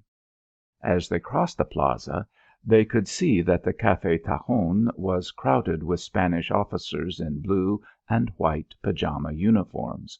Wine and brandy were being wildly consumed in honor of the victory at Manila. "Let's hear what they say," said Johnny to his companion, and they moved across the street and in under the portales. The owner of the Café Tajon was standing on a table making a speech amid cheers. He was advocating the crucifixion of such Americans as fell into Spanish hands, and it was all very sweet and white and tender, but above all it was chivalrous, because it is well known that the Spaniards are a chivalrous people. It has been remarked, both by the English newspapers and by the bulls that are bred for the Red Death. And secretly the corpses in Manila Bay mocked this jubilee, the mocking, mocking corpses in Manila Bay. To be blunt, Johnny was an American spy. Once he had been the manager of a sugar plantation in Pinar del Rio, and during the insurrection it had been his distinguished function to pay tribute money, food and forage alike to Spanish columns and insurgent bands. He was performing this straddle with benefit to his crops and with mildew to his conscience when Spain and the United States agreed to skirmish, both in the name of honor. It then became a military necessity that he should change his base. Whatever of the province that was still alive was sorry to see him go, for he had been a very dexterous man, and food and wine had been in his house even when a man with a mango could gain the envy of an entire Spanish battalion. Without doubt he had been a mere trimmer, but it was because of his crop, and he always wrote the words thus, C-R-O-P. In those days a man of peace and commerce was in a position parallel to the watchmaker who essayed a task in the midst of a drunken brawl with oaths, bottles, and bullets flying about his intent, bowed head. So many of them, or all of them, were trimmers, and to any armed force they fervently said, "God assist you." And behold, the trimmers dwelt safely in a tumultuous land and without effort save that their little machines for trimming ran night and day. So many a plantation became covered with a maze of lies as if thick webbing spiders had run from stalk to stalk in the cane. So sometimes a planter incurred an equal hatred from both sides, and when in trouble there was no camp to which he could flee save straight in air, the camp of the heavenly host. If Johnny had not had a crop, he would have been plainly on the side of the insurgents, but his crop staked him down to the soil at a point where the Spaniards could always be sure of finding him or his crop. It is the same thing. But when war came between Spain and the United States, he could no longer be the cleverest trimmer in Pinar del Rio, and he retreated upon Key West, losing much of his baggage train, not because of panic, but because of wisdom. In Key West he was no longer the manager of a big Cuban plantation. He was a little tan-faced refugee without much money. Mainly he listened. There was naught else to do. In the first place he was a young man of extremely slow speech, and in the Key West Hotel tongues ran like pinwheels. If he had projected his methodic way of thought and speech upon this hurricane, he would have been as effective as the man who tries to smoke against the gale. This truth did not impress him. Really, he was impressed with the fact that although he knew much of Cuba, he could not talk so rapidly and wisely of it as many war correspondents who had not yet seen the island. Usually he brooded in silence over a bottle of beer and the loss of his crop. He received no sympathy, although there was a plenitude of tender souls. War's first step is to make expectations so high that all present things are fogged and darkened in a tense wonder of the future. None cared about the collapse of Johnny's plantation when all were thinking of the probable collapse of cities and fleets. In the meantime, battleships, monitors, cruisers, gunboats, and torpedo craft arrived, departed, arrived, departed. Rumors sang about the ears of warships hurriedly coaling, and rumors sang about the ears of warships leisurely coming to anchor. This happened and that happened, and if the news arrived at Key West as a mouse, it was often enough cabled north as an elephant. The correspondents at Key West were perfectly capable of adjusting their perspective, but many of the editors in the United States were like deaf men at whom one has to roar. A few quiet words of information was not enough for them. One had to bawl into their ears a whirlwind tale of heroism, blood, death, victory, or defeat, at any rate a tragedy. The papers should have sent playwrights to the first part of the war. Playwrights are allowed to lower the curtain from time to time, and say to the crowd, "Mark ye now, 3 or 4 months are supposed to elapse, but the poor devils at Key West were obliged to keep the curtain up all the time." This isn't a continuous performance.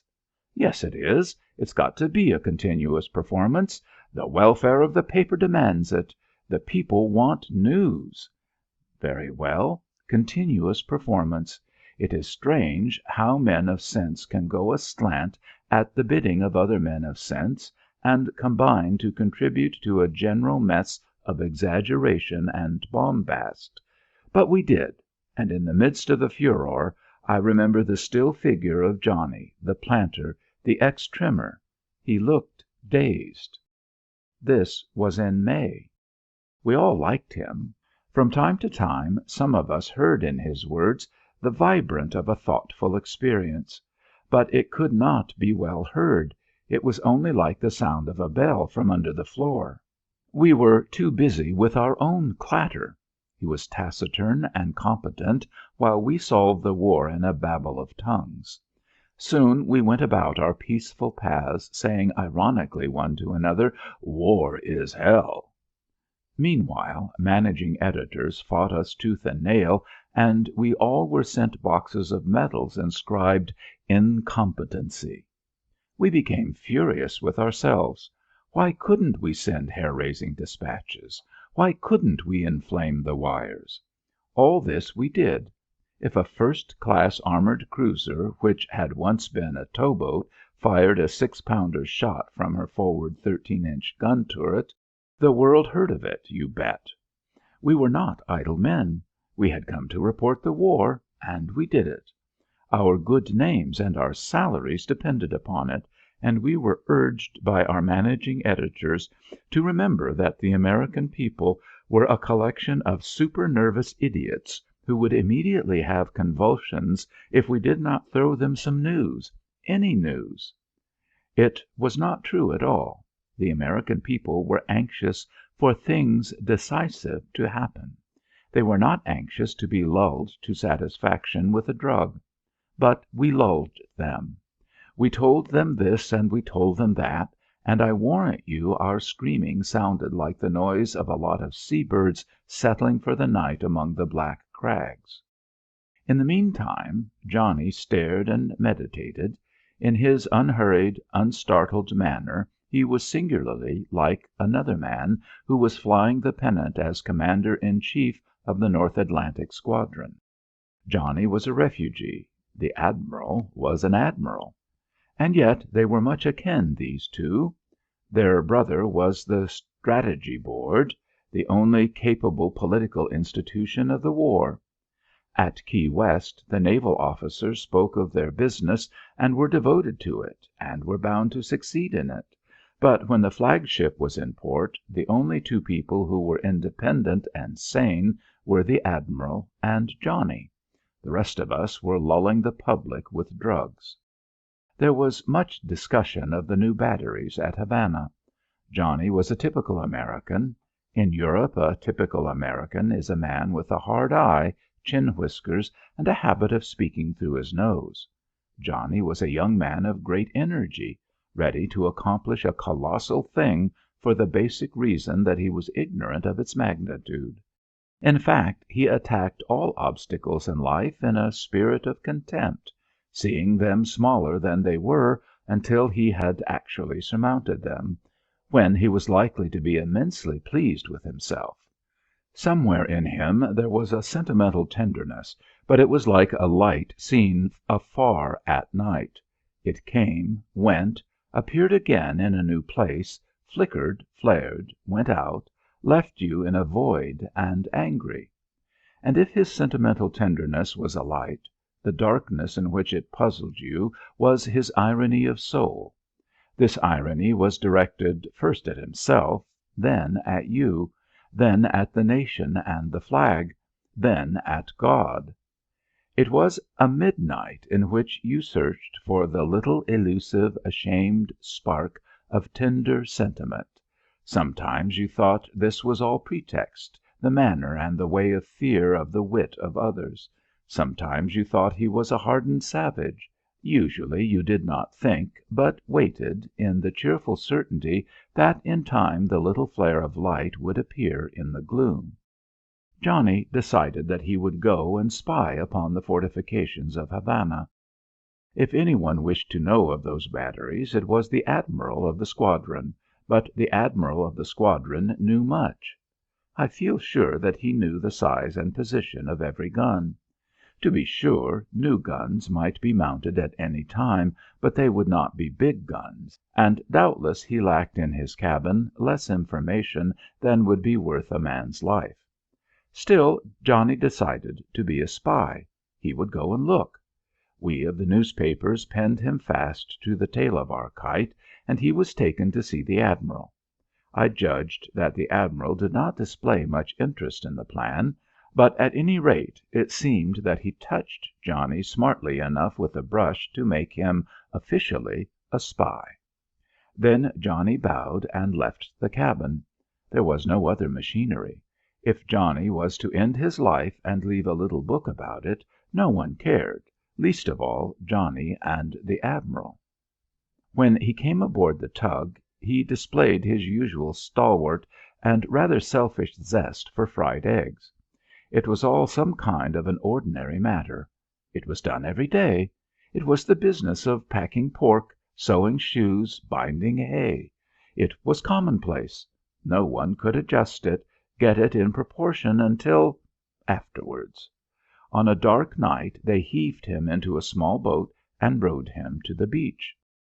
And one day he appeared at the door of a little lodging-house in Havana, kept by Martha Clancy, born in Ireland, bred in New York, 15 years married to a Spanish captain, and now a widow, keeping Cuban lodgers who had no money with which to pay her.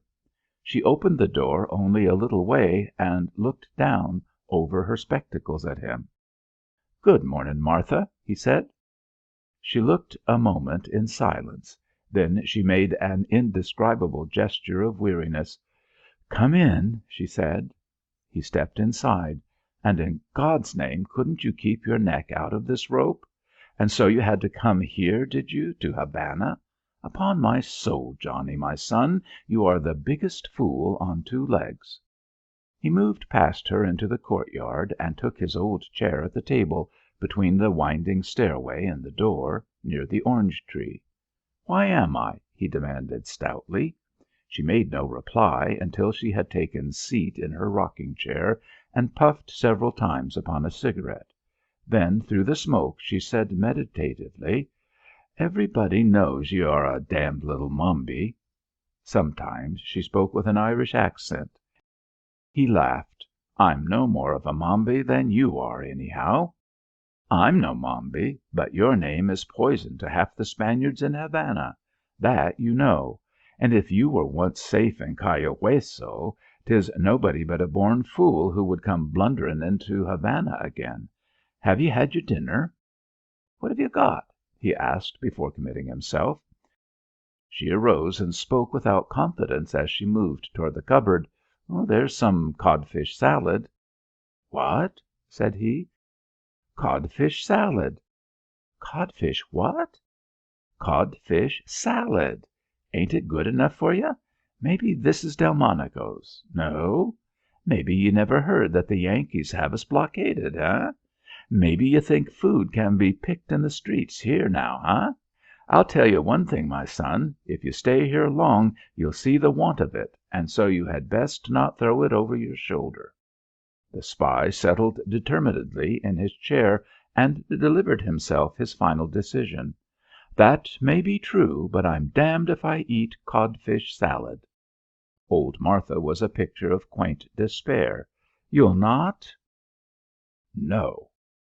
"Then," she sighed piously, "may the Lord have mercy on ye, Johnny, for you'll never do here. 'Tis not the time for you. You're due after the blockade. Will you do me the favour of translating why you won't eat codfish salad, you skinny little insurrecto?" "Codfish salad!" he said with a deep sneer. "Who ever heard of it?" Outside, on the jumbled pavement of the street, An occasional two-wheel cart passed with deafening thunder, making one think of the overturning of houses. Down from the pale sky over the patio came a heavy odour of Havana itself, a smell of old straw. The wild cries of vendors could be heard at intervals. "You'll not?" "No." "And why not?" "Codfish salad? Not by a blame sight." "Well, all right, then. You are more of a pig-headed young imbecile than even I thought before seeing you come into Havana here, where half the town knows you, and the poorest Spaniard would give a gold piece to see you go into Cabañas and forget to come out. Did I tell you my son, Alfred, is sick? Yes, poor little fellow, he lies up in the room you used to have. The fever. And did you see Woodham in Key West? Heaven save us, what quick time he made in getting out. I hear Figtree and Button are working in the cable office over there, no? And when is the war going to end? Are the Yankees going to try to take Havana? It will be a hard job, Johnny. The Spaniards say it is impossible. Everybody is laughing at the Yankees. I hate to go into the street and hear them. Is General Lee going to lead the army? What's become of Springer? I see you've got a new pair of shoes." In the evening there was a sudden loud knock at the outer door. Martha looked at Johnny, and Johnny looked at Martha. He was still sitting in the patio smoking. She took the lamp and set it on a table in the little parlour. This parlour connected the street door with the patio, and so Johnny would be protected from the sight of the people who knocked by the broad illuminated tract. Martha moved in pensive fashion upon the latch. "Who's there?" she asked casually. "The police." There it was, an old melodramatic incident from the stage, from the romances. One could scarce believe it. It had all the dignity of a classic resurrection. "The police." One sneers at its probability. It is too venerable. But so it happened. "Who?" said Martha. "The police." "What do you want here?" "Open the door and we'll tell you." Martha drew back the ordinary huge bolts of a Havana house and opened the door a trifle. "Tell me what you want and be gone quickly," she said, "for my little boy is ill of the fever." She could see 4 or 5 dim figures, and now one of these suddenly placed a foot well within the door so that she might not close it. "We have come for Johnny. We must search your house." "Johnny? Johnny? Who is Johnny?" said Martha in her best manner. The police inspector grinned with a light upon his face. "Don't you know Señor Johnny from Pinar del Rio?" he asked. "Before the war, yes. But now, where is he? He must be in Key West." "He is in your house." "He? In my house? Do me the favour to think that I have some intelligence. Would I be likely to be harbouring a Yankee in these times? You must think I have no more head than an orden publico. And I'll not have you search my house, for there is no one here save my son, who is maybe dying of the fever, and the doctor. The doctor is with him because now is the crisis, and any one little thing may kill or cure my boy, and you will do me the favour to consider what may happen if I allow 5 or 6 heavy-footed policemen to go tramping all over my house. You may think—" "Stop it!" said the chief police officer at last. He was laughing and weary and angry. Martha checked her flow of Spanish. "There," she thought, "I've done my best. He ought to fall in with it." But as the police entered she began on them again. "You will search the house whether I like it or no. Very well. But if anything happens to my boy— It is a nice way of conduct, anyhow, coming into the house of a widow at night and talking much about this Yankee and—" "For God's sake, Señora, hold your tongue. We—" "Oh, yes, the Señora can for God's sake very well hold her tongue, but that wouldn't assist you men into the street where you belong. Take care, if my sick boy suffers from this prowling. No, you'll find nothing in that wardrobe, and do you think he would be under the table? Don't overturn all that linen. Look you, when you go upstairs, tread lightly."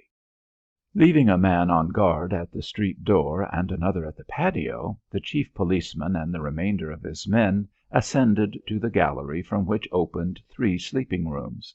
They were followed by Martha adjuring them to make no noise. The first room was empty. The second room was empty.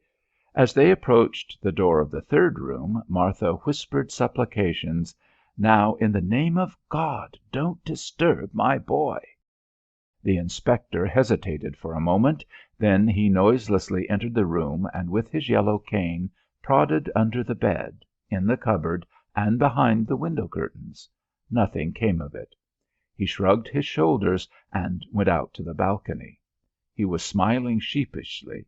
Evidently he knew that he had been beaten. "Very good, Señora," he said. "You are clever. Some day I shall be clever too." He shook his finger at her. He was threatening her, but he affected to be playful. "Then beware, beware." Martha replied blandly, "My late husband, el Capitan Señor Don Patricio de Castellan y Valladolid, was a cavalier of Spain, and if he was alive to-night he would now be cutting the ears from the heads of you and your miserable men who smell frightfully of cognac." "Por Dios!" muttered the inspector, as, followed by his band, he made his way down the spiral staircase. "It is a tongue, one vast tongue." At the street door they made ironical bows. They departed. They were angry men. Johnny came down when he heard Martha bolting the door behind the police. She brought back the lamp to the table in the patio and stood beside it, thinking. Johnny dropped into his old chair. The expression on the spy's face was curious. It pictured glee, anxiety, self-complacency. Above all, it pictured self-complacency. Martha said nothing. She was still by the lamp, musing. The long silence was suddenly broken by a tremendous guffaw from Johnny. "Did you ever see such a lot of fools?" He leaned his head far back and roared victorious merriment. Martha was almost dancing in her apprehension. "Hush! Be quiet, you little demon! Hush! Do me the favour to allow them to get to the corner before you bellow like a walrus. Be quiet!" The spy ceased his laughter and spoke in indignation. "Why?" he demanded. "Ain't I got a right to laugh?" "Not with a noise like a cow falling into a cucumber frame," she answered sharply. "Do me the favour." Then she seemed overwhelmed with a sense of the general hopelessness of Johnny's character. She began to wag her head. "Oh, but you are the boy for getting yourself into the tiger's cage without even so much as the thought of a pocket knife in your thick head. You would be a genius of the first water if you only had a little sense. And now you're here, what are you going to do?" He grinned at her. "I'm going to hold an inspection of the land and sea defences of the city of Havana." Martha's spectacles dropped low on her nose, and looking over the rims of them in grave meditation, she said, "If you can't put up with codfish salad, you had better make short work of your inspection of the land and sea defences of the city of Havana. You are likely to starve in the meantime. A man who is particular about his food has come to the wrong town if he is in Havana now." "No, but," asked Johnny seriously, "haven't you any bread?" "Bread?" "Well, coffee then? Coffee alone will do." "Coffee?" Johnny arose deliberately and took his hat. Martha eyed him. "And where do you think you are going?" she asked cuttingly. Still deliberate, Johnny moved in the direction of the street door. "I'm going where I can get something to eat." Martha sank into a chair with a moan which was a finished opinion, almost a definition, of Johnny's behaviour in life. "And where will you go?" she asked faintly. "Oh, I don't know," he rejoined. "Some café. Guess I'll go to the Café Aguacate. They feed you well there, I remember." "You remember. They remember. They know you as well as if you were the sign over the door." "Oh, they won't give me away," said Johnny with stalwart confidence. "Give you away? Give you away?" stammered Martha. The spy made no answer, but went to the door, unbarred it, and passed into the street. Martha caught her breath and ran after him, and came face to face with him as he turned to shut the door. "Johnny, if you come back, bring a loaf of bread. I'm dying for one good honest bite in a slice of bread." She heard his peculiar, derisive laugh as she bolted the door. She returned to her chair in the patio. "Well, there," she said with affection, admiration, and contempt, "there he goes, the most hard-headed little ignoramus in 20 nations. What does he care? Nothing. And why is it? Pure bred in the bone ignorance. Just because he can't stand codfish salad he goes out to a café. A café where they know him as if they had made him. Well, I won't see him again, probably, but if he comes back, I hope he brings some bread. I'm near dead for it." II. Johnny strolled carelessly through dark, narrow streets. Near every corner were 2 orden publicos, a kind of soldier police, quiet in the shadow of some doorway, their Remingtons ready, their eyes shining. Johnny walked past as if he owned them, and their eyes followed him with a sort of lazy mechanical suspicion which was militant in none of its moods. Johnny was suffering from a desire to be splendidly imprudent. He wanted to make the situation gasp and thrill and tremble. From time to time he tried to conceive the idea of his being caught, but to save his eyes he could not imagine it. Such an event was impossible to his peculiar breed of fatalism, which could not have conceded death until he had mouldered 7 years. He arrived at the Café Aguacate and found it much changed. The thick wooden shutters were up to keep light from shining into the street. Inside there were only a few Spanish officers. Johnny walked to the private rooms at the rear. He found an empty one and pressed the electric button. When he had passed through the main part of the café, no one had noted him. The first to recognize him was the waiter who answered the bell. This worthy man turned to stone before the presence of Johnny. "Buenas noches, Francisco," said the spy, enjoying himself. "I have hunger. Bring me bread, butter, eggs, and coffee." There was a silence. The waiter did not move. Johnny smiled casually at him. The man's throat moved. Then, like one suddenly re-endowed with life, he bolted from the room. After a long time he returned with the proprietor of the place.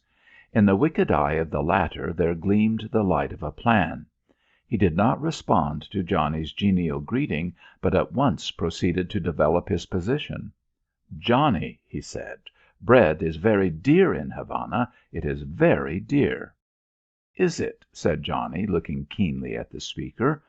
He understood at once that here was some sort of an attack upon him.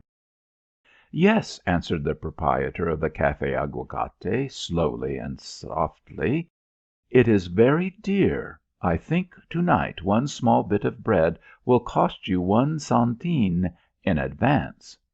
A centene approximates $5 in gold. The spy's face did not change. He appeared to reflect. "And how much for the butter?" he asked at last. The proprietor gestured. "There is no butter. Do you think we can have everything with those Yankee pigs sitting out there on their ships?" "And how much for the coffee?" asked Johnny musingly. Again the 2 men surveyed each other during a period of silence. Then the proprietor said gently, "I think your coffee will cost you about 2 centenes." "And the eggs?" "Eggs are very dear. I think eggs would cost you about 3 centenes for each one." The new looked at the old. The North Atlantic looked at the Mediterranean. The wooden nutmeg looked at the olive. Johnny slowly took 6 centenes from his pocket and laid them on the table. That's for bread, coffee, and 1 egg. I don't think I could eat more than 1 egg tonight. I'm not so hungry as I was." The proprietor held a perpendicular finger and tapped the table with it. "Oh, Senor," he said politely, "I think you would like 2 eggs." Johnny saw the finger. He understood it. "Yes," he drawled, "I would like 2 eggs." He placed 3 more centenes on the table. "And a little thing for the waiter? I am sure his services will be excellent, invaluable." "Yes, for the waiter." Another centene was laid on the table. The proprietor bowed and preceded the waiter out of the room. There was a mirror on the wall, and, springing to his feet, the spy thrust his face close to the honest glass. "Well, I'm damned!" he ejaculated. "Is this me? Or is this the Honorable D. Hayseed Whiskers of Kansas? Who am I, anyhow? $5 in gold! Say, these people are clever. They know their business, they do. Bread, coffee, and 2 eggs, and not even sure of getting it. $50. Never mind. Wait until the war is over. $50 gold." He sat for a long time. Nothing happened. He said at last, "that's the game." As the front door of the café closed upon him, he heard the proprietor and one of the waiters burst into derisive laughter. Martha was waiting for him. "And here you are, safe back," she said with delight as she let him enter. "And did you bring the bread? Did you bring the bread?" But she saw that he was raging like a lunatic. His face was red and swollen with temper. His eyes shot forth gleams. Presently he stood before her in the patio where the light fell on him. "Don't speak to me!" he choked out, waving his arms. "Don't speak to me! Damn your bread! I went to the Café Aguacate. Oh, yes, I went there. Of course I did. And do you know what they did to me? No. Oh, they didn't do anything to me at all. Not a thing. $50. 10 gold pieces." "May the saints guard us!" cried Martha. "And what was that for?" "Because they wanted them more than I did," snarled Johnny. "Don't you see the game? I go into the Café Aguacate. The owner of the place says to himself, 'Hello! Here's that Yankee what they call Johnny. He's got no right here in Havana. Guess I'll peach on him to the police. They'll put him in Cabanas as a spy.' Then he does a little more thinking, and finally he says, 'No, I guess I won't peach on him just this minute. First I'll take a small flyer myself.' So in he comes and looks me right in the eye and says, 'Excuse me, but it will be a centene for the bread, a centene for the coffee, and eggs are at 3 centenes each. Besides, there will be a small matter of another gold piece for the waiter.' I think this over. I think it over hard. He's clever, anyhow. When this cruel war is over I'll be after him. I'm a nice secret agent of the United States government, I am. I am here to be too clever for all the Spanish police, and the first thing I do is get buncoed by a rotten little thimble rigger in a café. Oh, yes, I'm all right." "May the saints guard us!" cried Martha again. "I'm old enough to be your mother, or maybe your grandmother, and I've seen a lot, but it's many a year since I laid eyes on such a ignorant, wrong-headed little red Indian as ye are. Why didn't ye take my advice and stay here at the house with decency and comfort? But he must be all for doing everything high and mighty. The Café Aguacate, if you please. No plain food for his Highness. He turns up his nose at codfish salad. Thunder and lightnin'! Are you going to ram that thing down my throat every 2 minutes, are you?" And in truth she could see that one more reference to that illustrious viand would break the back of Johnny's gentle disposition as one breaks a twig on the knee. She shifted with Celtic ease. "Did you bring the bread?" she asked. He gazed at her for a moment and suddenly laughed. I forgot to mention," he informed her impressively, "that they did not take the trouble to give me either the bread, the coffee, or the eggs." "The powers!" cried Martha. "But it's all right. I stopped at a shop." From his pockets he brought a small loaf, some kind of German sausage, and a flask of Jamaica rum. About all I could get, and they didn't want to sell them either. They expect presently they can exchange a box of sardines for a grand piano. "We are not blockaded by the Yankee warships. We are blockaded by our grocers," said Martha, quoting the epidemic Havana saying. But she did not delay long from the little loaf. She cut a slice from it and sat eagerly munching. Johnny seemed more interested in the Jamaica rum. He looked up from his second glass, however, because he heard a peculiar sound. The old woman was weeping. "What's this?" he demanded in distress, but with the manner of a man who thinks gruffness is the only thing that will make people feel better and cease. "What's this, anyhow? What are you crying for?" "It's the bread," sobbed Martha. "It's the bread." "Huh? What's the matter with it?" "It's so good, so good." The rain of tears did not prevent her from continuing her unusual report. "Oh, it's so good! This is the first in weeks. I didn't know bread could be so like heaven." "Here," said Johnny seriously, "take a little mouthful of this rum. It will do you good." "No, I only want the bread." "Well, take the bread, too. There you are. Now you feel better. By Jove! When I think of that Café Aguacate man! $50 gold! And then not to get anything either. Say, after the war I'm going there, and I'm just going to raze that place to the ground. You see, I'll make him think he can charge me $15 for an egg, and then not give me the egg." 3. Johnny's subsequent activity in Havana could truthfully be related in part to a certain temporary price of eggs. It is interesting to note how close that famous event got to his eye, so that, according to the law of perspective, it was as big as the Capitol of Washington, where centers the spirit of his nation. Around him he felt a similar and ferocious expression of life which informed him too plainly that if he was caught he was doomed. Neither the garrison nor the citizens of Havana would tolerate any nonsense in regard to him if he was caught. He would have the steel screw against his neck in short order, and what was the main thing to bear him up against the desire to run away before his work was done? A certain temporary price of eggs? It not only hid the Capitol of Washington, it obscured the dangers in Havana. Something was learned of the Santa Clara battery, because one morning an old lady in black accompanied by a young man, evidently her son, visited a house which was to rent on the height in rear of the battery.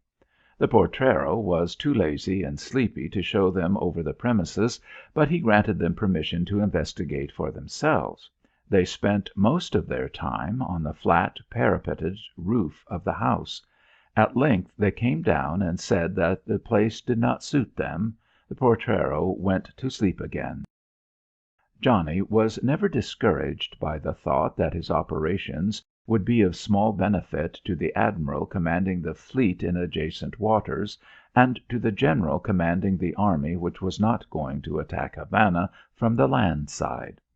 At that time it was all the world's opinion that the army from Tampa would presently appear on the Cuban beach at some convenient point to the east or west of Havana. It turned out, of course, that the condition of the defenses of Havana was of not the slightest military importance to the United States, since the city was never attacked, either by land or sea. But Johnny could not foresee this. He continued to take his fancy risk, continued his majestic lie, with satisfaction, sometimes with delight, and with pride. and in the psychologic distance was old Martha dancing with fear and shouting, "Oh, Johnny, me son, what a born fool ye are!" Sometimes she would address him thus, "And when ye learn all this, how are you going to get out with it?" She was contemptuous. He would reply, as serious as a Cossack in his fatalism, "Oh, I'll get out some way." His manoeuvres in the vicinity of Reja and Guanabacoa were of a brilliant character. He haunted the sunny, long grass in the manner of a jack rabbit. Sometimes he slept under a palm, dreaming of the American advance fighting its way along the military road to the foot of Spanish defences. Even when awake he often dreamed it, and thought of the all-day crash and hot roar of an assault. Without consulting Washington, he had decided that Havana should be attacked from the southeast. An advance from the west would be contested right up to the bar of the Hotel Inglaterra. But when the first ridge of the southeast would be taken, the whole city with most of its defences would lie under the American siege guns. And the approach to this position was as reasonable as any approach toward the muzzles of magazine rifles. Johnny viewed the grassy fields always as a prospective battle-ground, and one can see him lying there, filling the landscape with visions of slow-crawling black infantry columns, galloping batteries of artillery, streaks of faint blue smoke marking the modern firing lines, clouds of dust, a vision of 10,000 tragedies. And his ears heard the noises. But he was no idle shepherd boy, with a head haunted by sombre and glorious fancies. On the contrary, he was much occupied with practical matters. Some months after the close of the war he asked me, "Were you ever fired at from very near?" I explained some experiences which I had stupidly esteemed as having been rather near. "But did you ever have 'em fire a volley on you from close, very close, say 30 feet?" Highly scandalized, I answered, "No. In that case I would not be the crowning feature of the Smithsonian Institute." "Well," he said, "it's a funny effect. You feel as every hair on your head had been snatched out by the roots." Questioned further, he said, "I walked right up on a Spanish outpost at daybreak once, and about 20 men let go at me. Thought I was a Cuban army, I suppose." "What did you do?" "I run." "Did they hit you at all?" "Nah." It had been arranged that some light ship of the squadron should rendezvous with him at a certain lonely spot on the coast on a certain day and hour, and pick him up. He was to wave something white. His shirt was not white, but he waved it whenever he could see the signal tops of a warship. It was a very tattered banner. After a 10-mile scramble through almost pathless thickets, he had very little on him which respectable men would call a shirt, and the less one says about his trousers the better. This naked savage, then, walked all day up and down a small bit of beach waving a brown rag. At night he slept in the sand. At full daybreak he began to wave his rag. At noon he was waving his rag. At nightfall he donned his rag and strove to think of it as a shirt. Thus passed 2 days, and nothing had happened. Then he retraced a 25-mile way to the house of old Martha. At first she took him to be one of Havana's terrible beggars, and cried, "And do you come here for alms? Look out that I do not beg of you." The one unchanged thing was his laugh of pure mockery. When she heard it, she dragged him through the door.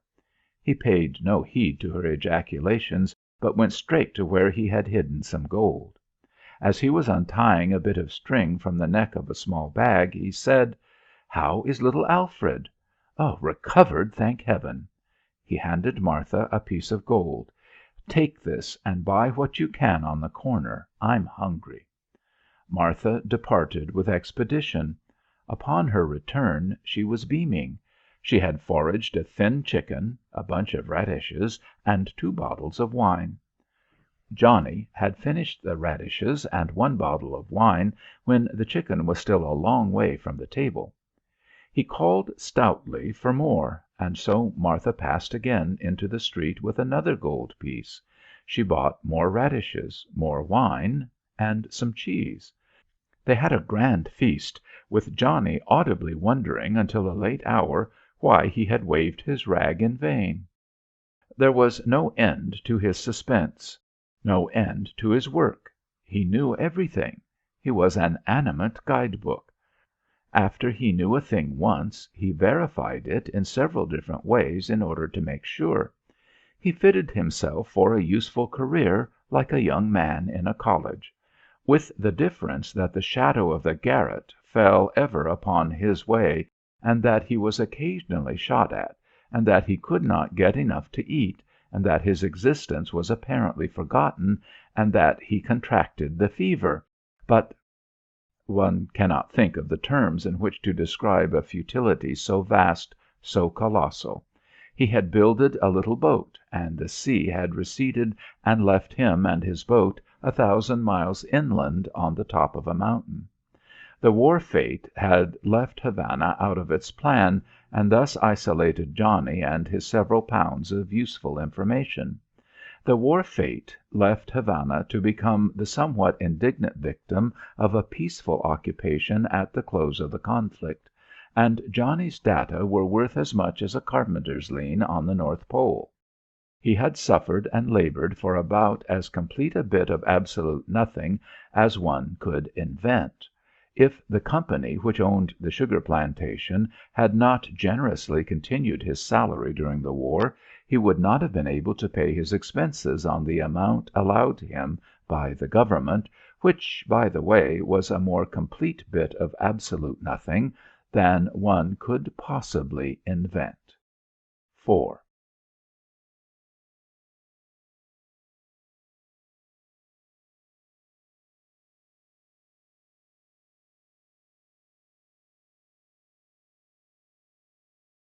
I met Johnny in Havana in October, 1898. If I remember rightly, the U.S.S. Resolute and the U.S.S. Scorpion were in the harbor, but beyond these two terrible engines of destruction there were not as yet any of the more stern signs of the American success. Many Americans were to be seen in the streets of Havana, where they were not in any way molested. Among them was Johnny in white duck and a straw hat, cool, complacent, and with eyes rather more steady than ever. I addressed him upon the subject of his supreme failure, but I could not perturb his philosophy. In reply he simply asked me to dinner. "Come to the Café Aguacate at 7:30 to-night," he said. "I haven't been there in a long time. We shall see if they cook as well as ever." I turned up promptly and found Johnny in a private room smoking a cigar in the presence of a waiter who was blue in the gills. "I've ordered the dinner," he said cheerfully. "Now I want to see if you won't be surprised how well they can do here in Havana." I was surprised. I was dumbfounded. Rarely in the history of the world have two rational men sat down to such a dinner. It must have taxed the ability and endurance of the entire working force of the establishment to provide it. The variety of dishes was of course related to the markets of Havana, but the abundance and general profligacy was related only to Johnny's imagination. Neither of us had an appetite. Our fancies fled in confusion before this puzzling luxury. I looked at Johnny as if he were a native of Tibet. I had thought him to be a most simple man, and here I found him revelling in food like a fat old senator of Rome's decadence. And if the dinner itself put me to open-eyed amazement, the names of the wines finished everything. Apparently Johnny had had but one standard, and that was the cost. If a wine had been very expensive, he had ordered it. I began to think him probably a maniac. At any rate, I was sure that we were both fools. Seeing my fixed stare, he spoke with affected languor. I wish peacock's brains and melted pearls were to be had here in Havana. We'd have 'em." Then he grinned. As a mere skirmisher, I said, "In New York we think we dine well. But really this, well, Havana—" Johnny waved his hand pompously. "Oh, I know." Directly after coffee, Johnny excused himself for a moment and left the room. When he returned he said briskly, "Well, are you ready to go?" As soon as we were in a cab and safely out of hearing of the Café Aguacate, Johnny lay back and laughed long and joyously. But I was very serious. "Look here, Johnny," I said to him solemnly, "when you invite me to dine with you, don't you ever do that again. And I'll tell you one thing. When you dine with me, you will probably get the ordinary table d'hôte." I was an older man. "Oh, that's all right," he cried, and then he, too, grew serious. "Well, as far as I am concerned, he said, "the war is now over." War memories. "But to get the real thing," cried Vernall, the war correspondent, "it seems impossible. It is because war is neither magnificent nor squalid. It is simply life, and an expression of life can always evade us. We can never tell life, one to another, although sometimes we think we can." When I climbed aboard the dispatch boat at Key West, the mate told me irritably that as soon as we crossed the bar we would find ourselves monkey climbing over heavy seas. It wasn't my fault, but he seemed to insinuate that it was all a result of my incapacity. There were 4 correspondents in the party. The leader of us came aboard with a huge bunch of bananas, which he hung like a chandelier in the center of the tiny cabin. We made acquaintance over, around, and under this bunch of bananas, which really occupied the cabin as a soldier occupies a sentry box. But the bunch did not become really aggressive until we were well at sea. Then it began to spar. With the first roll of the ship it launched its honest pounds at McGurty and knocked him wildly through the door to the deck rail, where he hung, cursing hysterically. Without a moment's pause it made for me. I flung myself head first into my bunk and watched the demon sweep Brownlow into a corner and wedge his knee behind a sea chest. Carrie gave a shrill cry and fled. The bunch of bananas swung to and fro, silent, determined, ferocious, looking for more men. It had cleared a space for itself. My comrades looked in at the door, calling upon me to grab the thing and hold it. I pointed out to them the security and comfort of my position. They were angry. Finally the mate came and lashed the thing so that it could not prowl about the cabin and assault innocent war correspondents. You see?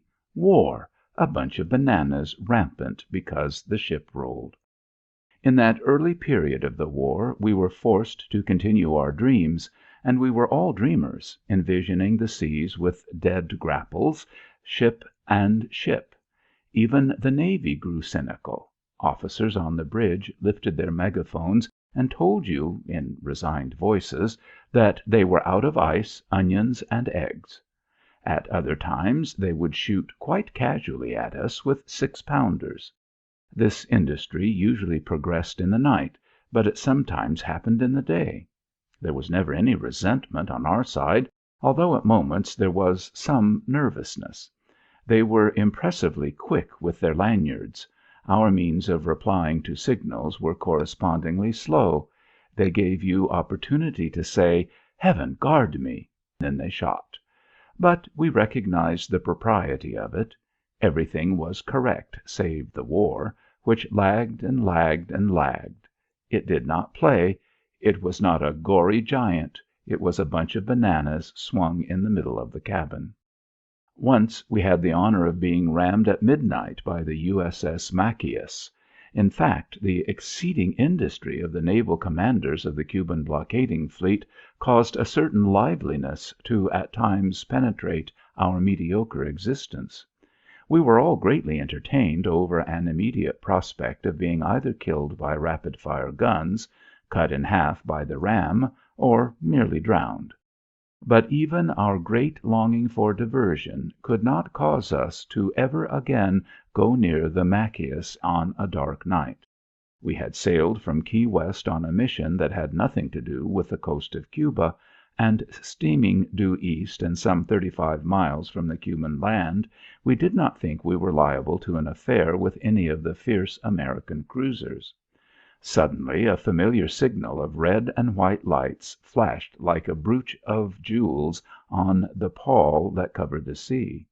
It was far away and tiny, but we knew all about it. It was the electric question of an American warship, and it demanded a swift answer in kind. The man behind the gun. What about the man in front of the gun?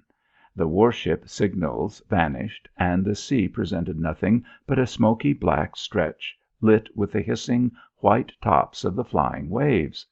A thin line of flame swept from a gun. Thereafter followed one of those silences which had become so peculiarly instructive to the blockade runner. Somewhere in the darkness we knew that a slate-colored cruiser, red below the water line and with a gold scroll on her bows, was flying over the waves toward us, while upon the dark decks the men stood at general quarters in silence about the long thin guns, and it was the law of life and death that we should make true answer in about the 12th part of a second. Now I shall with regret disclose a certain dreadful secret of the dispatch boat service. Our signals, far from being electric, were two lanterns which we kept in a tub and covered with a tarpaulin. The tub was placed just forward of the pilot house, and when we were accosted at night it was everybody's duty to scramble wildly for the tub and grab out the lanterns and wave them. It amounted to a slowness of speech. I remember a story of an army sentry who, upon hearing a noise in his front one dark night, called his usual sharp query, "Halt! Who's there? Halt, or I'll fire!" and getting no immediate response, he fired even as he had said, killing a man with a hare lip who unfortunately could not arrange his vocal machinery to reply in season. We were something like a boat with a hare lip, and sometimes it was very trying to the nerves. The pause was long. Then a voice spoke from the sea through a megaphone. It was faint but clear. "What ship is that?" No one hesitated over his answer in cases of this kind. Everybody was desirous of imparting fullest information. There was another pause. Then out of the darkness flew an American cruiser, silent as death, handled as ferociously as if the devil commanded her. Again the little voice hailed from the bridge, "What ship is that?" Evidently the reply to the first hail had been misunderstood or not heard. This time the voice rang with menace, menace of immediate and certain destruction, and the last word was intoned savagely and strangely across the windy darkness, as if the officer would explain that the cruiser was after either fools or the common enemy. The yells in return did not stop her. She was hurling herself forward to ram us amidships, and the people on the little Three Friends looked at a tall, swooping bow, and it was keener than any knife that has ever been made. As the cruiser lunged, every man imagined the gallant and famous but frail Three Friends cut into two parts as neatly as if she had been cheese. But there was a sheer, and a hard sheer, to starboard, and down upon our quarter swung a monstrous thing larger than any ship in the world, the U.S.S. Machias. She had a freeboard of about 300 feet, and the top of her funnel was out of sight in the clouds like an Alp. I shouldn't wonder that at the top of that funnel there was a region of perpetual snow. And at a range which swiftly narrowed to nothing, every gun in her port battery swung deliberately into aim. It was closer, more deliciously intimate than a duel across a handkerchief.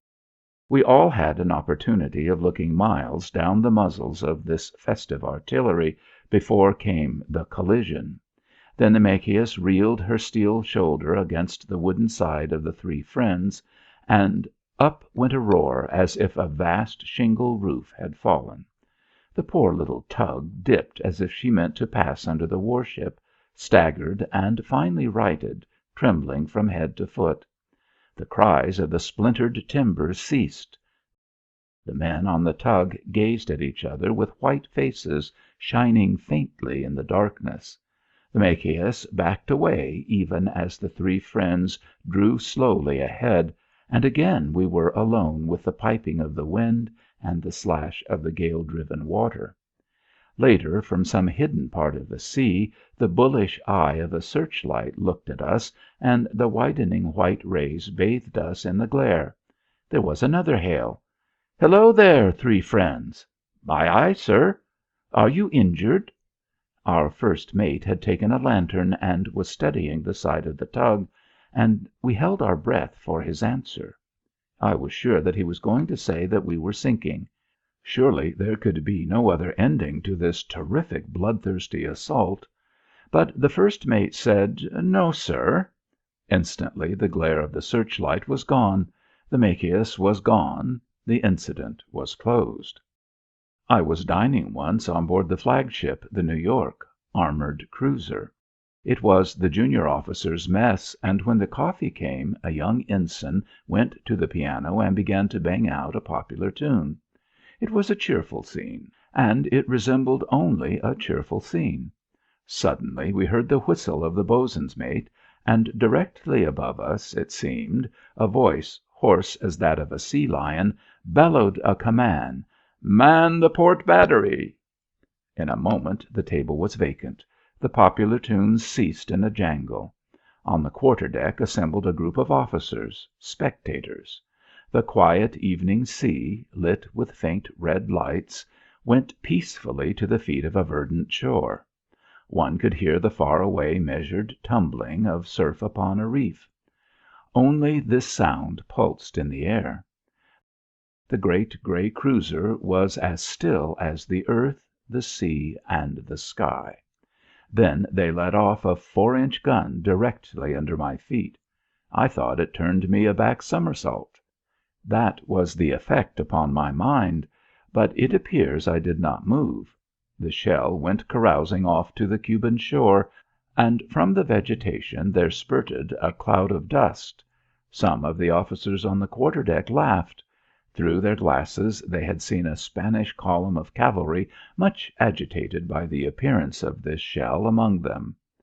As far as I was concerned, there was nothing but the spurt of dust from the side of a long-suffering island.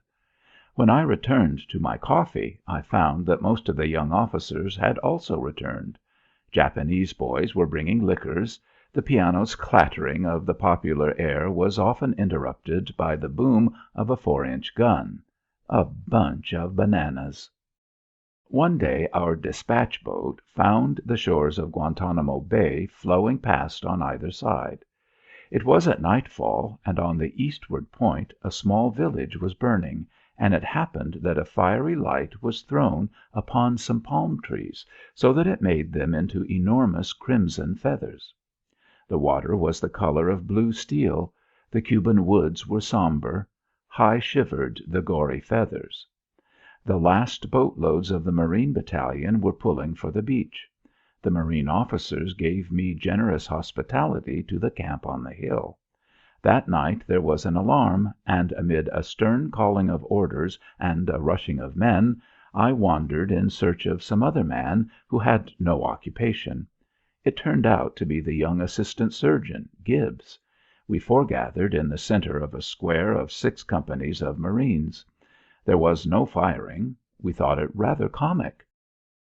The next night there was an alarm. There was some firing.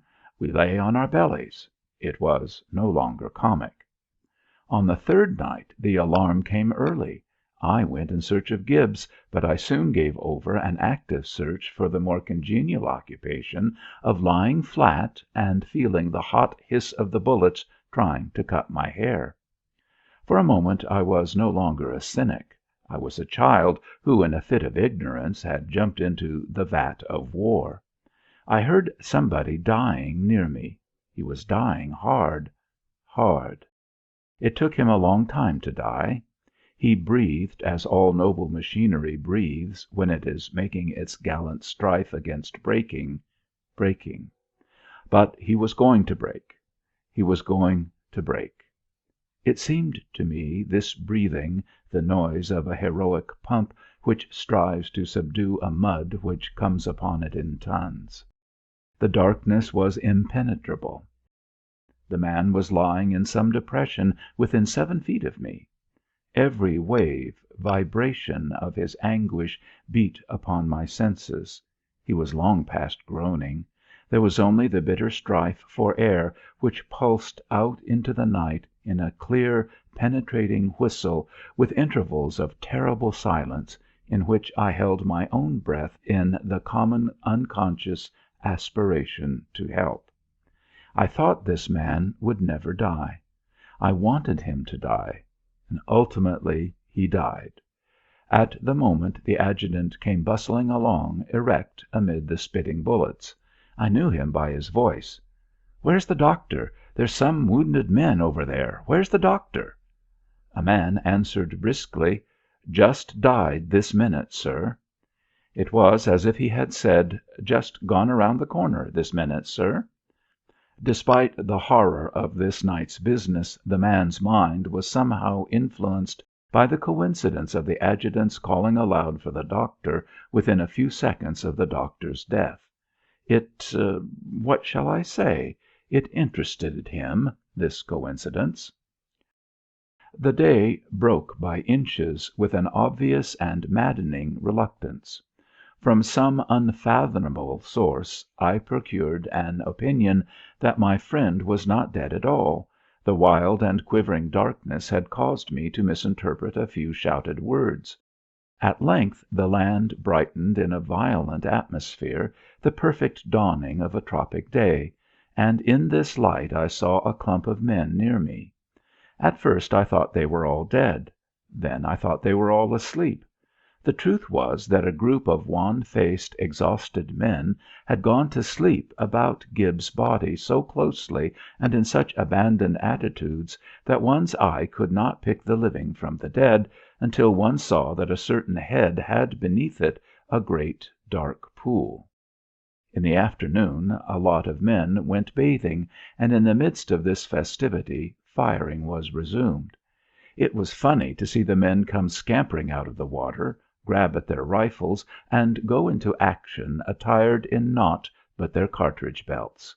The attack of the Spaniards had interrupted in some degree the services over the graves of Gibbs and some others.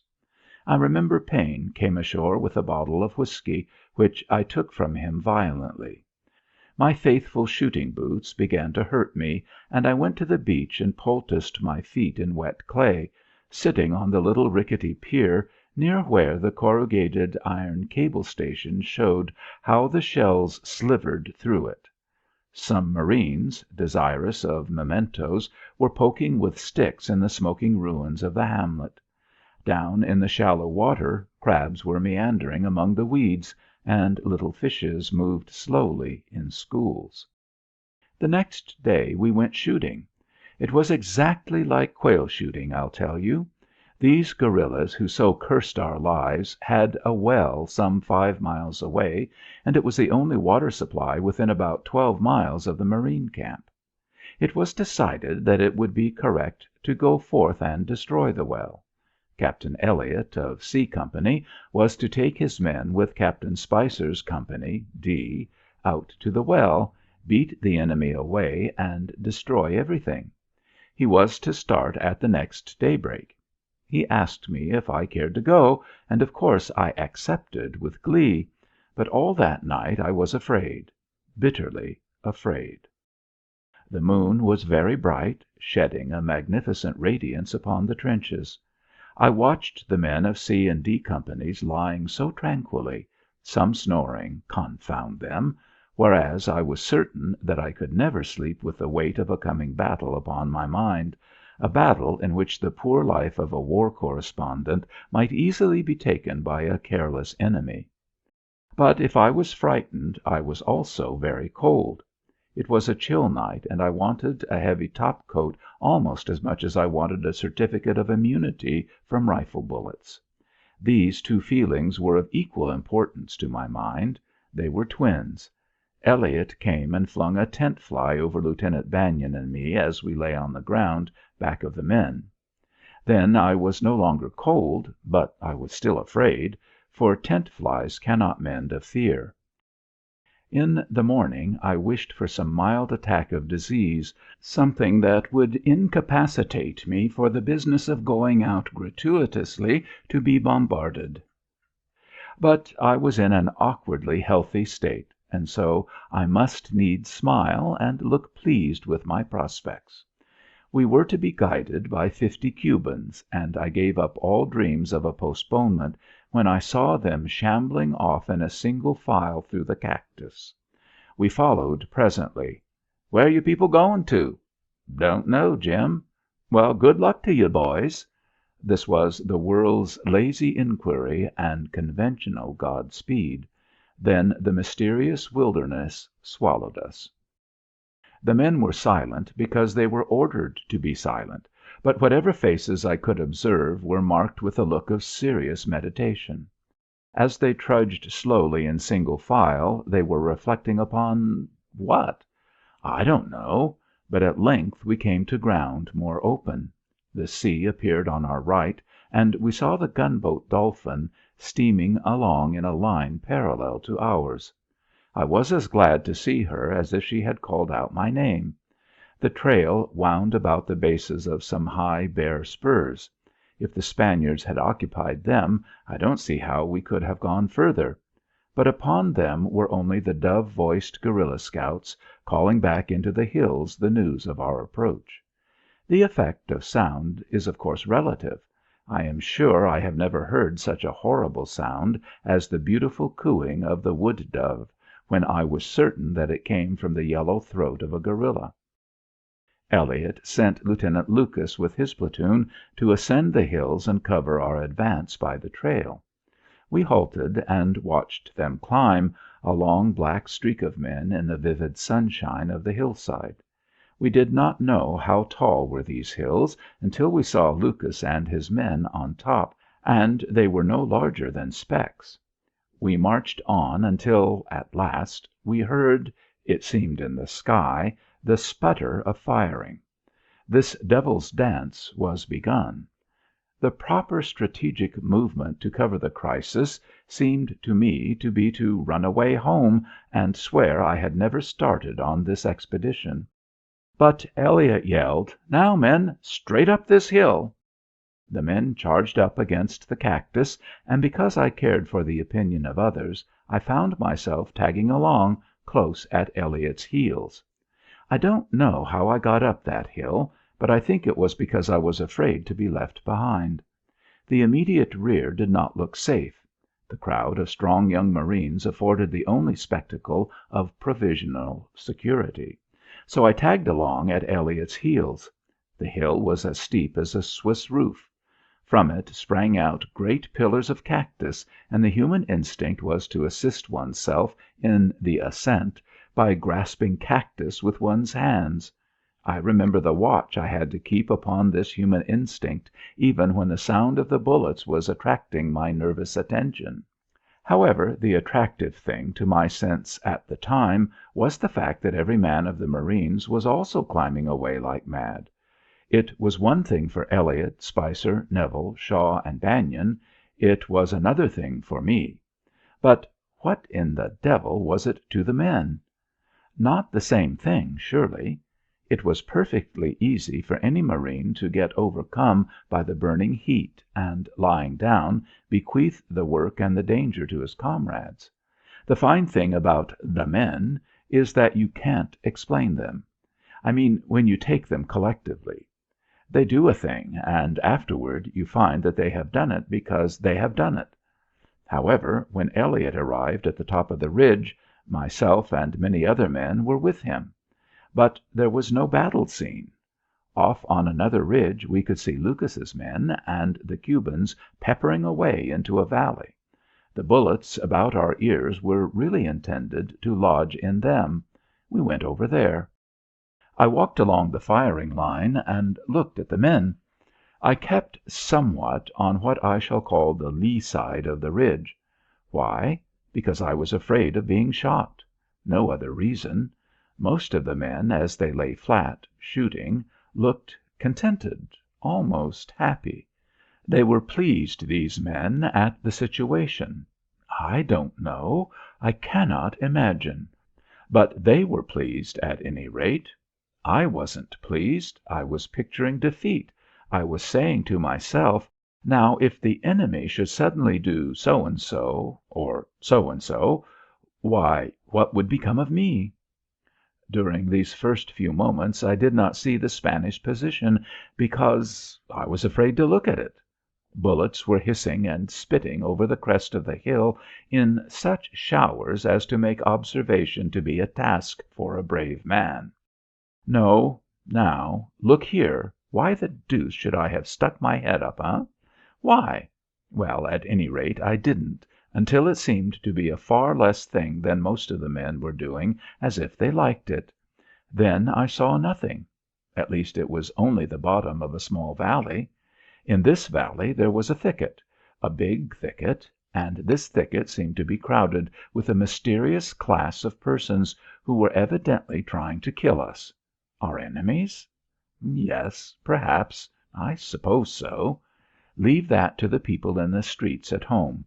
They know and cry against the public enemy, but when men go into actual battle, not one in 1,000 concerns himself with an animus against the men who face him. The great desire is to beat them whoever they are, as a matter, first, of personal safety, second, of personal glory. It is always safest to make the other chap quickly run away, and as he runs away one feels as one tries to hit him in the back and knock him sprawling that he must be a very good and sensible fellow. But these people apparently did not mean to run away. They clung to their thicket, and amid the roar of the firing one could sometimes hear their wild yells of insult and defiance. They were actually the most obstinate, headstrong, mulish people that you could ever imagine. The Dolphin was throwing shells into their immediate vicinity, and the fire from the Marines and Cubans was very rapid and heavy. But still those incomprehensible mortals remained in their thicket.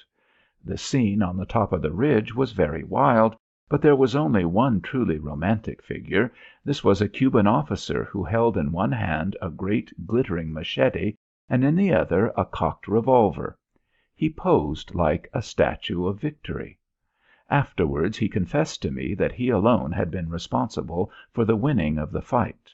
But outside of this splendid person it was simply a picture of men at work, men terribly hard at work, red-faced, sweating, gasping toilers. A Cuban negro soldier was shot through the heart, and one man took the body on his back and another took it by its feet and trundled away toward the rear, looking precisely like a wheelbarrow. A man in C Company was shot through the ankle, and he sat behind the line nursing his wound. Apparently he was pleased with it. It seemed to suit him. I don't know why. But beside him sat a comrade with a face drawn, solemn, and responsible, like that of a New England spinster at the bedside of a sick child.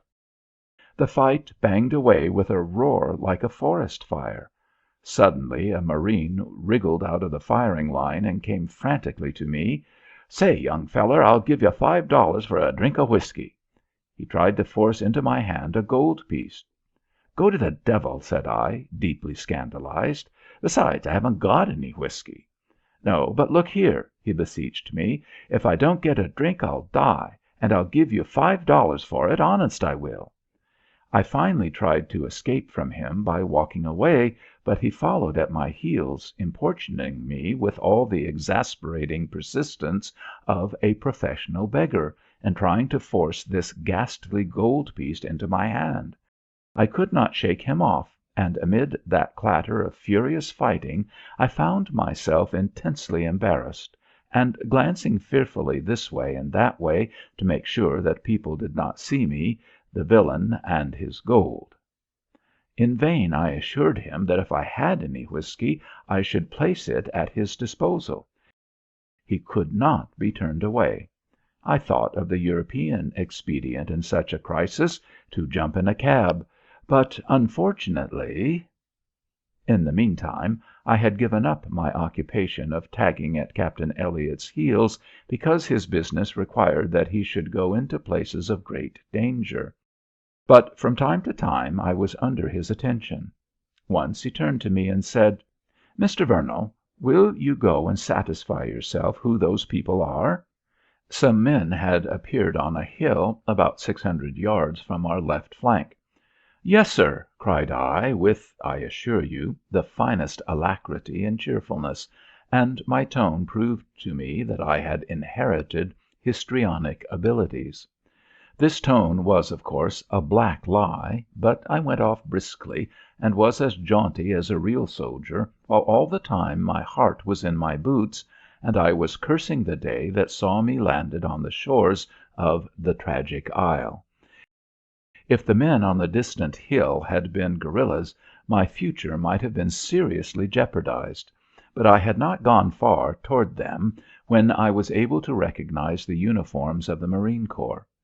Whereupon I scampered back to the firing line and with the same alacrity and cheerfulness reported my information.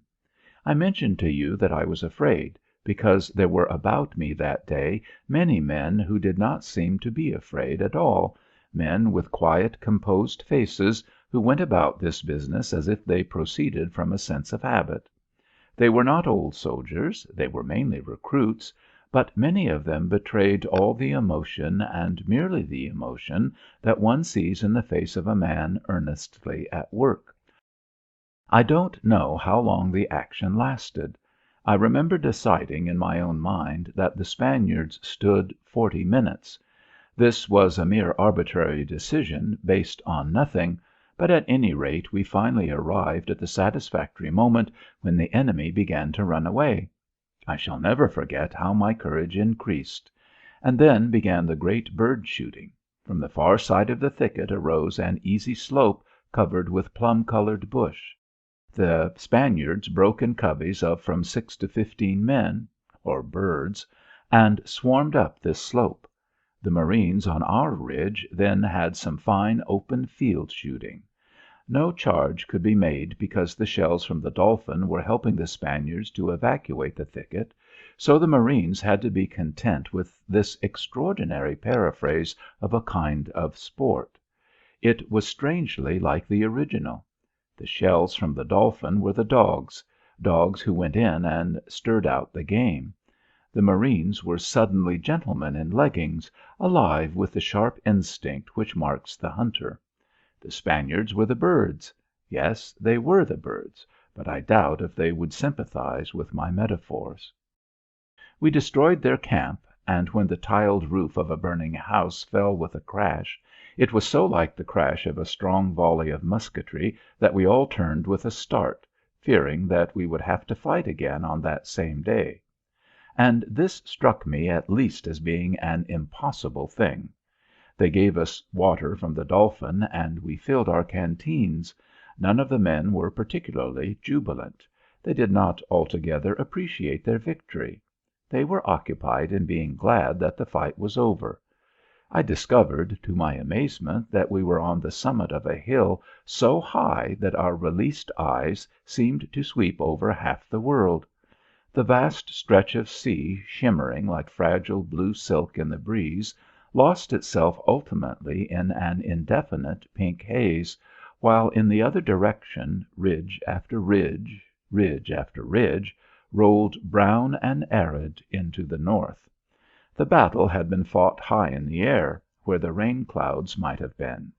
That is why everybody's face was the color of beetroot, and men lay on the ground and only swore feebly when the cactus spurs sank into them.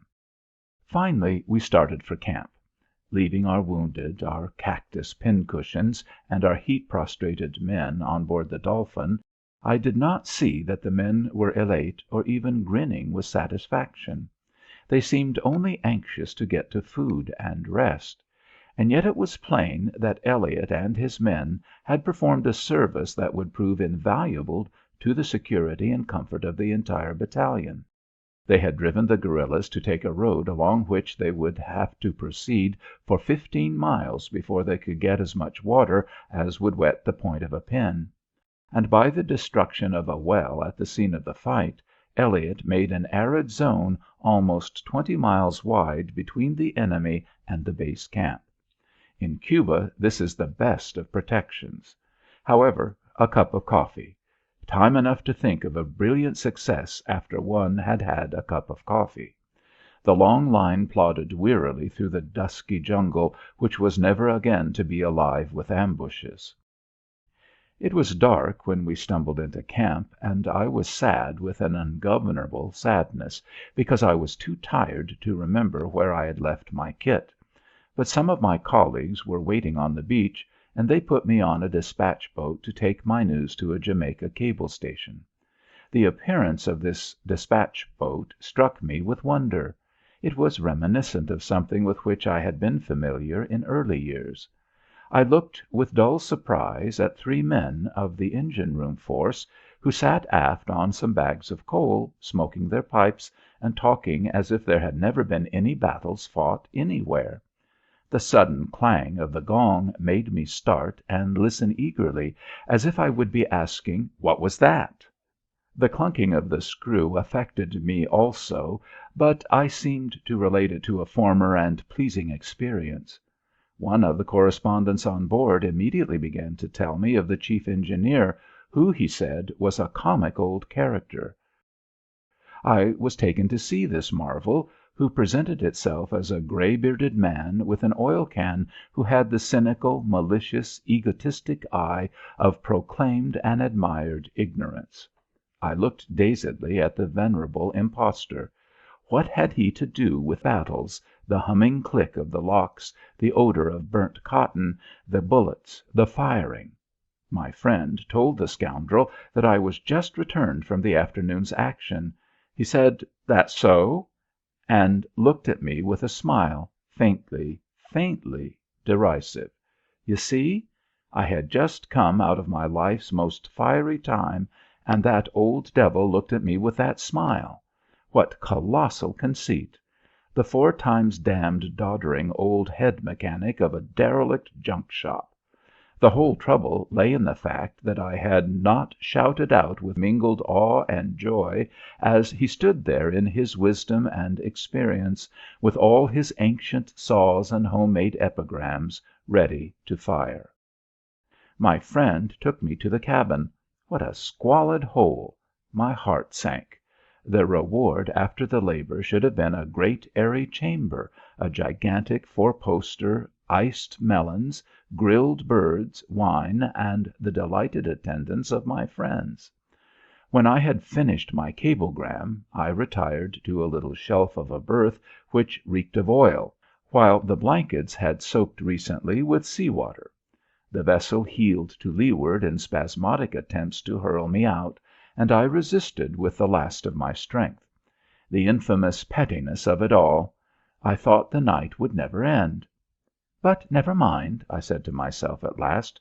To-morrow at Fort Antonio I shall have a great bath and fine raiment, and I shall dine grandly, and there will be lager beer on ice.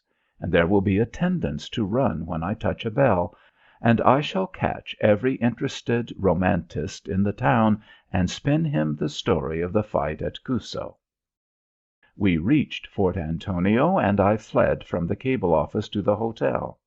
I procured the bath, and as I donned whatever fine raiment I had foraged, I recalled the boy and pompously told him of a dinner, a real dinner, with furbelows and complications, and yet with a basis of sincerity. He looked at me, calf-like, for a moment, and then he went away. After a long interval, the manager himself appeared and asked me some questions, which led me to see that he thought I had attempted to undermine and disintegrate the intellect of the boy by the elocution of Arabic incantations. Well, never mind. In the end, the manager of the hotel elicited from me that cry which during the war rang piteously from thousands of throats, that last grand cry of anguish and despair. "Well, then, in the name of God, can I have a cold bottle of beer?" Well, you see to what war brings men. War is death, and a plague of the lack of small things, and toil. Nor did I catch my sentimentalists and pour forth my tale to them, and thrill, appall, and fascinate them. However, they did feel an interest in me, for I heard a lady at the hotel ask, "Who is that chap in the very dirty jack boots?" So you see that whereas you can be very much frightened upon going into action, you can also be greatly annoyed after you have come out. Later I fell into the hands of one of my closest friends, and he mercilessly outlined a scheme for landing to the west of Santiago and getting through the Spanish lines to some place from which we could view the Spanish squadron lying in the harbor. There was rumor that the Vizcaya had escaped, he said, and it would be very nice to make sure of the truth. So we steamed to a point opposite a Cuban camp, which my friend knew, and flung 2 crop-tailed Jamaica polo ponies into the sea. We followed in a small boat and were met on the beach by a small Cuban detachment who immediately caught our ponies and saddled them for us. I suppose we felt rather godlike. We were almost the first Americans they had seen, and they looked at us with eyes of grateful affection. I don't suppose many men have the experience of being looked at with the eyes of grateful affection. They guide us to a Cuban camp where, in a little palm bark hut, a black-faced lieutenant colonel was lolling in a hammock. I couldn't understand what was said, but at any rate he must have ordered his half-naked orderly to make coffee, for it was done. It was a dark syrup in smoky tin cups, but it was better than the cold bottle of beer which I did not drink in Jamaica. The Cuban camp was an expeditious affair of saplings and palm bark tied with creepers. It could be burned to the ground in 15 minutes and in 10 reduplicated. The soldiers were in appearance an absolutely good-natured set of half-starved ragamuffins. Their breeches hung in threads about their black legs and their shirts were as nothing. They looked like a collection of real tropic savages at whom some philanthropist had flung a bundle of rags, and some of the rags had stuck here and there. But their condition was now a habit. I doubt if they knew they were half naked. Anyhow, they didn't care. No more they should. The weather was warm. This lieutenant colonel gave us an escort of 5 or 6 men, and we went up into the mountains, lying flat on our Jamaica ponies while they went like rats up and down extraordinary trails. In the evening we reached the camp of a major who commanded the outposts. It was high, high in the hills. The stars were as big as cocoanuts. We lay in borrowed hammocks and watched the firelight gleam blood red on the trees. I remember an utterly naked negro squatting, crimson, by the fire and cleaning an iron pot. Some voices were singing an Afric wail of forsaken love and death, and at dawn we were to try to steal through the Spanish lines. I was very, very sorry. In the cold dawn the situation was the same, but somehow courage seemed to be in the breaking day. I went off with the others quite cheerfully. We came to where the pickets stood behind bulwarks of stone in frameworks of saplings. They were peering across a narrow cloud-steeped gulch at a dull fire marking a Spanish post. There was some palaver, and then with 15 men we descended the side of this mountain, going down into the chill blue and gray clouds. We had left our horses with the Cuban pickets. We proceeded stealthily, for we were already within range of the Spanish pickets. At the bottom of the cañon it was still night. A brook, a regular salmon stream, brawled over the rocks. There were grassy banks and most delightful trees. The whole valley was a sylvan fragrance. But the guide waved his arm and scowled warningly, and in a moment we were off, threading thickets, climbing hills, crawling through fields on our hands and knees, sometimes sweeping like 17 phantoms across a Spanish road. I was in a dream, but I kept my eye on the guide, and halted to listen when he halted to listen, and ambled onward when he ambled onward. Sometimes he turned and pantomimed as ably and fiercely as a man being stung by 1,000 hornets. Then we knew that the situation was extremely delicate. We were now, of course, well inside the Spanish lines, and we ascended a great hill which overlooked the harbor of Santiago. There, tranquilly at anchor, lay the Oquendo, the Maria Teresa, the Cristobal Colon, the Vizcaya, the Pluton, the Furor. The bay was white in the sun, and the great black hull armoured cruisers were impressive in a dignity massive yet graceful. We did not know that they were all doomed ships, soon to go out to a swift death. My friend drew maps and things, while I devoted myself to complete rest, blinking lazily at the Spanish squadron. We did not know that we were the last Americans to view them alive and unhurt and at peace.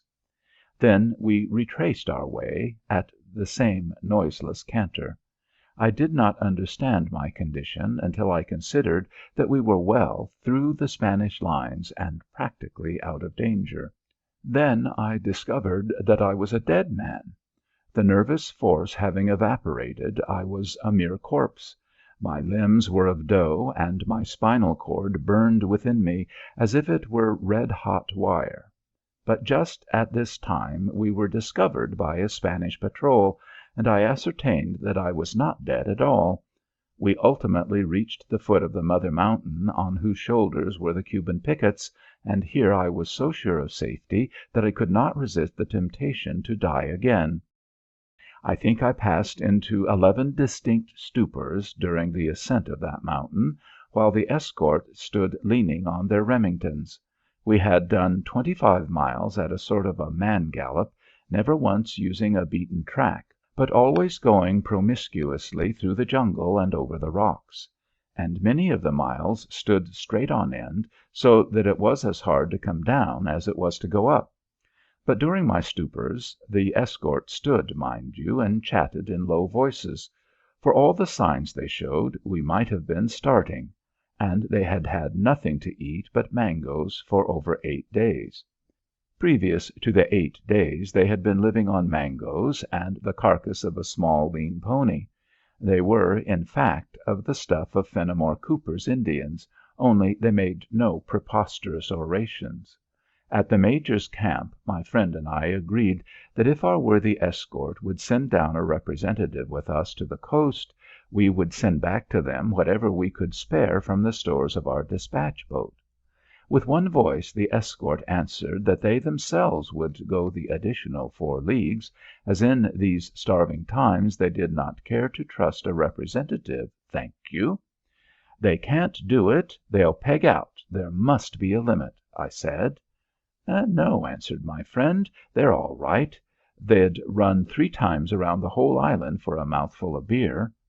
So we saddled up and put off with our 15 Cuban infantrymen wagging along tirelessly behind us. Sometimes, at the foot of a precipitous hill, a man asked permission to cling to my horse's tail, and then the Jamaican pony would snake him to the summit so swiftly that only his toes seemed to touch the rocks. And for this assistance the man was grateful. When we crowned the last great ridge, we saw our squadron to the eastward spread in its patient semicircular about the mouth of the harbor. But as we wound towards the beach, we saw a more dramatic thing, our own dispatch boat leaving the rendezvous and putting off to sea. Evidently we were late. Behind me were 15 stomachs empty. It was a frightful situation. My friend and I charged for the beach, and those 15 fools began to run. It was no use. The dispatch boat went gaily away, trailing black smoke behind her.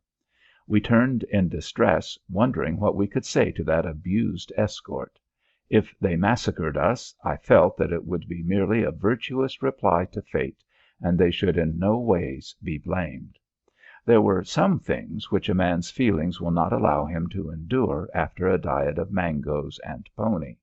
However, we perceived to our amazement that they were not indignant at all. They simply smiled and made a gesture which expressed an habitual pessimism. It was a philosophy which denied the existence of everything but mangoes and pony. It was the Americans who refused to be comforted. I made a deep vow with myself that I would come as soon as possible and play a regular Santa Claus to that splendid escort. But we put to sea in a dugout with two black boys.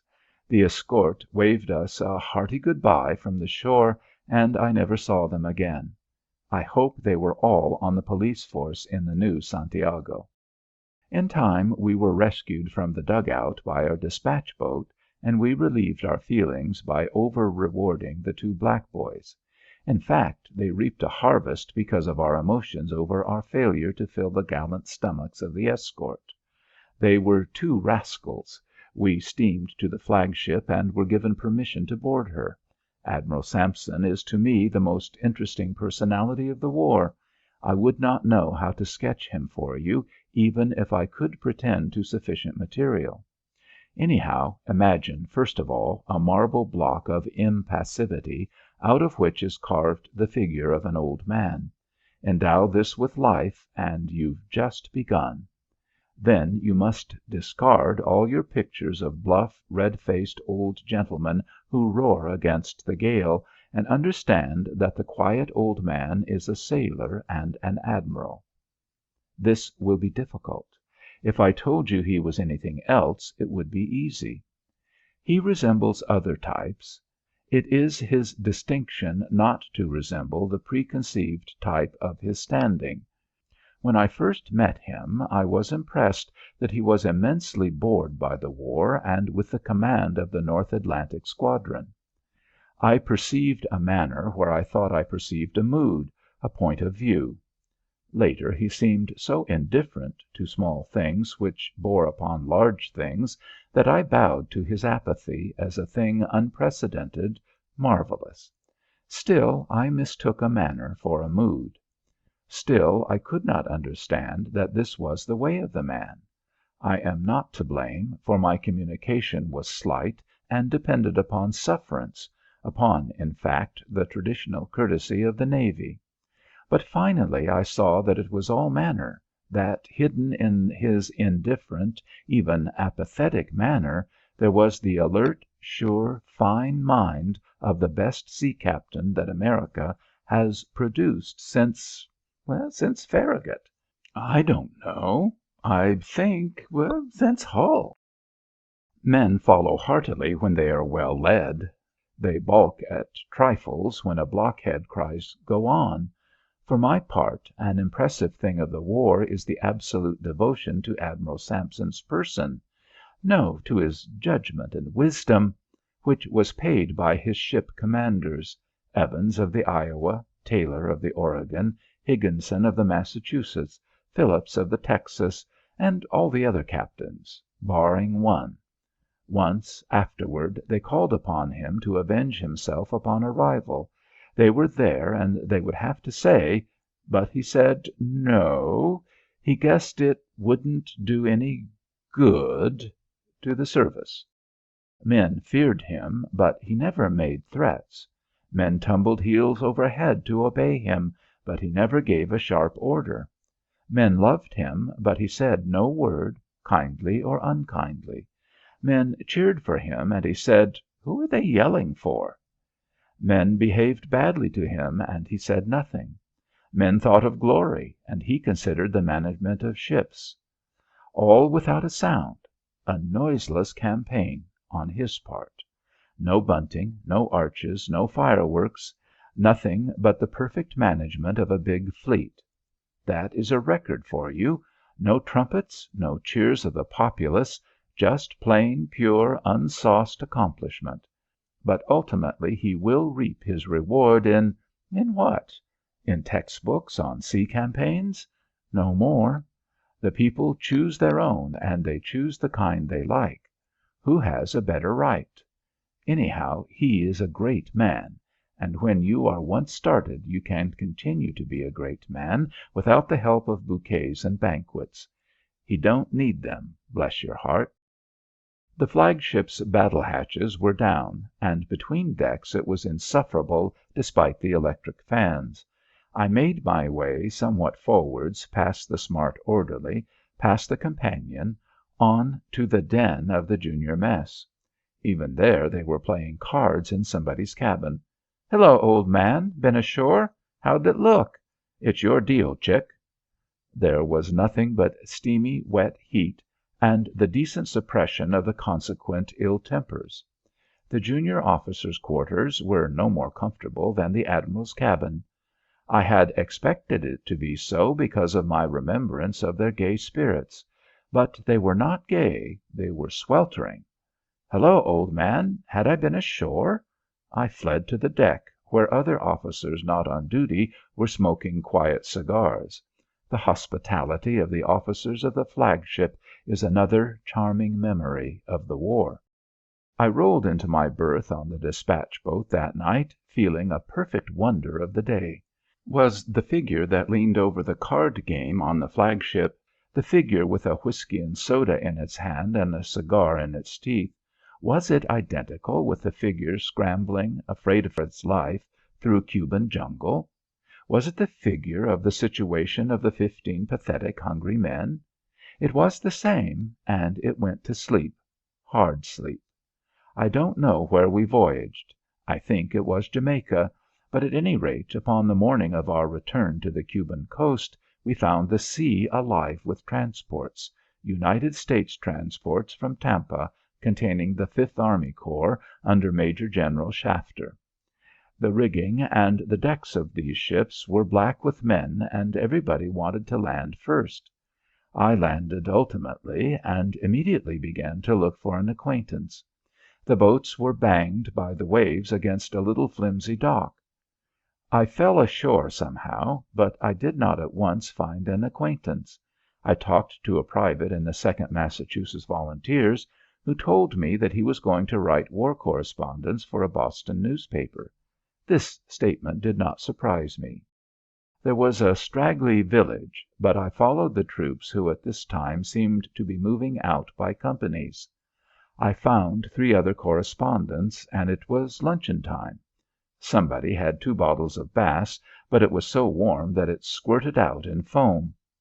There was no firing, no noise of any kind. An old shed was full of soldiers loafing pleasantly in the shade. It was a hot, dusty, sleepy afternoon. Bees hummed.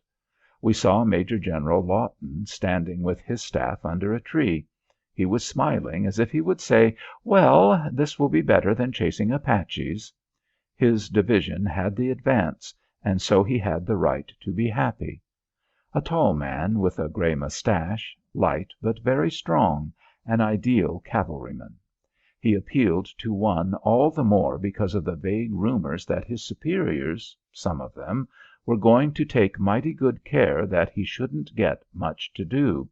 It was rather sickening to hear such talk, but later we knew that most of it must have been mere lies. Down by the landing place a band of correspondents were making a sort of permanent camp. They worked like Trojans, carrying wall tents, cots, and boxes of provisions. They asked me to join them, but I looked shrewdly at the sweat on their faces and backed away. The next day the army left this permanent camp 8 miles to the rear. The day became tedious. I was glad when evening came. I sat by a camp fire and listened to a soldier of the 8th Infantry, who told me that he was the first enlisted man to land. I lay pretending to appreciate him, but in fact I considered him a great shameless liar. Less than a month ago I learned that every word he said was gospel truth. I was much surprised. We went for breakfast to the camp of the 20th Infantry, where Captain Greene and his subaltern, Exton, gave us tomatoes stewed with hard bread and coffee.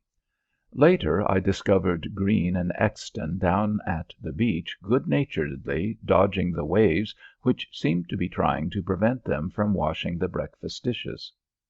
I felt tremendously ashamed because my cup and my plate were there, you know, and fate provides some men greased opportunities for making dizzy jackasses of themselves, and I fell a victim to my flurry on this occasion.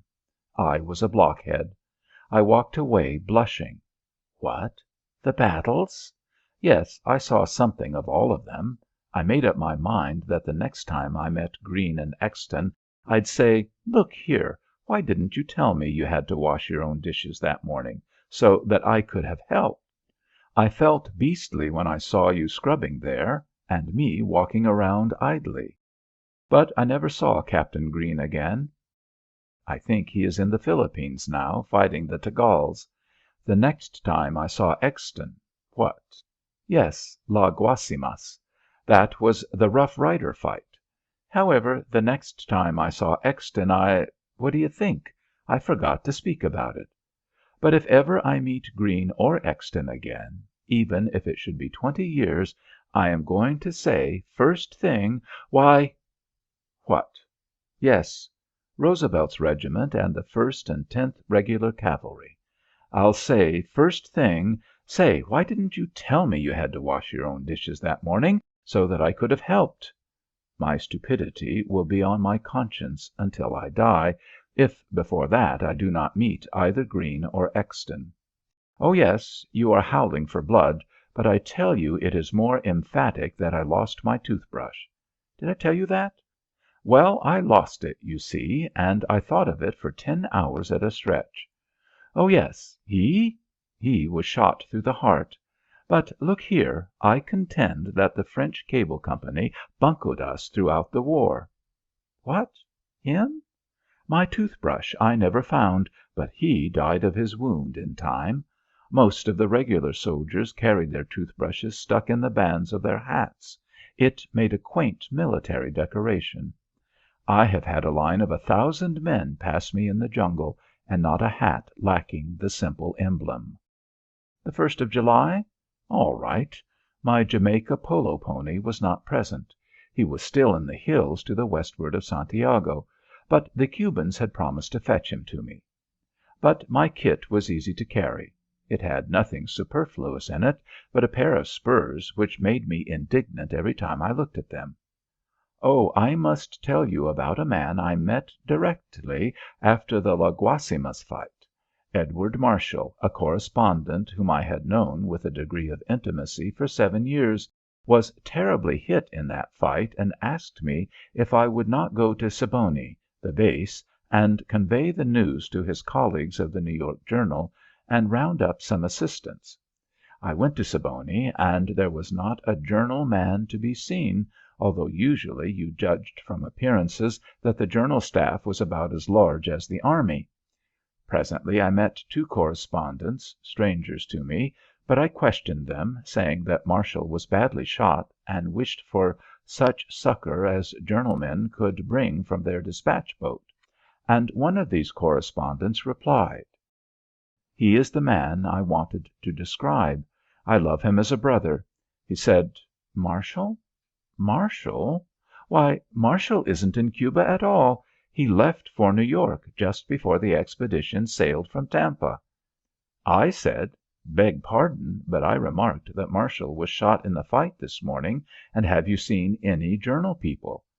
After a pause he said, "I am sure Marshall is not down here at all. He's in New York." I said, "Pardon me, but I remarked that Marshall was shot in the fight this morning, and have you seen any journal people?" He said, "No. Now look here, you must have gotten 2 chaps mixed somehow. Marshall isn't in Cuba at all. How could he be shot?" I said, "Pardon me, but I remarked that Marshall was shot in the fight this morning, and have you seen any journal people?" He said, "But it can't really be Marshall, you know, for the simple reason that he's not down here." I clasped my hands to my temples, gave one piercing cry to heaven, and fled from his presence. I couldn't go on with him. He excelled me at all points.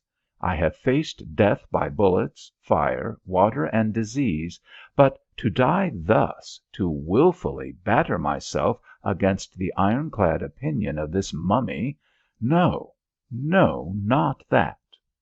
In the meantime, it was admitted that a correspondent was shot, be his name Marshall, Bismarck, or Louis XIV.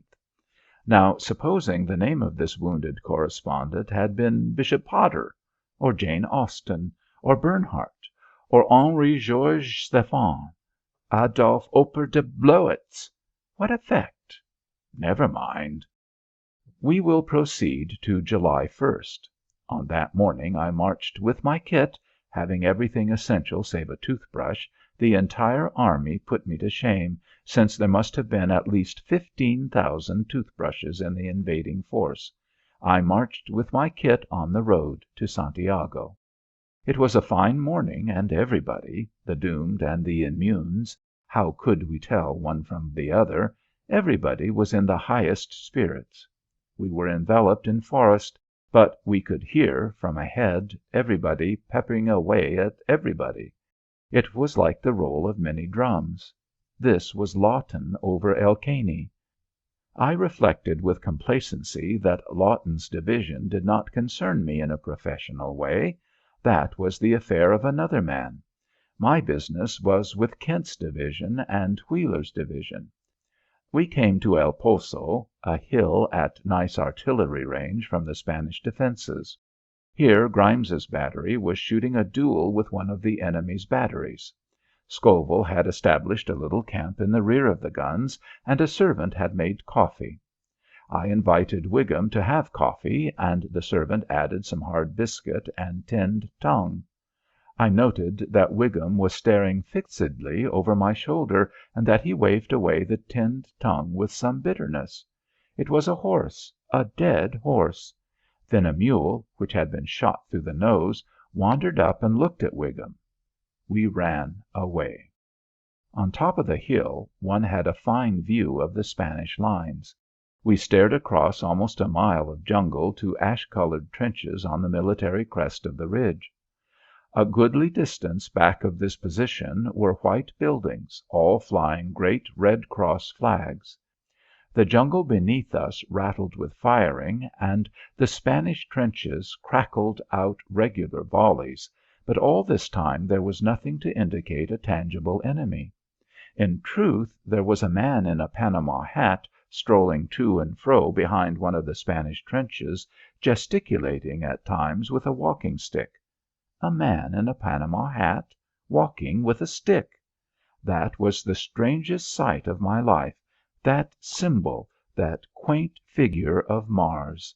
The battle, the thunderous row, was his possession. He was the master. He mystified us all with his infernal Panama hat and his wretched walking stick. From near his feet came volleys, and from near his side came roaring shells, but he stood there alone, visible, the one tangible thing. He was a colossus, and he was half as high as a pin, this being. Always somebody would be saying, "Who can that fellow be?" Later the American guns shelled the trenches and a blockhouse near them, and Mars had vanished. It could not have been death. One cannot kill Mars. But there was one other figure who arose to symbolic dignity. The balloon of our signal corps had swung over the tops of the jungle's trees toward the Spanish trenches, whereat the balloon and the man in the Panama hat and with a walking stick, whereat these two waged tremendous battle. Suddenly the conflict became a human thing. A little group of blue figures appeared on the green of the terrible hillside. It was some of our infantry. The attaché of a great empire was at my shoulder, and he turned to me and spoke with incredulity and scorn. "Why, they're trying to take the position!" he cried, and I admitted meekly that I thought they were. "But they can't do it, you know," he protested vehemently. "It's impossible." And, good fellow that he was, He began to grieve and wail over a useless sacrifice of gallant men. "It's plucky, you know. By God, it's plucky, but they can't do it." He was profoundly moved. His voice was quite broken. "It will simply be a hell of a slaughter with no good coming out of it." The trail was already crowded with stretcher bearers and with wounded men who could walk. One had to stem a tide of mute agony. But I don't know that it was mute agony. I only know that it was mute. It was something in which the silence, or more likely the reticence, was an appalling and inexplicable fact. One's senses seemed to demand that these men should cry out. But you could really find wounded men who exhibited all the signs of a pleased and contented mood. When thinking of it now, it seems strange beyond words, but at the time, I don't know, it did not attract one's wonder. A man with a hole in his arm or his shoulder, or even in the leg below the knee, was often whimsical, comic. "Well, this ain't exactly what I enlisted for, boys. If I'd been told about this in Tampa I'd have resigned from the army. Oh, yes, they can get the same thing if you keep on going, but I think the Spaniards may run out of ammunition in the course of a week or 10 days." Then suddenly one would be confronted by the awful majesty of a man shot in the face. Particularly I remember one. He had a great dragoon moustache, and the blood streamed down his face to meet his moustache even as a torrent goes to meet the jammed log, and then swarmed out to the tips and fell in big, slow drops. He looked steadily into my eyes. I was ashamed to return his glance. You understand? It is very curious, all that. The two lines of battle were royally whacking away at each other, and there was no rest or peace in all that region. The modern bullet is a far-flying bird. It rakes the air with its hot-spitting song at distances which, as a usual thing, place the whole landscape in the danger zone.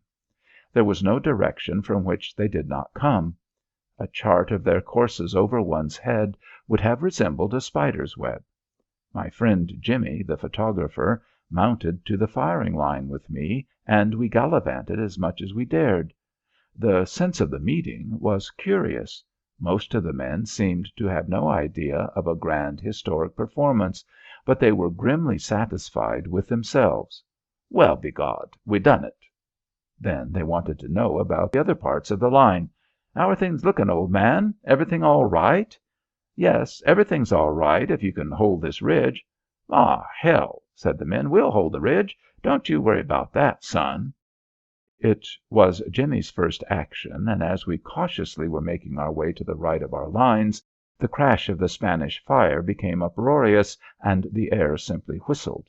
I heard a quavering voice near my shoulder, and turning I beheld Jimmy. Jimmy! With a face bloodless, white as paper. He looked at me with eyes opened extremely wide. "Say," he said, "this is pretty hot, ain't it?" I was delighted. I knew exactly what he meant. He wanted to have the situation defined. If I had told him that this was the occasion of some mere idle desultory fight, and recommended that he wait until the real battle began, I think he would have gone in a bee line for the rear. But I told him the truth. "Yes, Jimmy," I replied earnestly, "you can take it from me that this is patent double extra what for." And immediately he nodded. All right. If this was a big action, then he was willing to pay in his fright as a rational price for the privilege of being present. But if this was only a penny affray, he considered the price exorbitant and he would go away. He accepted my assurance with simple faith and deported himself with kindly dignity as one moving amid great things. His face was still pale as paper, but that counted for nothing. The main point was his perfect willingness to be frightened for reasons. I wonder where is Jimmy? I lent him the Jamaica polo pony one day, and it ran away with him and flung him off in the middle of a ford. He appeared to me afterward and made bitter speech concerning this horse, which I had assured him was a gentle and pious animal. Then I never saw Jimmy again. Then came the night of the 1st of July. A group of correspondents limped back to El Poso. It had been a day so long that the morning seemed as remote as a morning in the previous year. But I have forgotten to tell you about Reuben McNab.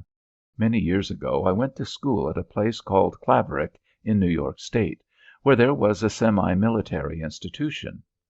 Contemporaneous with me as a student was Reuben McNab, a long, lank boy, freckled, sandy-haired, an extraordinary boy in no way, and yet, I wager, a boy clearly marked in every recollection.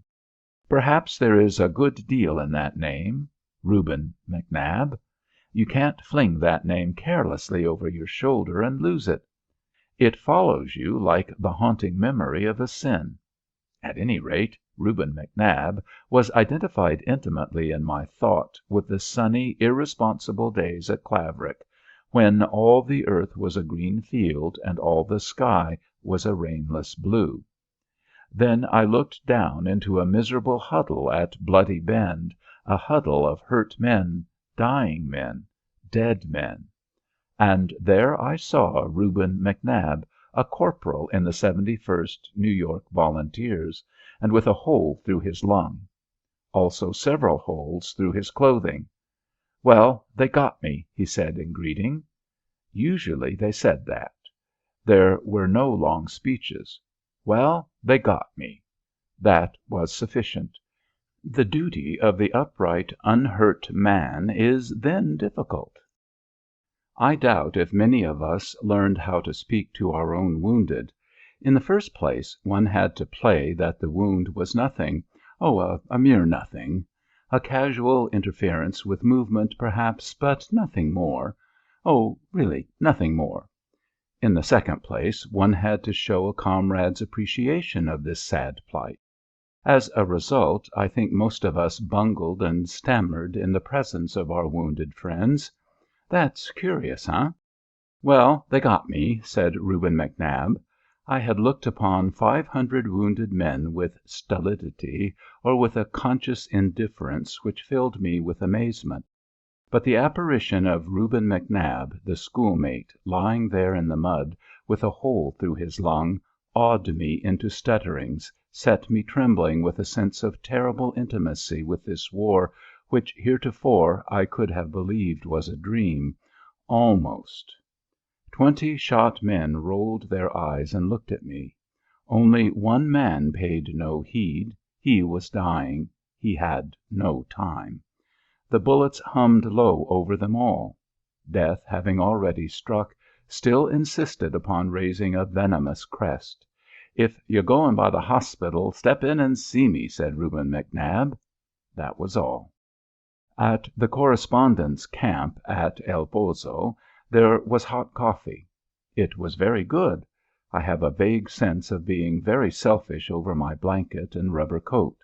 I have a vague sense of spasmodic firing during my sleep. It rained, and then I awoke to hear that steady drumming of an infantry fire, something which was never to cease, it seemed. They were at it again.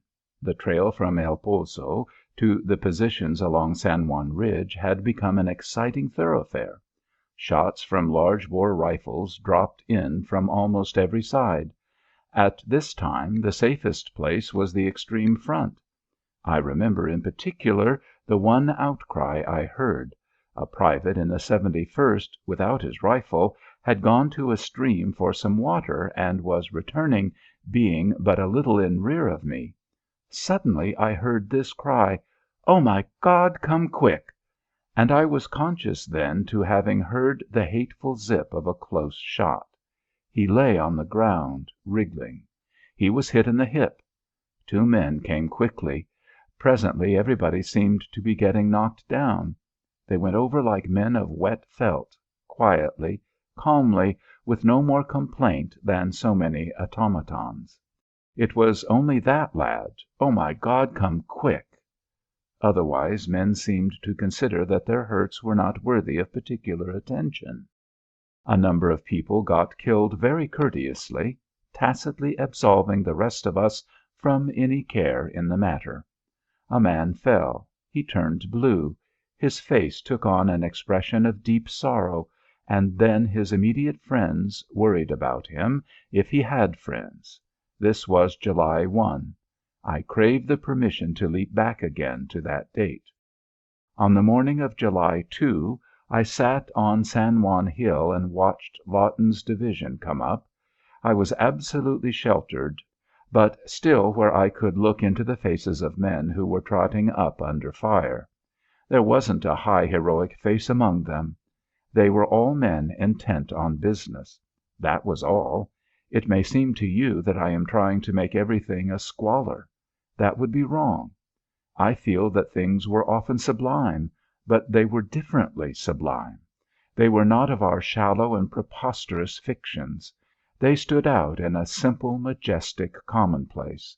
It was the behavior of men on the street. It was the behavior of men.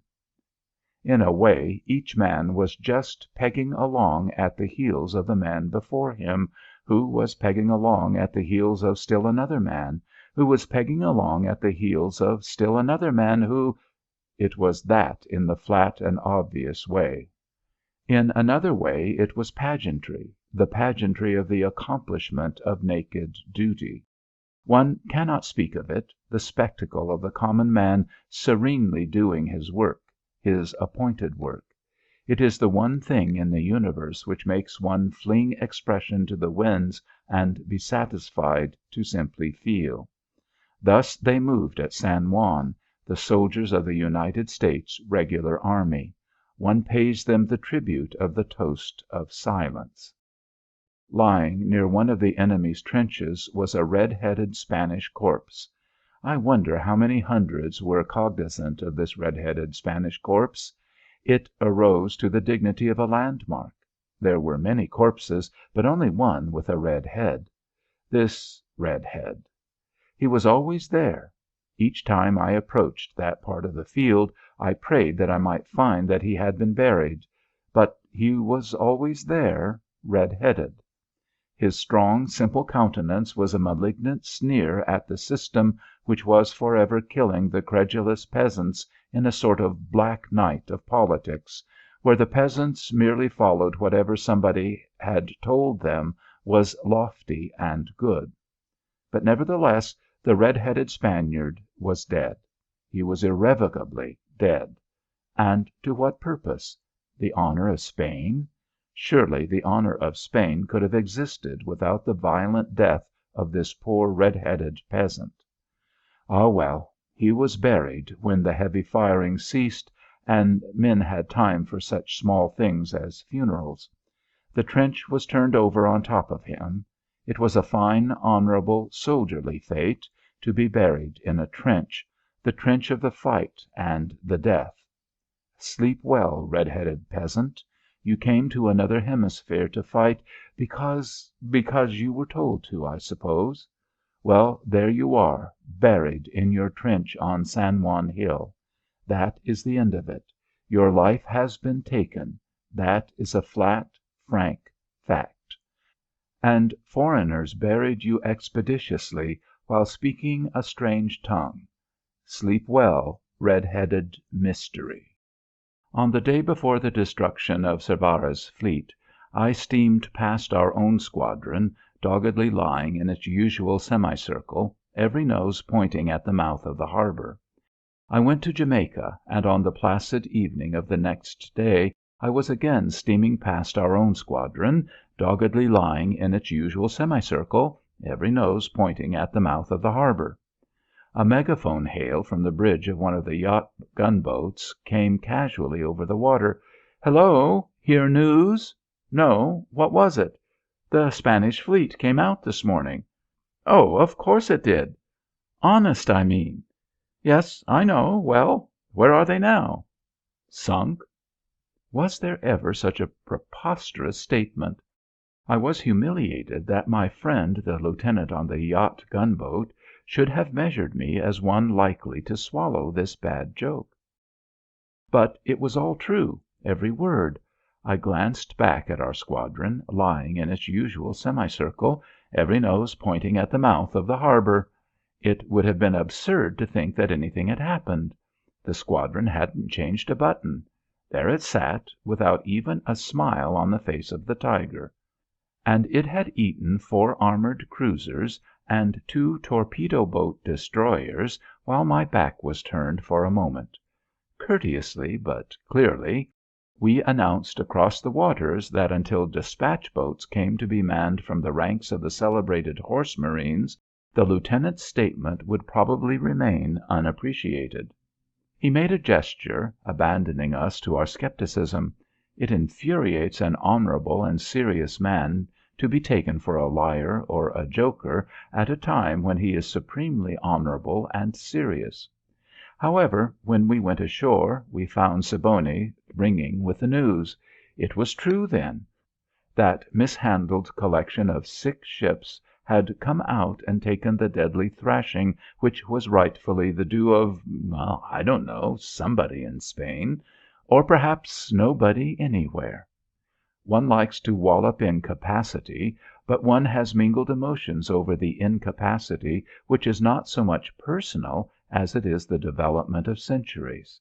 This kind of incapacity cannot be centralized. You cannot hit the head which contains it all. This is the idea, I imagine, which moved the officers and men of our fleet. Almost immediately they began to speak of the Spanish admiral as "poor old boy," with a lucid suggestion in their tones that his fate appealed to them as being undue hard, undue cruel. And yet the Spanish guns hit nothing. If a man shoots, he should hit something occasionally, and men say that from the time the Spanish ships broke clear of the harbor entrance until they were one by one overpowered, they were each a band of flame. Well, one can only mumble out that when a man shoots he should be required to hit something occasionally. In truth, the greatest fact of the whole campaign on land and sea seemed to be the fact that the Spaniards could only hit by chance, by a fluke. If he had been an able marksman, no man of our 2 unsupported divisions would have set foot on San Juan Hill on July 1st. They should have been blown to smithereens. The Spaniards had no immediate lack of ammunition, for they fired enough to kill the population of 4 big cities. I admit neither Velasquez nor Cervantes into this discussion, although they have appeared by authority as reasons for something which I do not clearly understand. Well, anyhow, they couldn't hit anything. Velasquez? Yes. Cervantes? Yes. But the Spanish troops seemed only to try to make a very rapid fire. Thus we lost many men. We lost them because of the simple fury of the fire, never because the fire was well directed, intelligent. But the Americans were called upon to be whipped because of Cervantes and Velasquez. It was impossible. Out on the slopes of San Juan the dog tents shone white. Some kind of negotiations were going forward, and men sat on their trousers and waited. It was all rather a blur of talks with officers and a craving for good food and good water. Once Leighton and I decided to ride over to El Caney, into which town the civilian refugees from Santiago were pouring. The road from the beleaguered city to the outlying village was a spectacle to make one moan. There were delicate, gentle families on foot, the silly French boots of the girls twisting and turning in a sort of absolute paper futility. There were sons and grandsons carrying the venerable patriarch in his own armchair. There were exhausted mothers with babes who wailed. There were young dandies with their toilettes in decay. There were puzzled, guideless women who didn't know what had happened. The first sentence one heard was the murmurous, "What a damn shame!" We saw a godless young trooper of the 2nd Cavalry sharply halt a wagon. "Hold on a minute. You must carry this woman. She's fainted twice already." The virtuous driver of the U.S. Army wagon mildly answered, "But I'm full up now." "You can make room for her," said the private of the 2nd Cavalry. a young man with a straight mouth.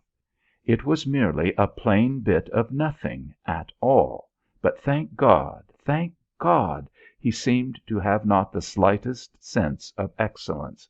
He said, "If you've got any man in there who can walk at all, you pull him out and let this woman get in." "But," answered the teamster, "I'm filled up with a lot of cripples and grandmothers." Thereupon they discussed the point fairly, and ultimately the woman was lifted into the wagon. The vivid thing was the fact that these people did not visibly suffer.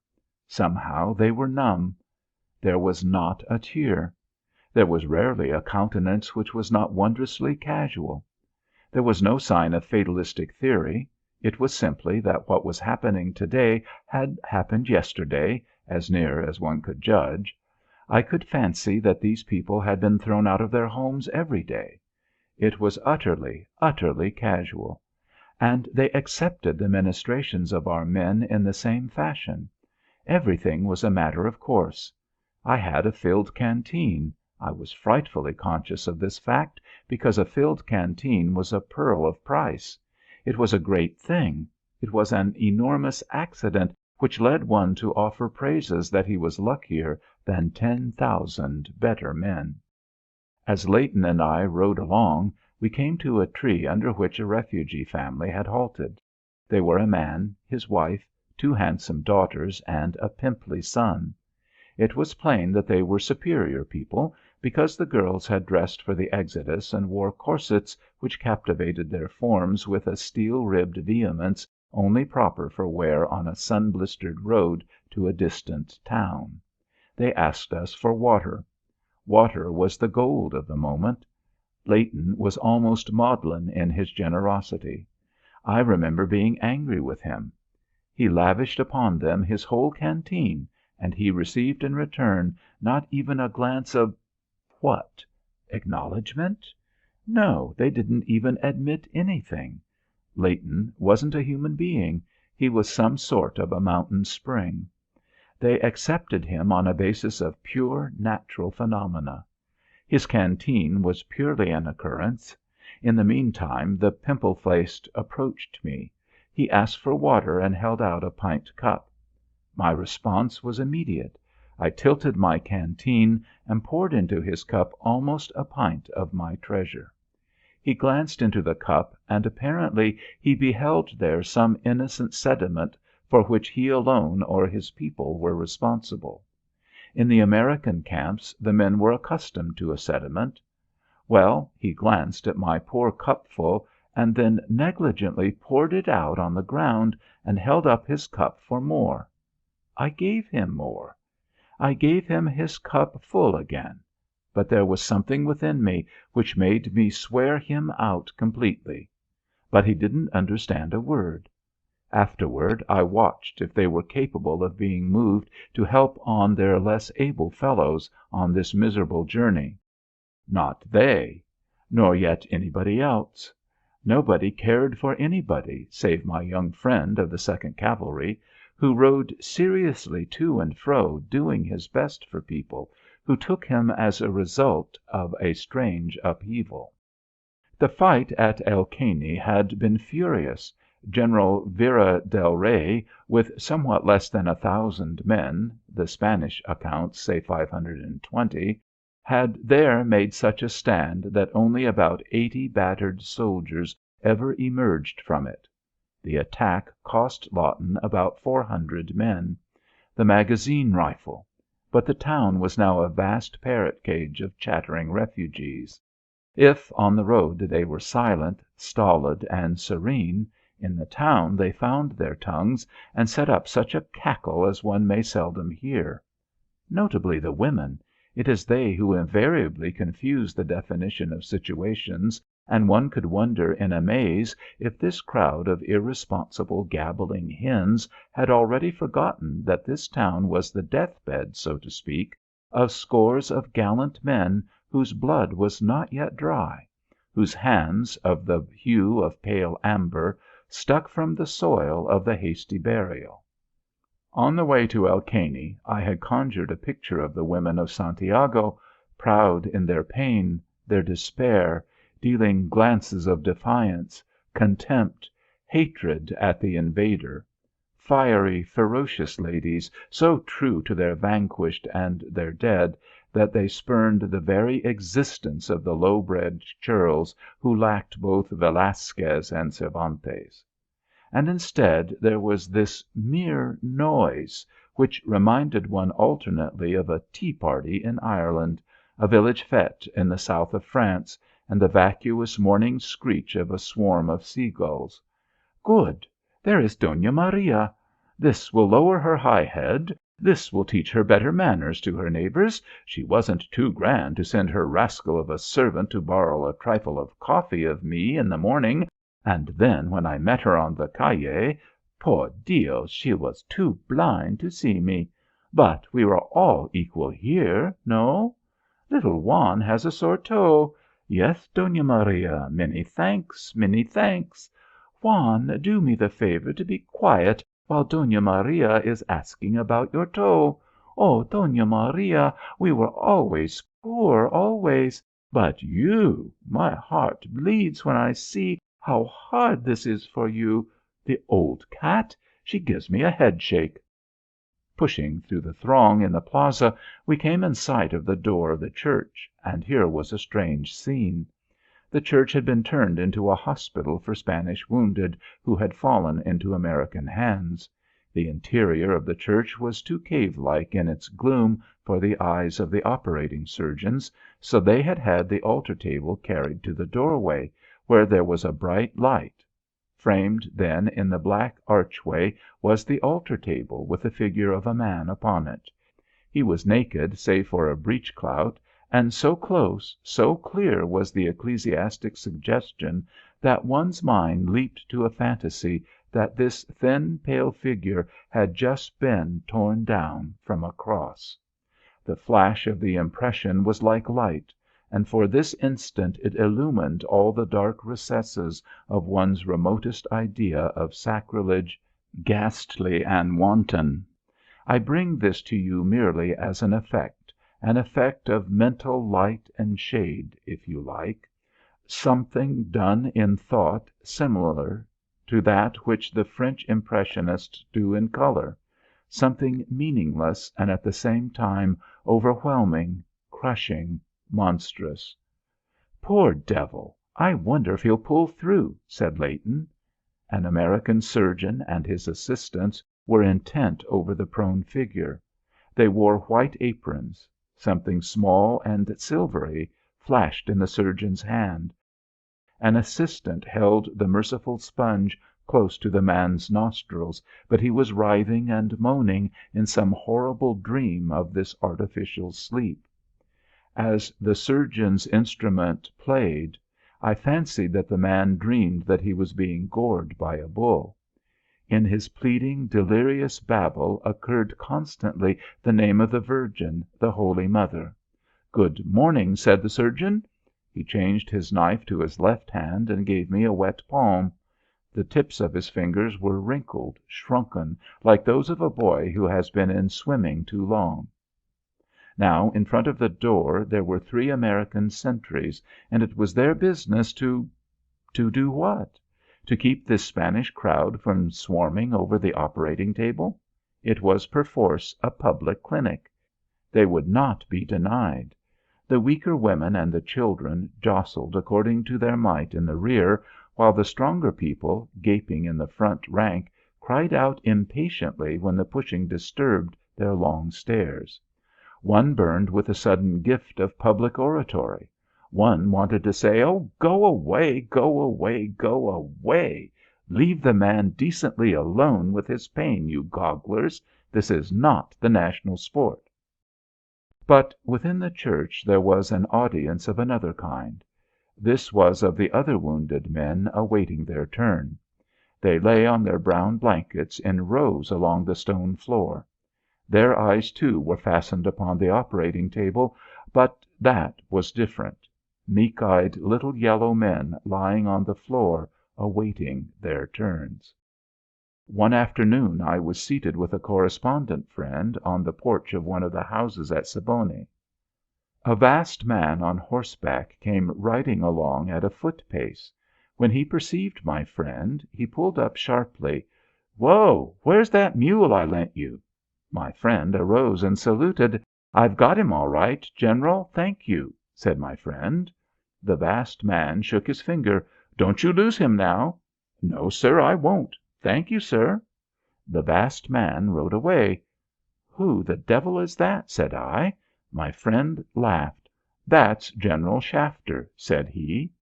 I gave $5 for the Bos'n, small, black, spry imp of Jamaica sin. When I first saw him he was the property of a fireman on the Crichton. The fireman had found him, a little wharf rat, in Port Antonio. It was not the purchase of a slave. It was that the fireman believed that he had spent about $5 on a lot of comic supplies for the Bos'n, including a little suit of sailor clothes. The Bos'n was an adroit and fantastic black gamin. His eyes were like white lights, and his teeth were a row of little piano keys. Otherwise he was black. He had both been a jockey and a cabin boy, and he had the manners of a gentleman. After he entered my service, I don't think there was ever an occasion upon which he was useful save when he told me quaint stories of Guatemala, in which country he seemed to have lived some portion of his infantile existence. Usually he ran funny errands like little foot races, each about 15 yards in length. At Siboney he slept under my hammock like a poodle, and I always expected that, through the breaking of a rope, I would some night descend and obliterate him. His incompetence was spectacular. When I wanted him to do a thing, the agony of supervision was worse than the agony of personal performance. It would have been easier to have gotten my own spurs or boots or blanket than to have the bother of this little incapable's service. But the good aspect was the humorous view. He was like a boy, a mouse, a scoundrel, and a devoted servitor. He was immensely popular. His name of Bos'n became a Siboney stock word. Everybody knew it. It was a name like President McKinley, Admiral Sampson, General Shafter. The Bos'n became a figure. One day he approached me with 4 $1 notes in United States currency. He besought me to preserve them for him, and I pompously tucked them away in my riding breeches with an air which meant that his funds were now as safe as if they were in a national bank. Still, I asked with some surprise where he had reaped all this money. He frankly admitted at once that it had been given to him by the enthusiastic soldiery as a tribute to his charm of person and manner. This was not astonishing for Siboney, where money was meaningless. Money was not worth carrying, packing. However, a soldier came to our house one morning and asked, "Got any more tobacco to sell?" As befitted men in virtuous poverty, we replied with indignation, "What tobacco? Why, that tobacco what the little nigger is selling round." I said, "Bos'n?" He said, "Yes, master." Wounded men on bloody stretchers were being carried into the hospital next door. "Bos'n, you've been stealing my tobacco." His defense was as glorious as the defense of that forlorn hope in romantic history which drew itself up and mutely died. He lied as desperately, as savagely, as hopelessly as ever man fought. One day a delegation from the 33rd Michigan came to me and said, "Are you the proprietor of the Bos'n?" I said, "Yes." And they said, "Well, would you please be so kind as to be so good as to give him to us?" A big battle was expected for the next day. "Why," I answered, "if you want him you can have him. But he's a thief, and I won't let him go save on his personal announcement." The big battle occurred the next day, and the Bos'n did not disappear in it. But he disappeared in my interest in the battle, even as a waif might disappear in a fog. My interest in the battle made the Bos'n dissolve before my eyes. Poor little rascal! I gave him up with pain. He was such an innocent villain. He knew no more of thievery than the whole of it. Anyhow, one was fond of him. He was a natural scoundrel. He was not an educated scoundrel. One cannot bear the educated scoundrel. He was ingenious, simple, honest, abashed ruffianism. I hope the 33rd Michigan did not arrive home naked. I hope the Bosun did not succeed in getting everything. If the Bosun builds a palace in Detroit, I shall know where he got the money. He got it from the 33rd Michigan. Poor little man! He was only 11 years old. He vanished. I had thought to preserve him as a relic, even as one preserves forgotten bayonets and fragments of shell. And now as to the pocket of my riding breeches. It contained $4 in United States currency. "Bosun! Hey, Bosun, where are you?" The morning was the morning of battle. I was on San Juan Hill when Lieutenant Hobson and the men of the Merrimac were exchanged and brought into the American lines. Many of us knew that the exchange was about to be made, and gathered to see the famous party. Some of our staff officers rode out with 3 Spanish officers, prisoners, these latter being blindfolded before they were taken through the American position. The army was majestically minding its business in the long line of trenches when its eye caught sight of this little procession. "What's that? What are they going to do?" "They're going to exchange Hobson." Wherefore every man who was foot free staked out a claim where he could get a good view of the liberated heroes, and 2 bands prepared to collaborate on the Star-Spangled Banner. There was a very long wait through the sunshiny afternoon. In our impatience we imagined them, the Americans and Spaniards, dickering away out there under the big tree like so many peddlers. Once the massed bands, misled by a rumor, stiffened themselves into that dramatic and breathless moment when each man is ready to blow. But the rumor was exploded in the nick of time. We made ill jokes, saying one to another that the negotiations had found diplomacy to be a failure and were playing freeze-out poker for the whole batch of prisoners. But suddenly the moment came. Along the cut roadway toward the crowded soldiers rode 3 men, and it could be seen that the central one wore the undress uniform of an officer of the United States Navy. Most of the soldiers were sprawled out on the grass, bored and wearied in the sunshine. However, they aroused at the old circus parade, torchlight procession cry, "Here they come!" Then the men of the regular army did a thing. They arose en masse and came to attention. Then the men of the regular army did another thing. They slowly lifted every weather-beaten hat and drooped it until it touched the knee. Then there was a magnificent silence, broken only by the measured hoof-beats of the little company's horses as they rode through the gap.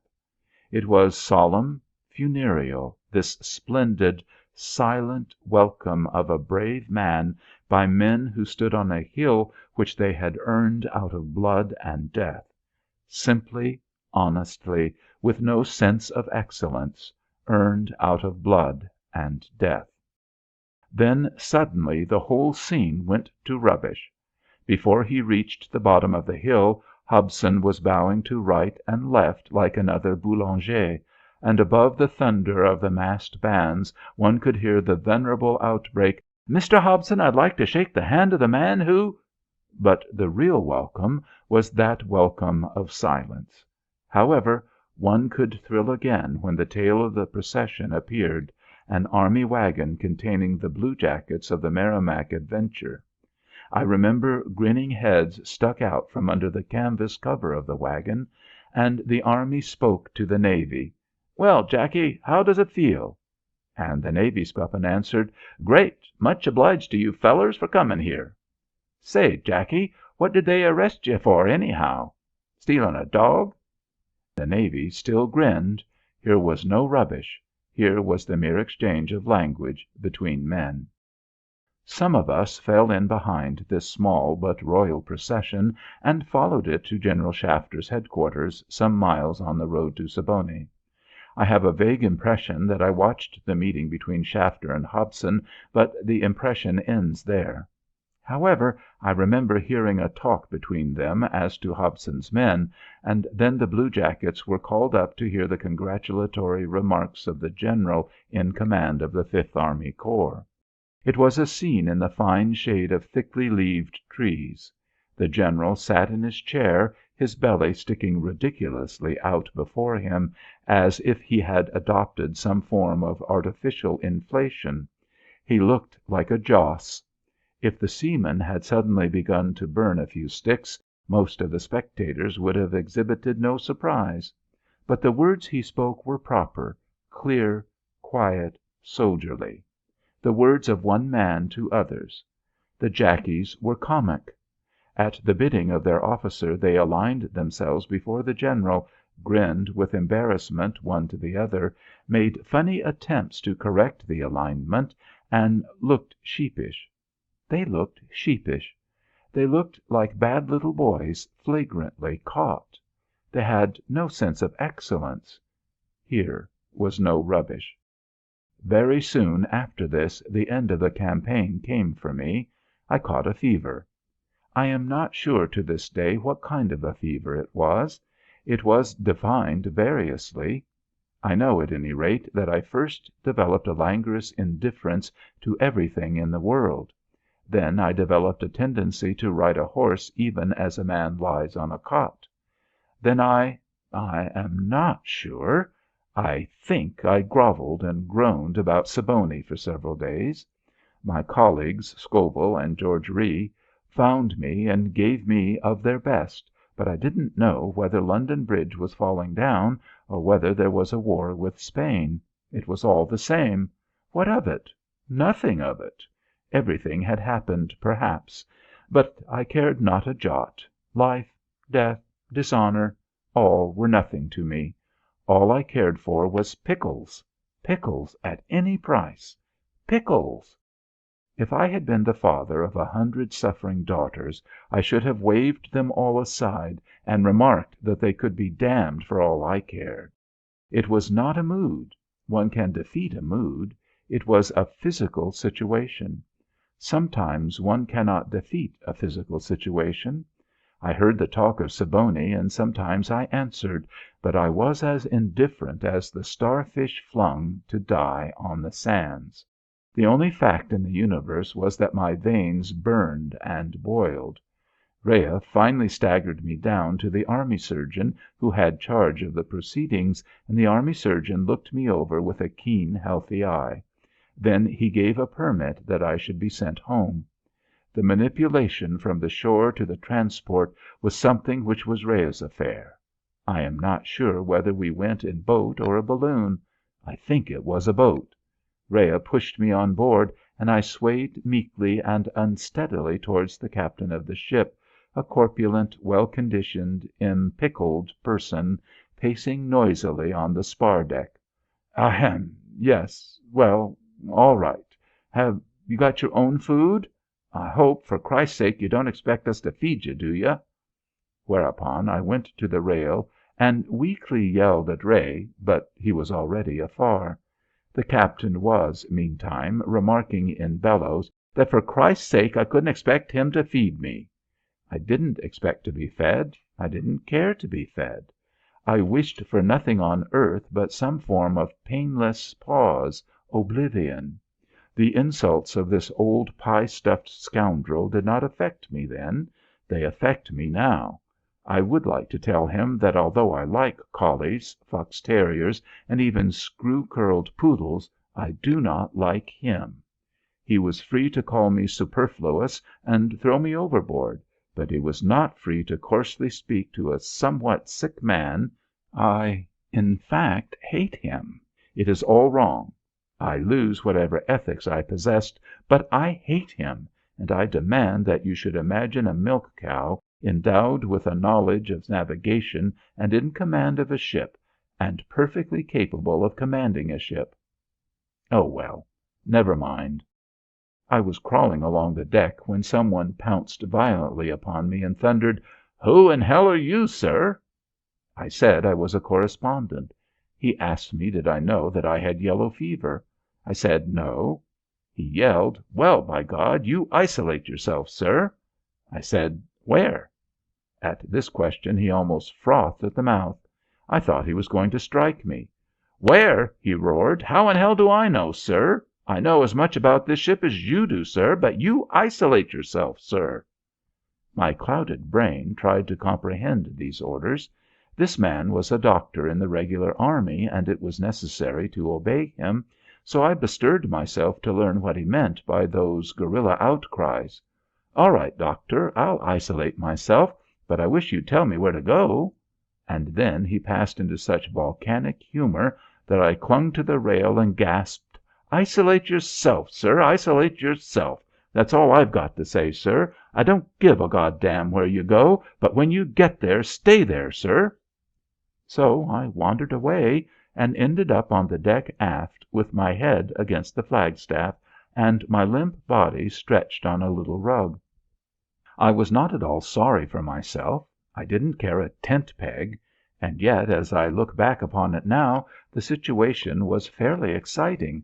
A voyage of 4 or 5 days before me, no food, no friends, above all else, no friends, isolated on deck, and rather ill.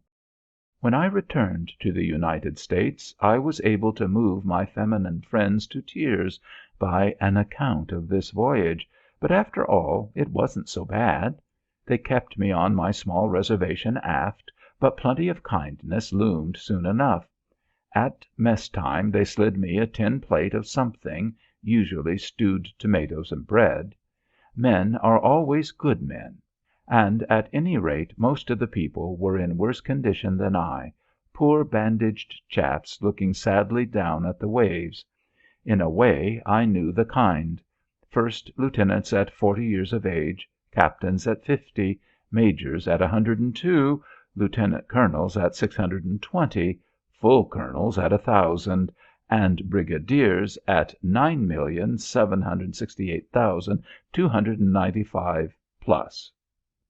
A man had to live 2 billion years to gain eminent rank in the regular army at that time, and of course they all had trembling wives at remote Western posts waiting to hear the worst, the best, or the middle. In rough weather the officers made a sort of common pool of all the sound legs and arms, and by dint of hanging hard to each other they managed to move from their deck chairs to their cabins, and from their cabins again to their deck chairs. Thus they lived until the ship reached Hampton Roads. We slowed down opposite the curiously mingled hotels and batteries at Old Point Comfort, and at our masthead we flew the yellow flag, the grim ensign of the plague. Then we witnessed something which informed us that with all this shipload of wounds and fevers and starvations we had forgotten the fourth element of war. We were flying the yellow flag, but a launch came and circled swiftly about us. There was a little woman in the launch, and she kept looking and looking and looking. Our ship was so high that she could see only those who rung at the rail, but she kept looking and looking and looking. It was plain enough, it was all plain enough, but my heart sank with the fear that she was not going to find him. But presently there was a commotion among some black doughboys of the 24th Infantry, and 2 of them ran aft to Colonel Liscum, its gallant commander. Their faces were wreathed in darky grins of delight. "Cunnel, ain't dat Miss Liscum, Cunnel?" "What?" said the old man.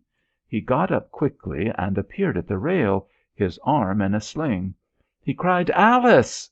The little woman saw him, and instantly she covered up her face with her hands as if blinded with a flash of white fire. She made no outcry.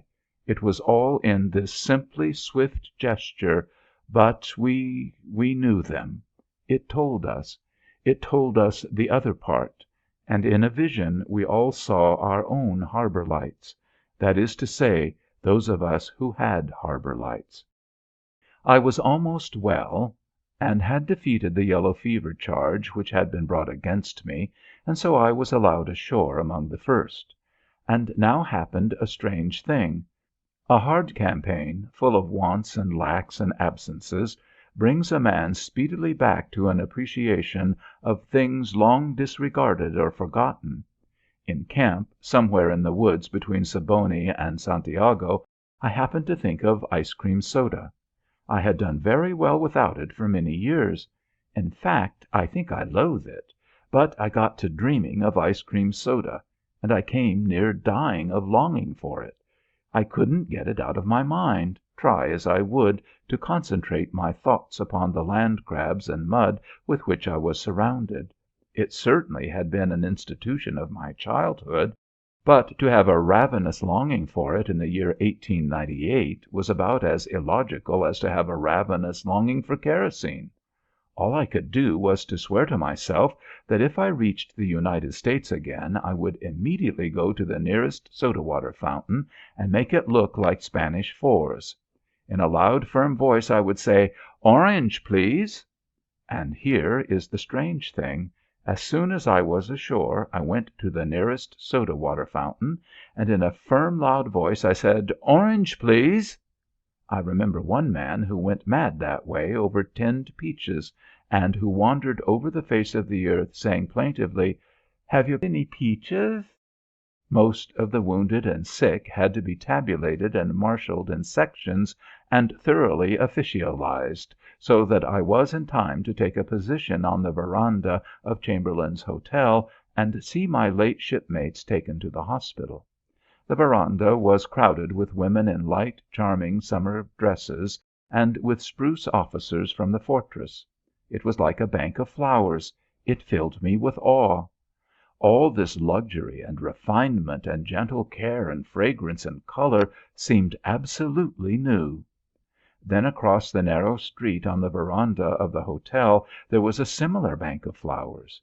2 companies of volunteers dug a lane through the great crowd in the street and kept the way, and then through this lane there passed a curious procession. I had never known that they looked like that. Such a gang of dirty, ragged, emaciated, half-starved, bandaged cripples I had never seen. Naturally, there were many men who couldn't walk, and some of these were loaded upon a big flat car which was in tow of a trolley car. Then there were many stretchers, slow moving. When the crowd began to pass the hotel, the banks of flowers made a noise which could make one tremble. Perhaps it was a moan, perhaps it was a sob, but no, it was something beyond either a moan or a sob. Anyhow, the sound of women weeping was in it, the sound of women weeping. And how did these men of famous deeds appear when received thus by the people?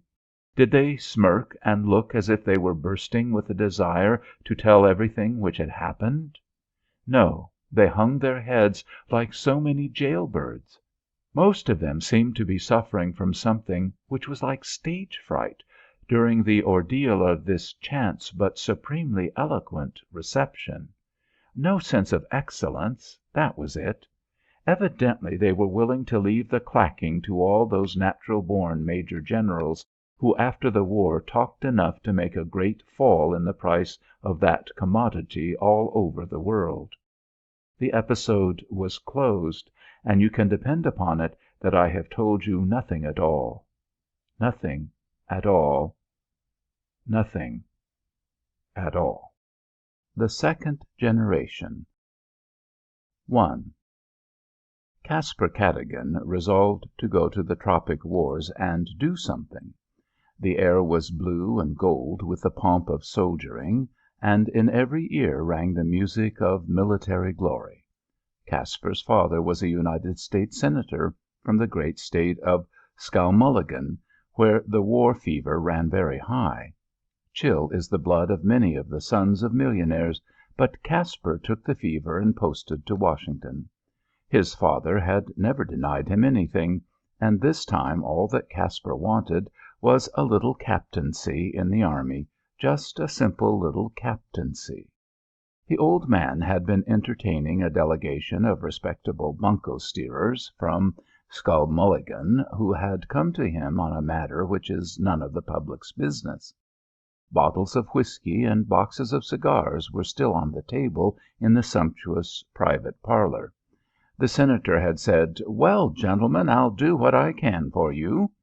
By this sentence he meant whatever he meant. Then he turned to his eager son. "Well, Caspar?"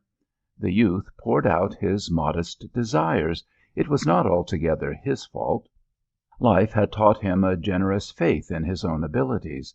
If any one had told him that he was simply an ordinary damned fool, he would have opened his eyes wide at the person's lack of judgment. All his life people had admired him. The Skowmulligan war horse looked with quick disapproval into the eyes of his son.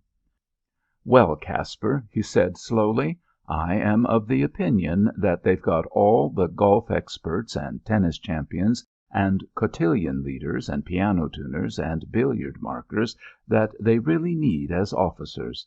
Now, if you were a soldier—" "I know," said the young man with a gesture, "but I'm not exactly a fool, I hope, and I think if I get a chance I can do something. I'd like to try. I would indeed." The Senator lit a cigar. He assumed an attitude of ponderous reflection. "Yes, but this country is full of young men who are not fools. Full of 'em." Caspar fidgeted in the desire to answer that while he admitted the profusion of young men who were not fools, he felt that he himself possessed interesting and peculiar qualifications which would allow him to make his mark in any field of effort which he seriously challenged. But he did not make this graceful statement, for he sometimes detected something ironic in his father's temperament. The Skowmulligan war horse had not thought of expressing an opinion of his own abilities since the year 1865, when he was young like Caspar. "Well, well," said the Senator finally, "I'll see about it. I'll see about it." The young man was obliged to wait the end of his father's characteristic method of thought. The war horse never gave a quick answer, and if people tried to hurry him they seemed able to arouse only a feeling of irritation against making a decision at all. His mind moved like the wind, but practice had placed a Mexican bit in the mouth of his judgment. This old man of light, quick thought had taught himself to move like an ox cart. Caspar said, "Yes, sir." He withdrew to his club, where, to the affectionate inquiries of some envious friends, he replied, "The old man is letting the idea soak." The mind of the war horse was decided far sooner than Caspar expected. In Washington a large number of well-bred, handsome young men were receiving appointments as lieutenants, as captains, and occasionally as majors. They were a strong, healthy, clean-eyed, educated collection. They were a prime lot. A German field marshal would have beamed with joy if he could have had them to send to school. Anywhere in the world they would have made a grand show as material, but intrinsically they were not lieutenants, captains, and majors. They were fine men, though manhood is only an essential part of a lieutenant, a captain, or a major. But at any rate this arrangement had all the logic of going to sea in a bathing machine. The Senator found himself reasoning that Caspar was as good as any of them, and better than many. Presently he was bleating here and there that his boy should have a chance. "The boy's all right, I tell you, Henry. He's wild to go, and I don't see why they shouldn't give him a show. He's got plenty of nerve, and he's keen as a whiplash. I'm going to get him an appointment, and if you can do anything to help it along, I wish you would." Then he betook himself to the White House and the War Department and made a stir. People think that administrations are always slavishly, abominably anxious to please the machine. They are not.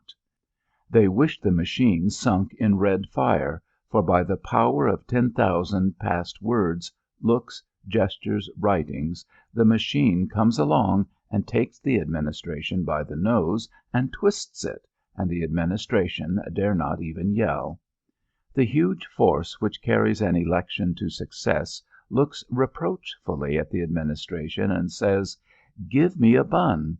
That is a very small thing with which to reward a colossus. The Skowmulligan war-horse got his bun and took it to his hotel, where Caspar was moodily reading war rumours. "Well, my boy, here you are." Caspar was a captain and commissary on the staff of Brigadier General Riley, commander of the 2nd Brigade of the 1st Division of the 30th Army Corps. "I had to work for it," said the Senator grimly. "They talked to me as if they thought you were some sort of empty-headed idiot. None of 'em seemed to know you personally.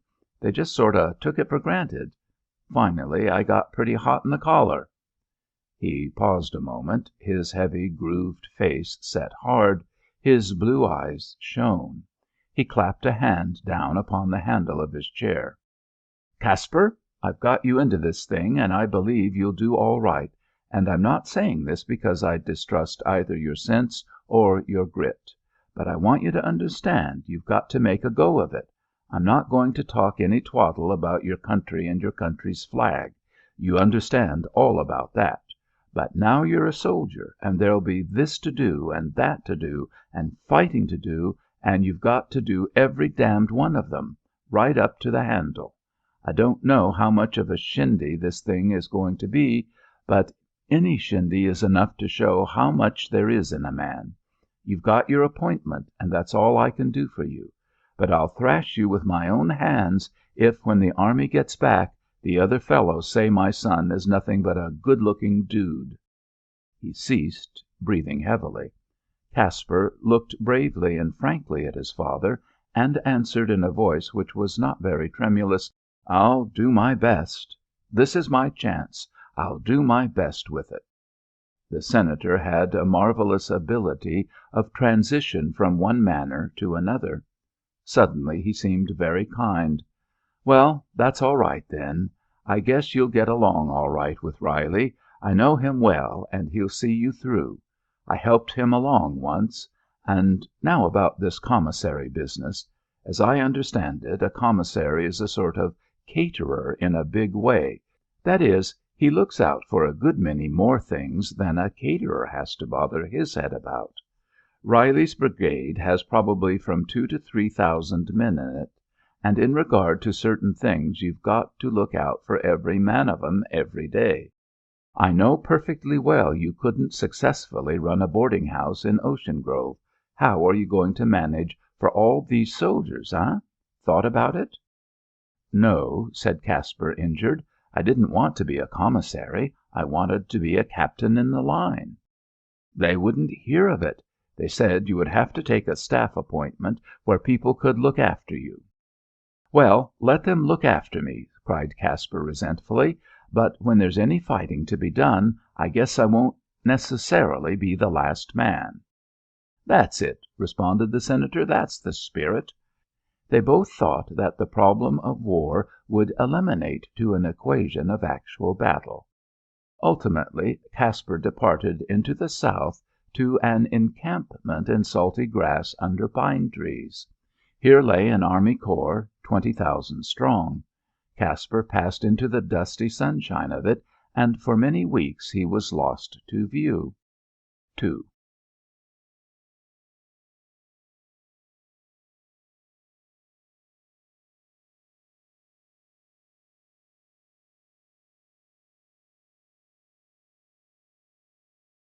"Of course I don't know a blamed thing about it," said Caspar frankly and modestly to a circle of his fellow staff officers.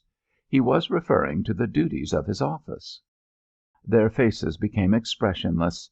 They looked at him with eyes in which he could fathom nothing. After a pause one politely said, "Don't you?" It was the inevitable 2 words of convention. "Why," cried Caspar, "I didn't know what a commissary officer was until I was one. My old governor told me. He'd looked it up in a book somewhere, I suppose. But I didn't know." "Didn't you?" The young man's face glowed with sudden humour. "Do you know, the word was intimately associated in my mind with camels. Funny, eh? I think it came from reading that rhyme of Kipling's about the commissariat camel." "Did it?" "Yes. Funny, isn't it? Camels." The brigade was ultimately landed at Siboney as part of an army to attack Santiago. The scene at the landing sometimes resembled the inspiriting daily drama at the approach to the Brooklyn Bridge. There was a great bustle, during which the wise man kept his property gripped in his hands, lest it might march off into the wilderness in the pocket of one of the striding regiments. Truthfully, Caspar should have had frantic occupation, but men saw him wandering bootlessly here and there, crying, "Has any one seen my saddle-bags? Why, if I lose them, I'm ruined. I've got everything packed away in 'em, everything." They looked at him gloomily and without attention. "No," they said. It was to intimate that they would not give a rip if he had lost his nose, his teeth, and his self-respect. Riley's brigade collected itself from the boats and went off, each regiment's soul burning with anger because some other regiment was in advance of it. Moving along through the scrub and under the palms, men talked mostly of things that did not pertain to the business in hand. General Riley finally planted his headquarters in some tall grass under a mango tree. "Where's Cadogan?" he said suddenly, as he took off his hat and smoothed the wet grey hair from his brow. Nobody knew.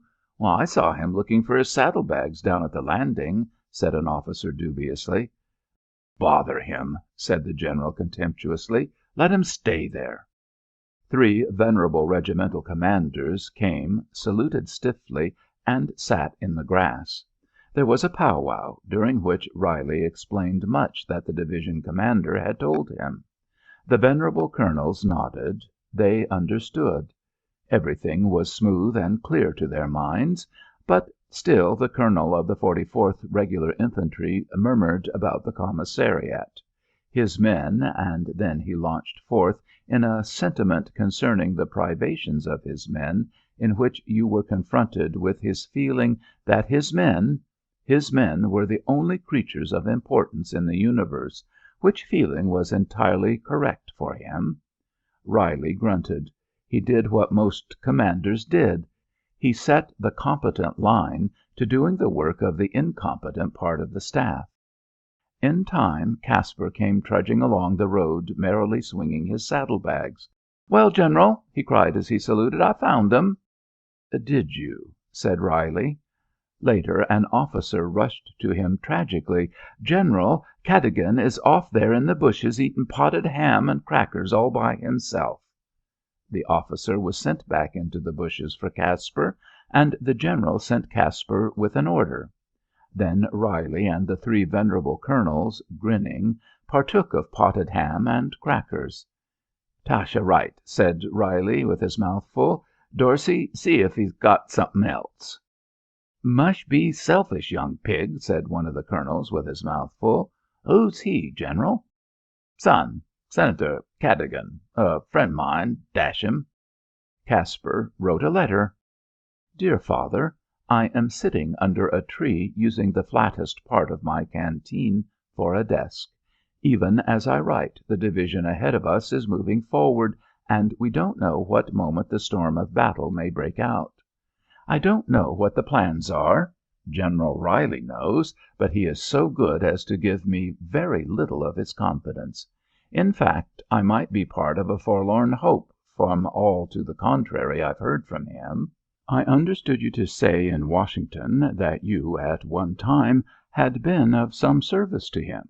But if that is true, I can assure you he has completely forgotten it.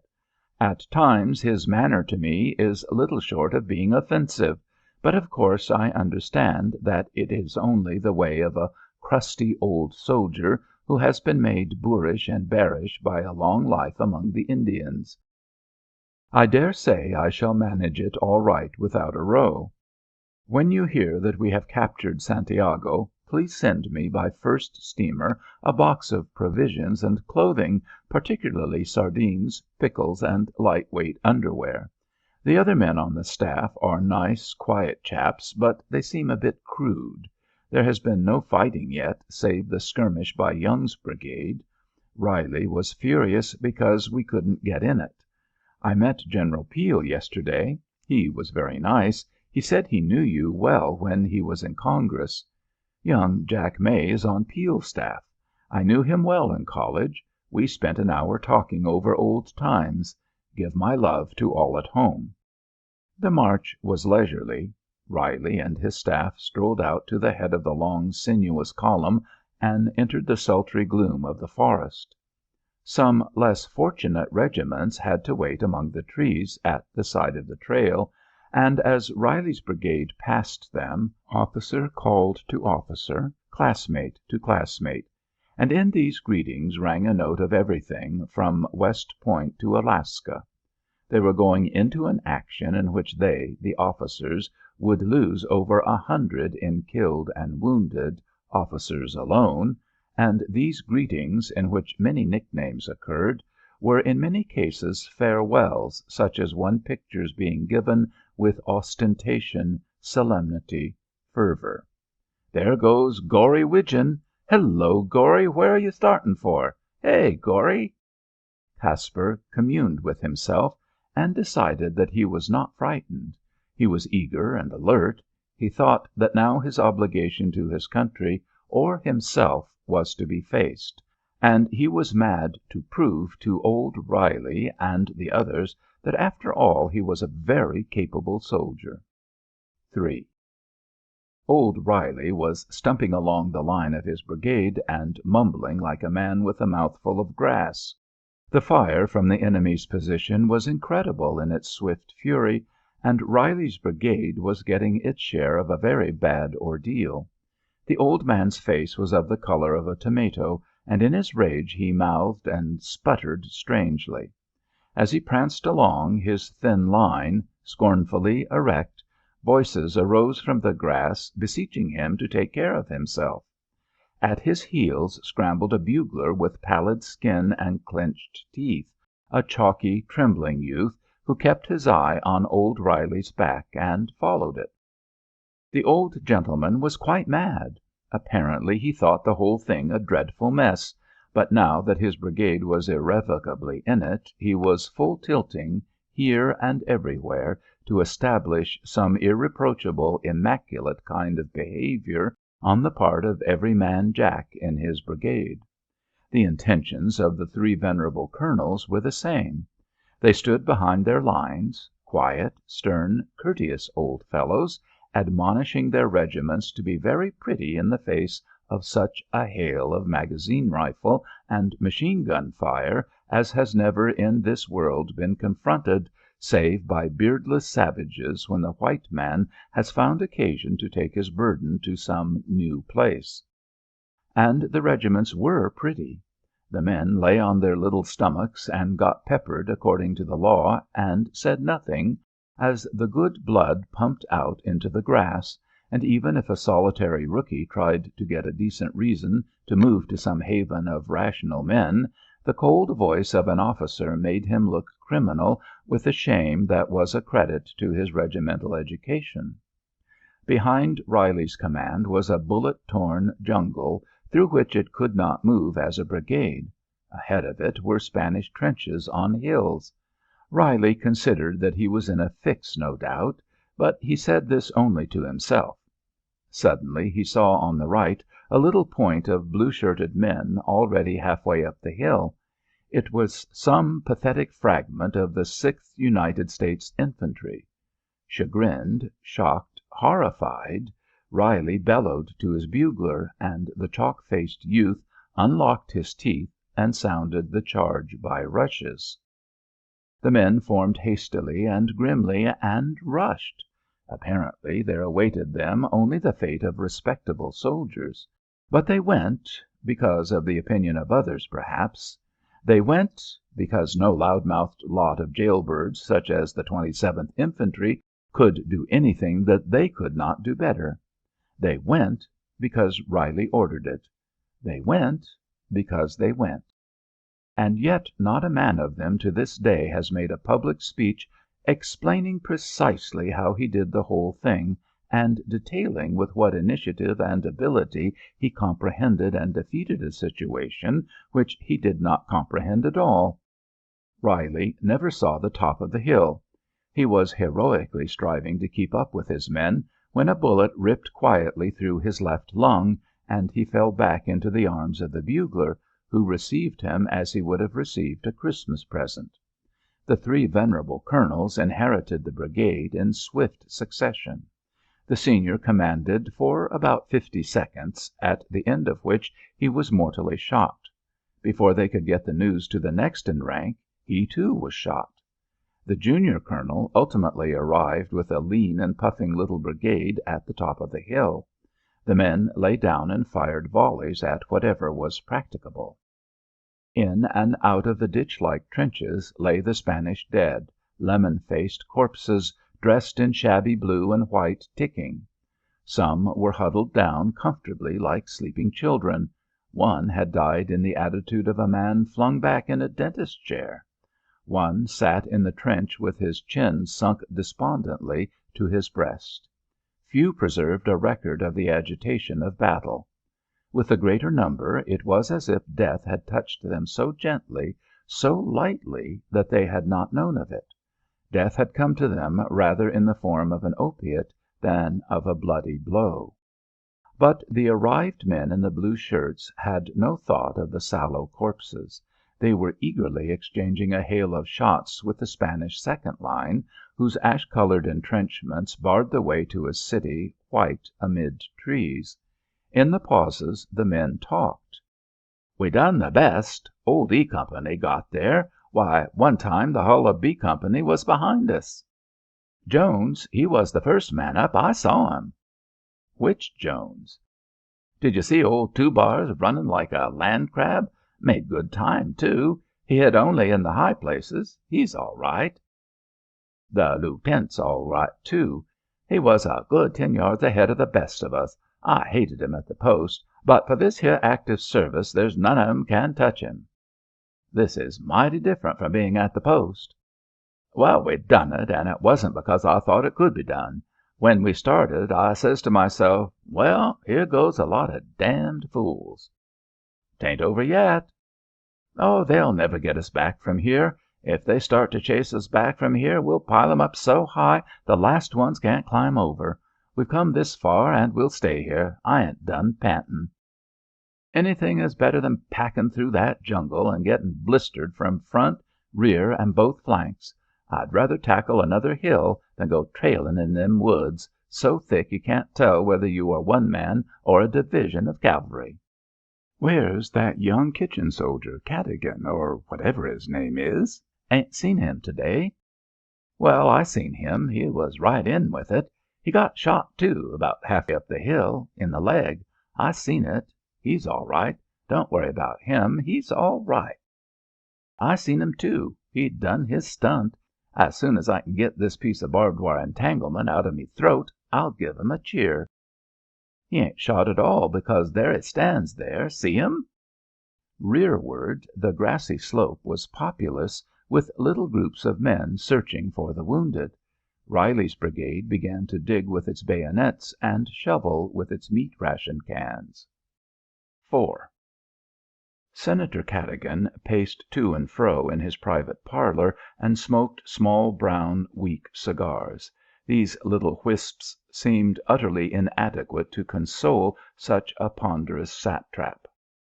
It was the evening of the 1st of July, 1898, and the Senator was immensely excited, as could be seen from the superlatively calm way in which he called out to his private secretary, who was in an adjoining room. The voice was serene, gentle, affectionate, low. "Baker, I wish you'd go over again to the War Department and see if they've heard anything about Caspar."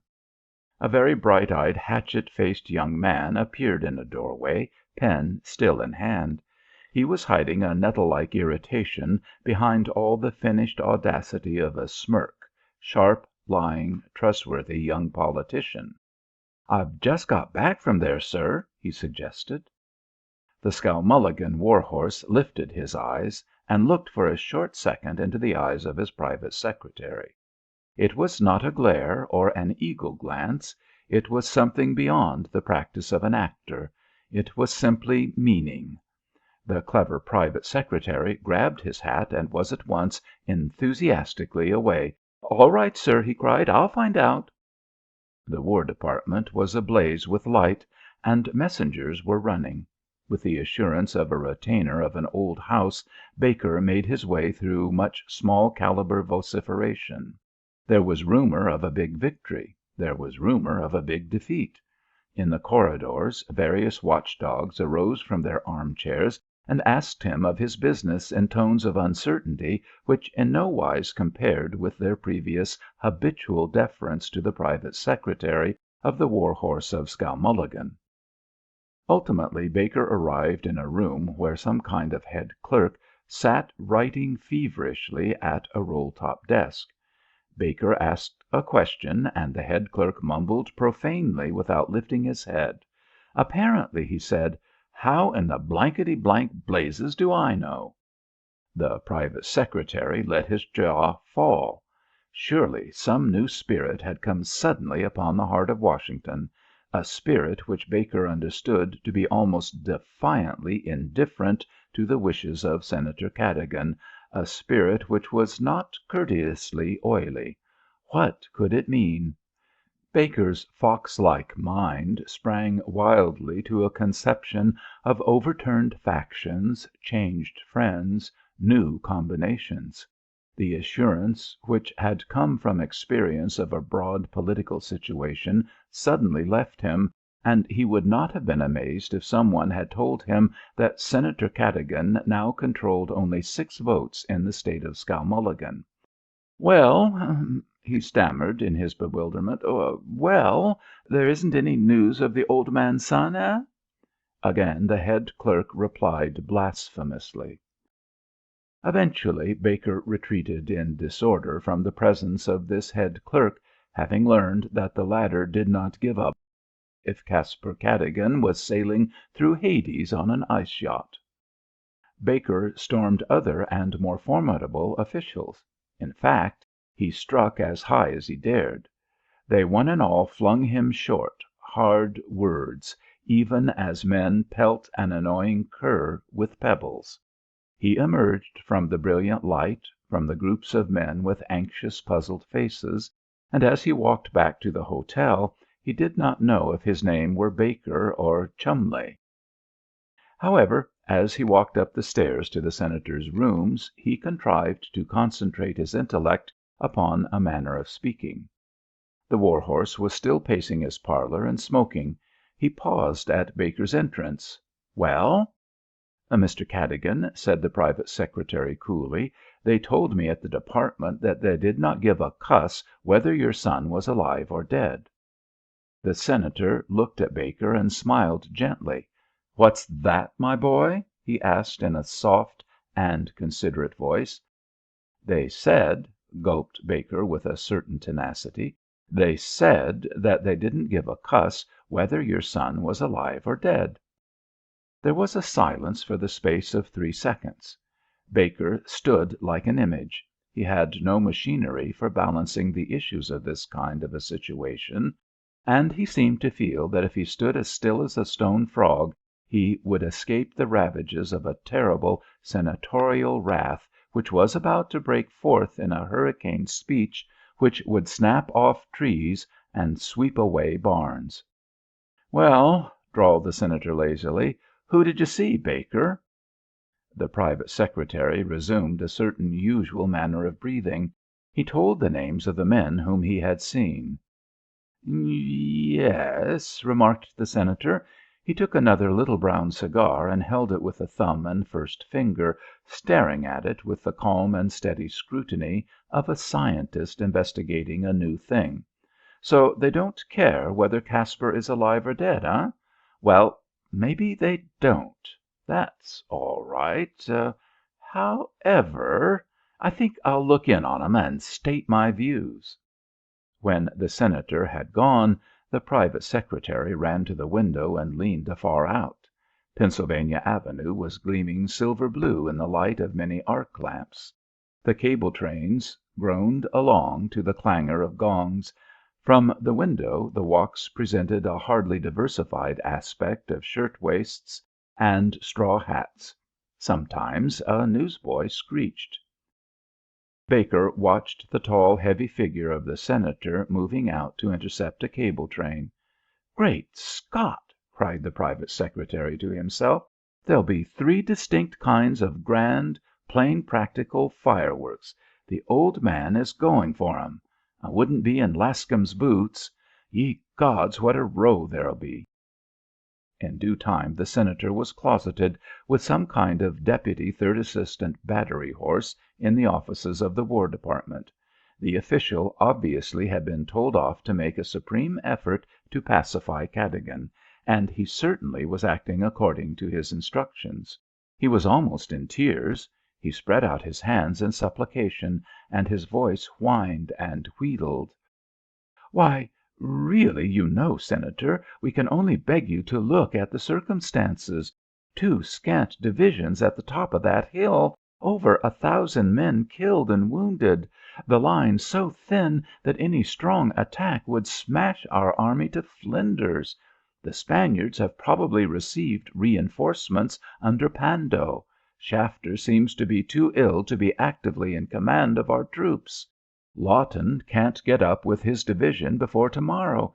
We are actually expecting—no, I wouldn't say expecting, but we would not be surprised, nobody in the department would be surprised, if before daybreak we were compelled to give to the country the news of a disaster which would be the worst blow the national pride has ever suffered. Don't you see? Can't you see our position, Senator?" The Senator, with a pale but composed face, contemplated the official with eyes that gleamed in a way not usual with the big, self-controlled politician. "I'll tell you frankly, sir," continued the other, "I'll tell you frankly that at this moment we don't know whether we are afoot or a horseback. Everything is in the air. We don't know whether we have a glorious victory or simply got ourselves in a deuce of a fix." The Senator coughed. "I suppose my boy is with the 2 divisions at the top of the hill? He's with Riley?" "Yes, Riley's brigade is up there." "And when do you suppose the War Department can tell me if he is all right? I want to know." "My dear Senator, frankly, I don't know. Again I beg you to think of our position. The army is in a muddle. It's a general thinking that he must fall back, and yet not sure that he can fall back without losing the army. Why, we're worrying about the lives of 16,000 men and the self-respect of the nation, Senator."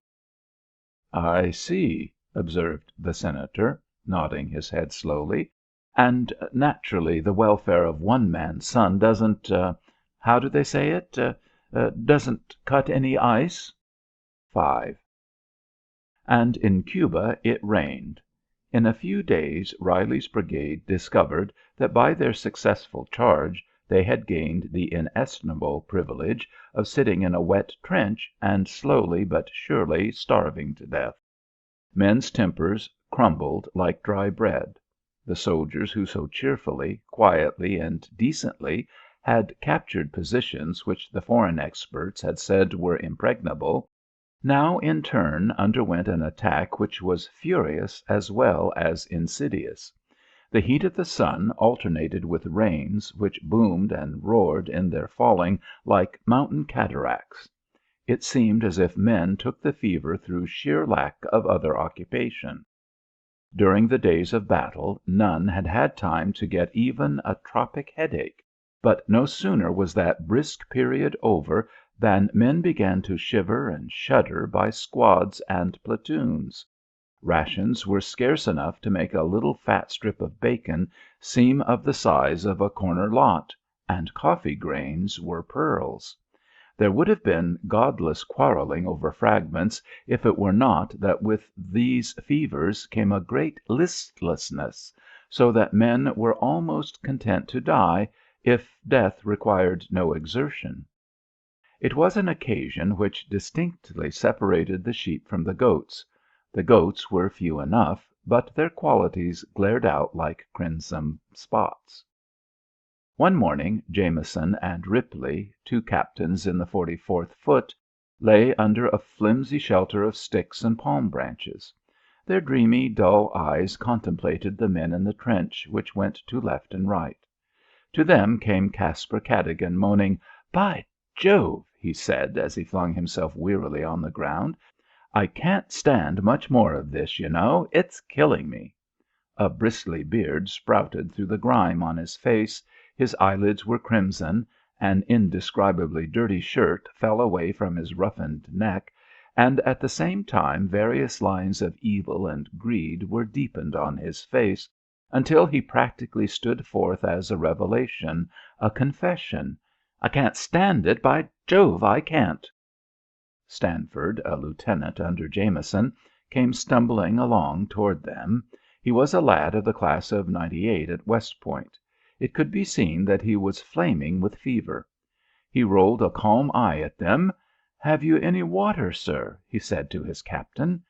Jameson got upon his feet and helped Stanford to lay his shaking length under the shelter. "No, boy," he answered gloomily, "not a drop. You got any, Rip?"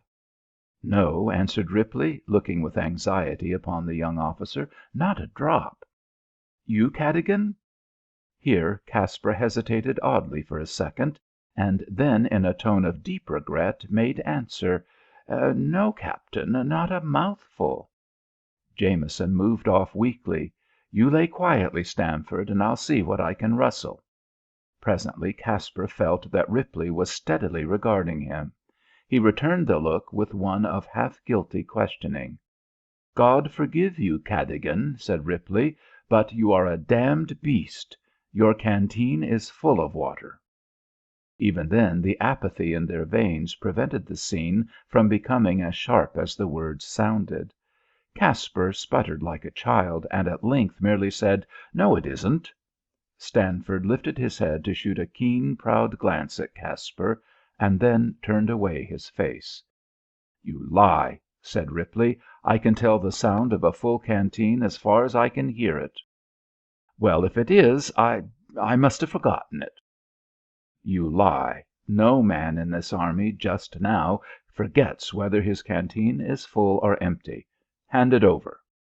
Fever is the physical counterpart of shame, and when a man has the one he accepts the other with an ease which would revolt his healthy self. However, Caspar made a desperate struggle to preserve the forms. He arose, and taking the string from his shoulder, passed the canteen to Ripley. But after all there was a whine in his voice, and the assumption of dignity was really a farce. "I think I had better go, Captain. You can have the water if you want it, I'm sure, but I fail to see what reason you have for insulting me." "Do you?" said Ripley stolidly. "That's all right." Caspar stood for a terrible moment. He simply did not have the strength to turn his back on this affair. It seemed to him that he must stand forever and face it. But when he found the audacity to look again at Ripley, he saw the latter was not at all concerned with the situation. Ripley, too, had the fever. The fever changes all laws of proportion. Caspar went away. "Here, youngster, here is your drink." Stanford made a weak gesture. "I wouldn't touch a drop from his blamed canteen if it was the last water in the world," he murmured in his high, boyish voice. "Don't you be a young jackass," quoth Ripley tenderly. The boy stole a glance at the canteen. He felt the propriety of arising and hurling it after Caspar, but he too had the fever. "Don't you be a young jackass," said Ripley again. VI.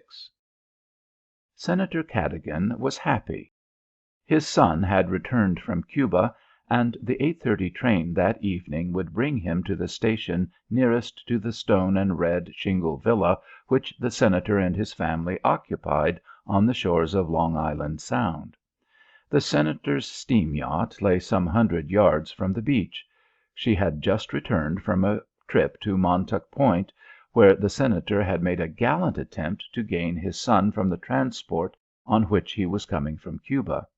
He had fought a brave sea fight with sundry petty little doctors and ship's officers, who had raked him with broadsides, describing the laws of quarantine, and had used inelegant speech to a United States Senator as he stood on the bridge of his own steam yacht.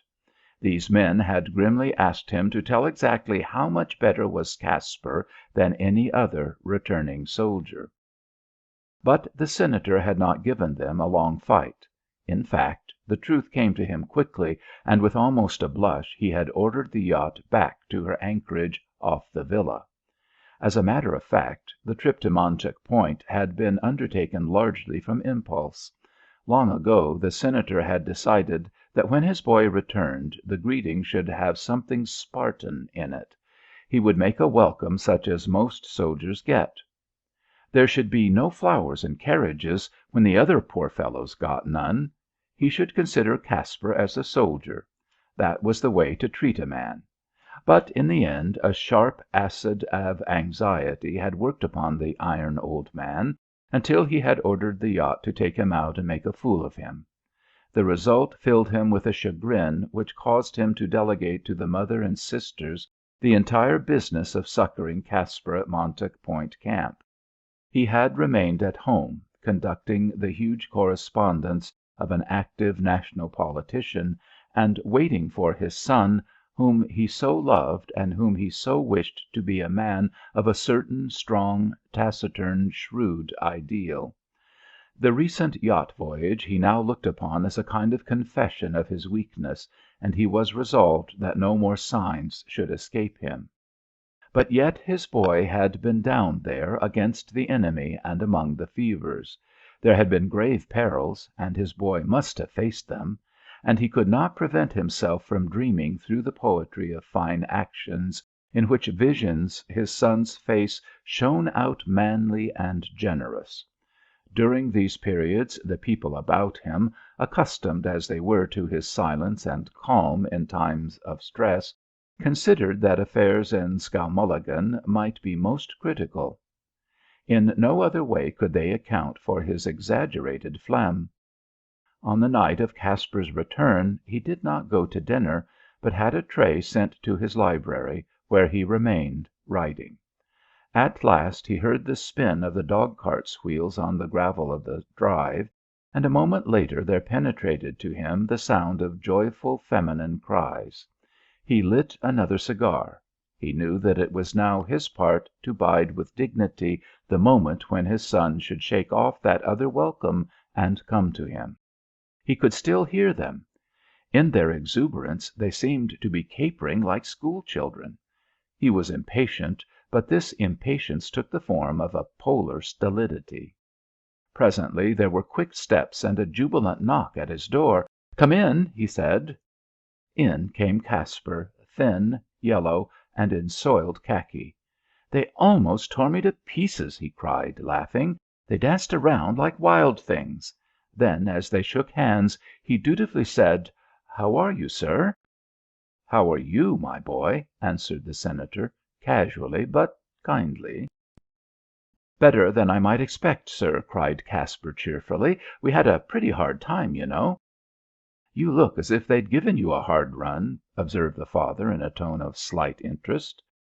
Caspar was eager to tell. "Yes, sir," he said rapidly, "we did indeed. Why, it was awful.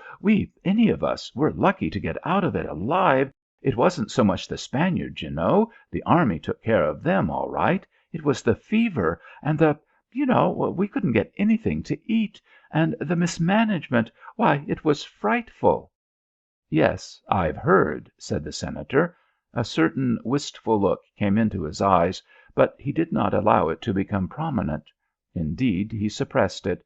"And you, Caspar? I suppose you did your duty?" Caspar answered with becoming modesty. "Well, I didn't do more than anybody else, I don't suppose. But I got along all right, I guess."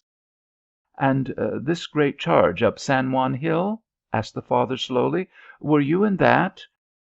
"Well, yes, I was in it," replied the son.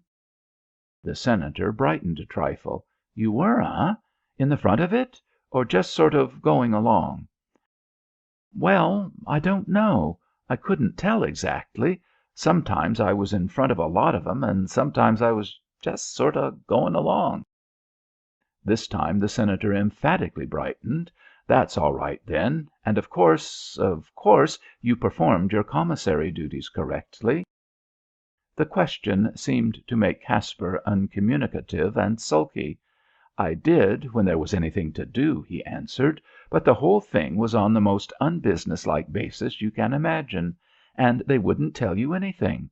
Nobody would take time to instruct you in your duties, and of course if you didn't know a thing your superior officer would swoop down on you and ask you why in the deuce such and such a thing wasn't done in such and such a way. Of course I did the best I could." The Senator's countenance had again become sombrely indifferent. "I see. But you weren't directly rebuked for incapacity, were you?" "No, of course you weren't. But I mean, did any of your superior officers suggest that you were no good, or anything of that sort? I mean, did you come off with a clean slate?" Caspar took a small time to digest his father's meaning. "Oh, yes, sir," he cried at the end of his reflection. "The commissary was in such a hopeless mess anyhow that nobody thought of doing anything but curse Washington." "Of course," rejoined the Senator harshly. "But supposing that you had been a competent and well-trained commissary officer, what then?" Again the son took time for consideration, and in the end deliberately replied: "Well, if I had been a competent and well-trained commissary, I would have sat there and eaten up my heart and cursed Washington." "Well, then, that's all right. And now about this charge up San Juan. Did any of the generals speak to you afterward and say that you had done well? Didn't any of them see you?" "Why, no, I don't suppose they did, any more than I did them. You see, this charge was a big thing and covered lots of ground, and I hardly saw anybody excepting a lot of the men." "Well, didn't any of the men see you? Weren't you ahead some of the time, leading them on and waving your sword?" Caspar burst into laughter. "Why, no, I had all I could do to scramble along and try to keep up, and I didn't want to go up at all." "Why?" demanded the Senator. "Because the Spaniards were shooting so much, and you could see men falling and the bullets rushing around you by the bushel. And then at last it seemed that if we once drove them away from the top of the hill there would be less danger. So we all went up." The Senator chuckled over this description. "And you didn't flinch at all?" "Well," rejoined Caspar humorously, "I won't say I wasn't frightened." "No, of course not. But then you did not let anybody know it?" "Of course not." "You understand, naturally, that I am bothering you with all these questions because I desire to hear how my only son behaved in the crisis. I don't want to worry you with it. But if you went through the San Juan charge with credit, I'll have you made a major." "Well," said Caspar, "I wouldn't say I went through that charge with credit. I went through it all good enough, but the enlisted men around went through in the same way." "But weren't you encouraging them and leading them on by your example?" Caspar smirked. He began to see a point. "Well, sir," he said with a charming hesitation, I dare say I was doing my share of it." The perfect form of the reply delighted the father. He could not endure blatancy. His admiration was to be won only by a bashful hero. Now he beat his hand impulsively down upon the table. "That's what I wanted to know. That's it exactly. I'll have you made a major next week. You've found your proper field at last. You stick to the army, Caspar, and I'll back you up. That's the thing. In a few years it will be a great career. The United States is pretty sure to have an army of about 150,000 men, and starting in when you did, and with me to back you up, why, we'll make you a general in 7 or 8 years. That's the ticket. You stay in the army." The Senator's cheek was flushed with enthusiasm, and he looked eagerly and confidently at his son. But Caspar had pulled a long face. The army?" he said. "Stay in the army?" The Senator continued to outline quite rapturously his idea of the future. "The army, evidently, is just the place for you. You know as well as I do that you have not been a howling success exactly in anything else which you have tried. But now the army just suits you. It is the kind of career which especially suits you. Well, then, go in, and go at it hard. Go in to win. Go at it." "But—" began Caspar. The Senator interrupted swiftly. "Oh, don't worry about that part of it. I'll take care of all that. You won't get jailed in some Arizona adobe for the rest of your natural life. There won't be much more of that anyhow, and besides, as I say, I'll look after all that end of it. The chance is splendid. A young, healthy, and intelligent man, with the start you've already got, and with my backing, can do anything. There will be a lot of active service. Oh, yes, I'm sure of it, and anybody who—" "But," said Caspar, wan, desperate, heroic, "father, I don't care to stay in the army." The Senator lifted his eyes and darkened. "What?" he said. "What's that?" He looked at Caspar. The sun became tightened and wizened like an old miser trying to withhold gold. He replied with a sort of idiot obstinacy, "I don't care to stay in the army." The Senator's jaw clenched down, and he was dangerous. But after all, there was something mournful somewhere. "Why? What do you mean?" he asked gruffly. "Why, I couldn't get along, you know. The—" "The what?" demanded the father, suddenly uplifted with thunderous anger. "The what?" Caspar's pain found a sort of outlet in mere irresponsible talk. "Well, you know, the other men, you know. I couldn't get along with them, you know. They're peculiar somehow, odd. I didn't understand them, and they didn't understand me. We didn't hitch somehow. They're a queer lot. They've got funny ideas. I don't know how to explain it exactly, but somehow I don't like 'em. That's all there is to it. They're good enough fellows, I know, but—" "Oh, well, Caspar," interrupted the Senator. Then he seemed to weigh a great fact in his mind. "I guess"—he paused again in profound consideration—"I guess"—he lit a small brown cigar—"I guess you are no damn good." If you like the video, put a like, subscribe to the channel and click on the bell to not miss our new videos.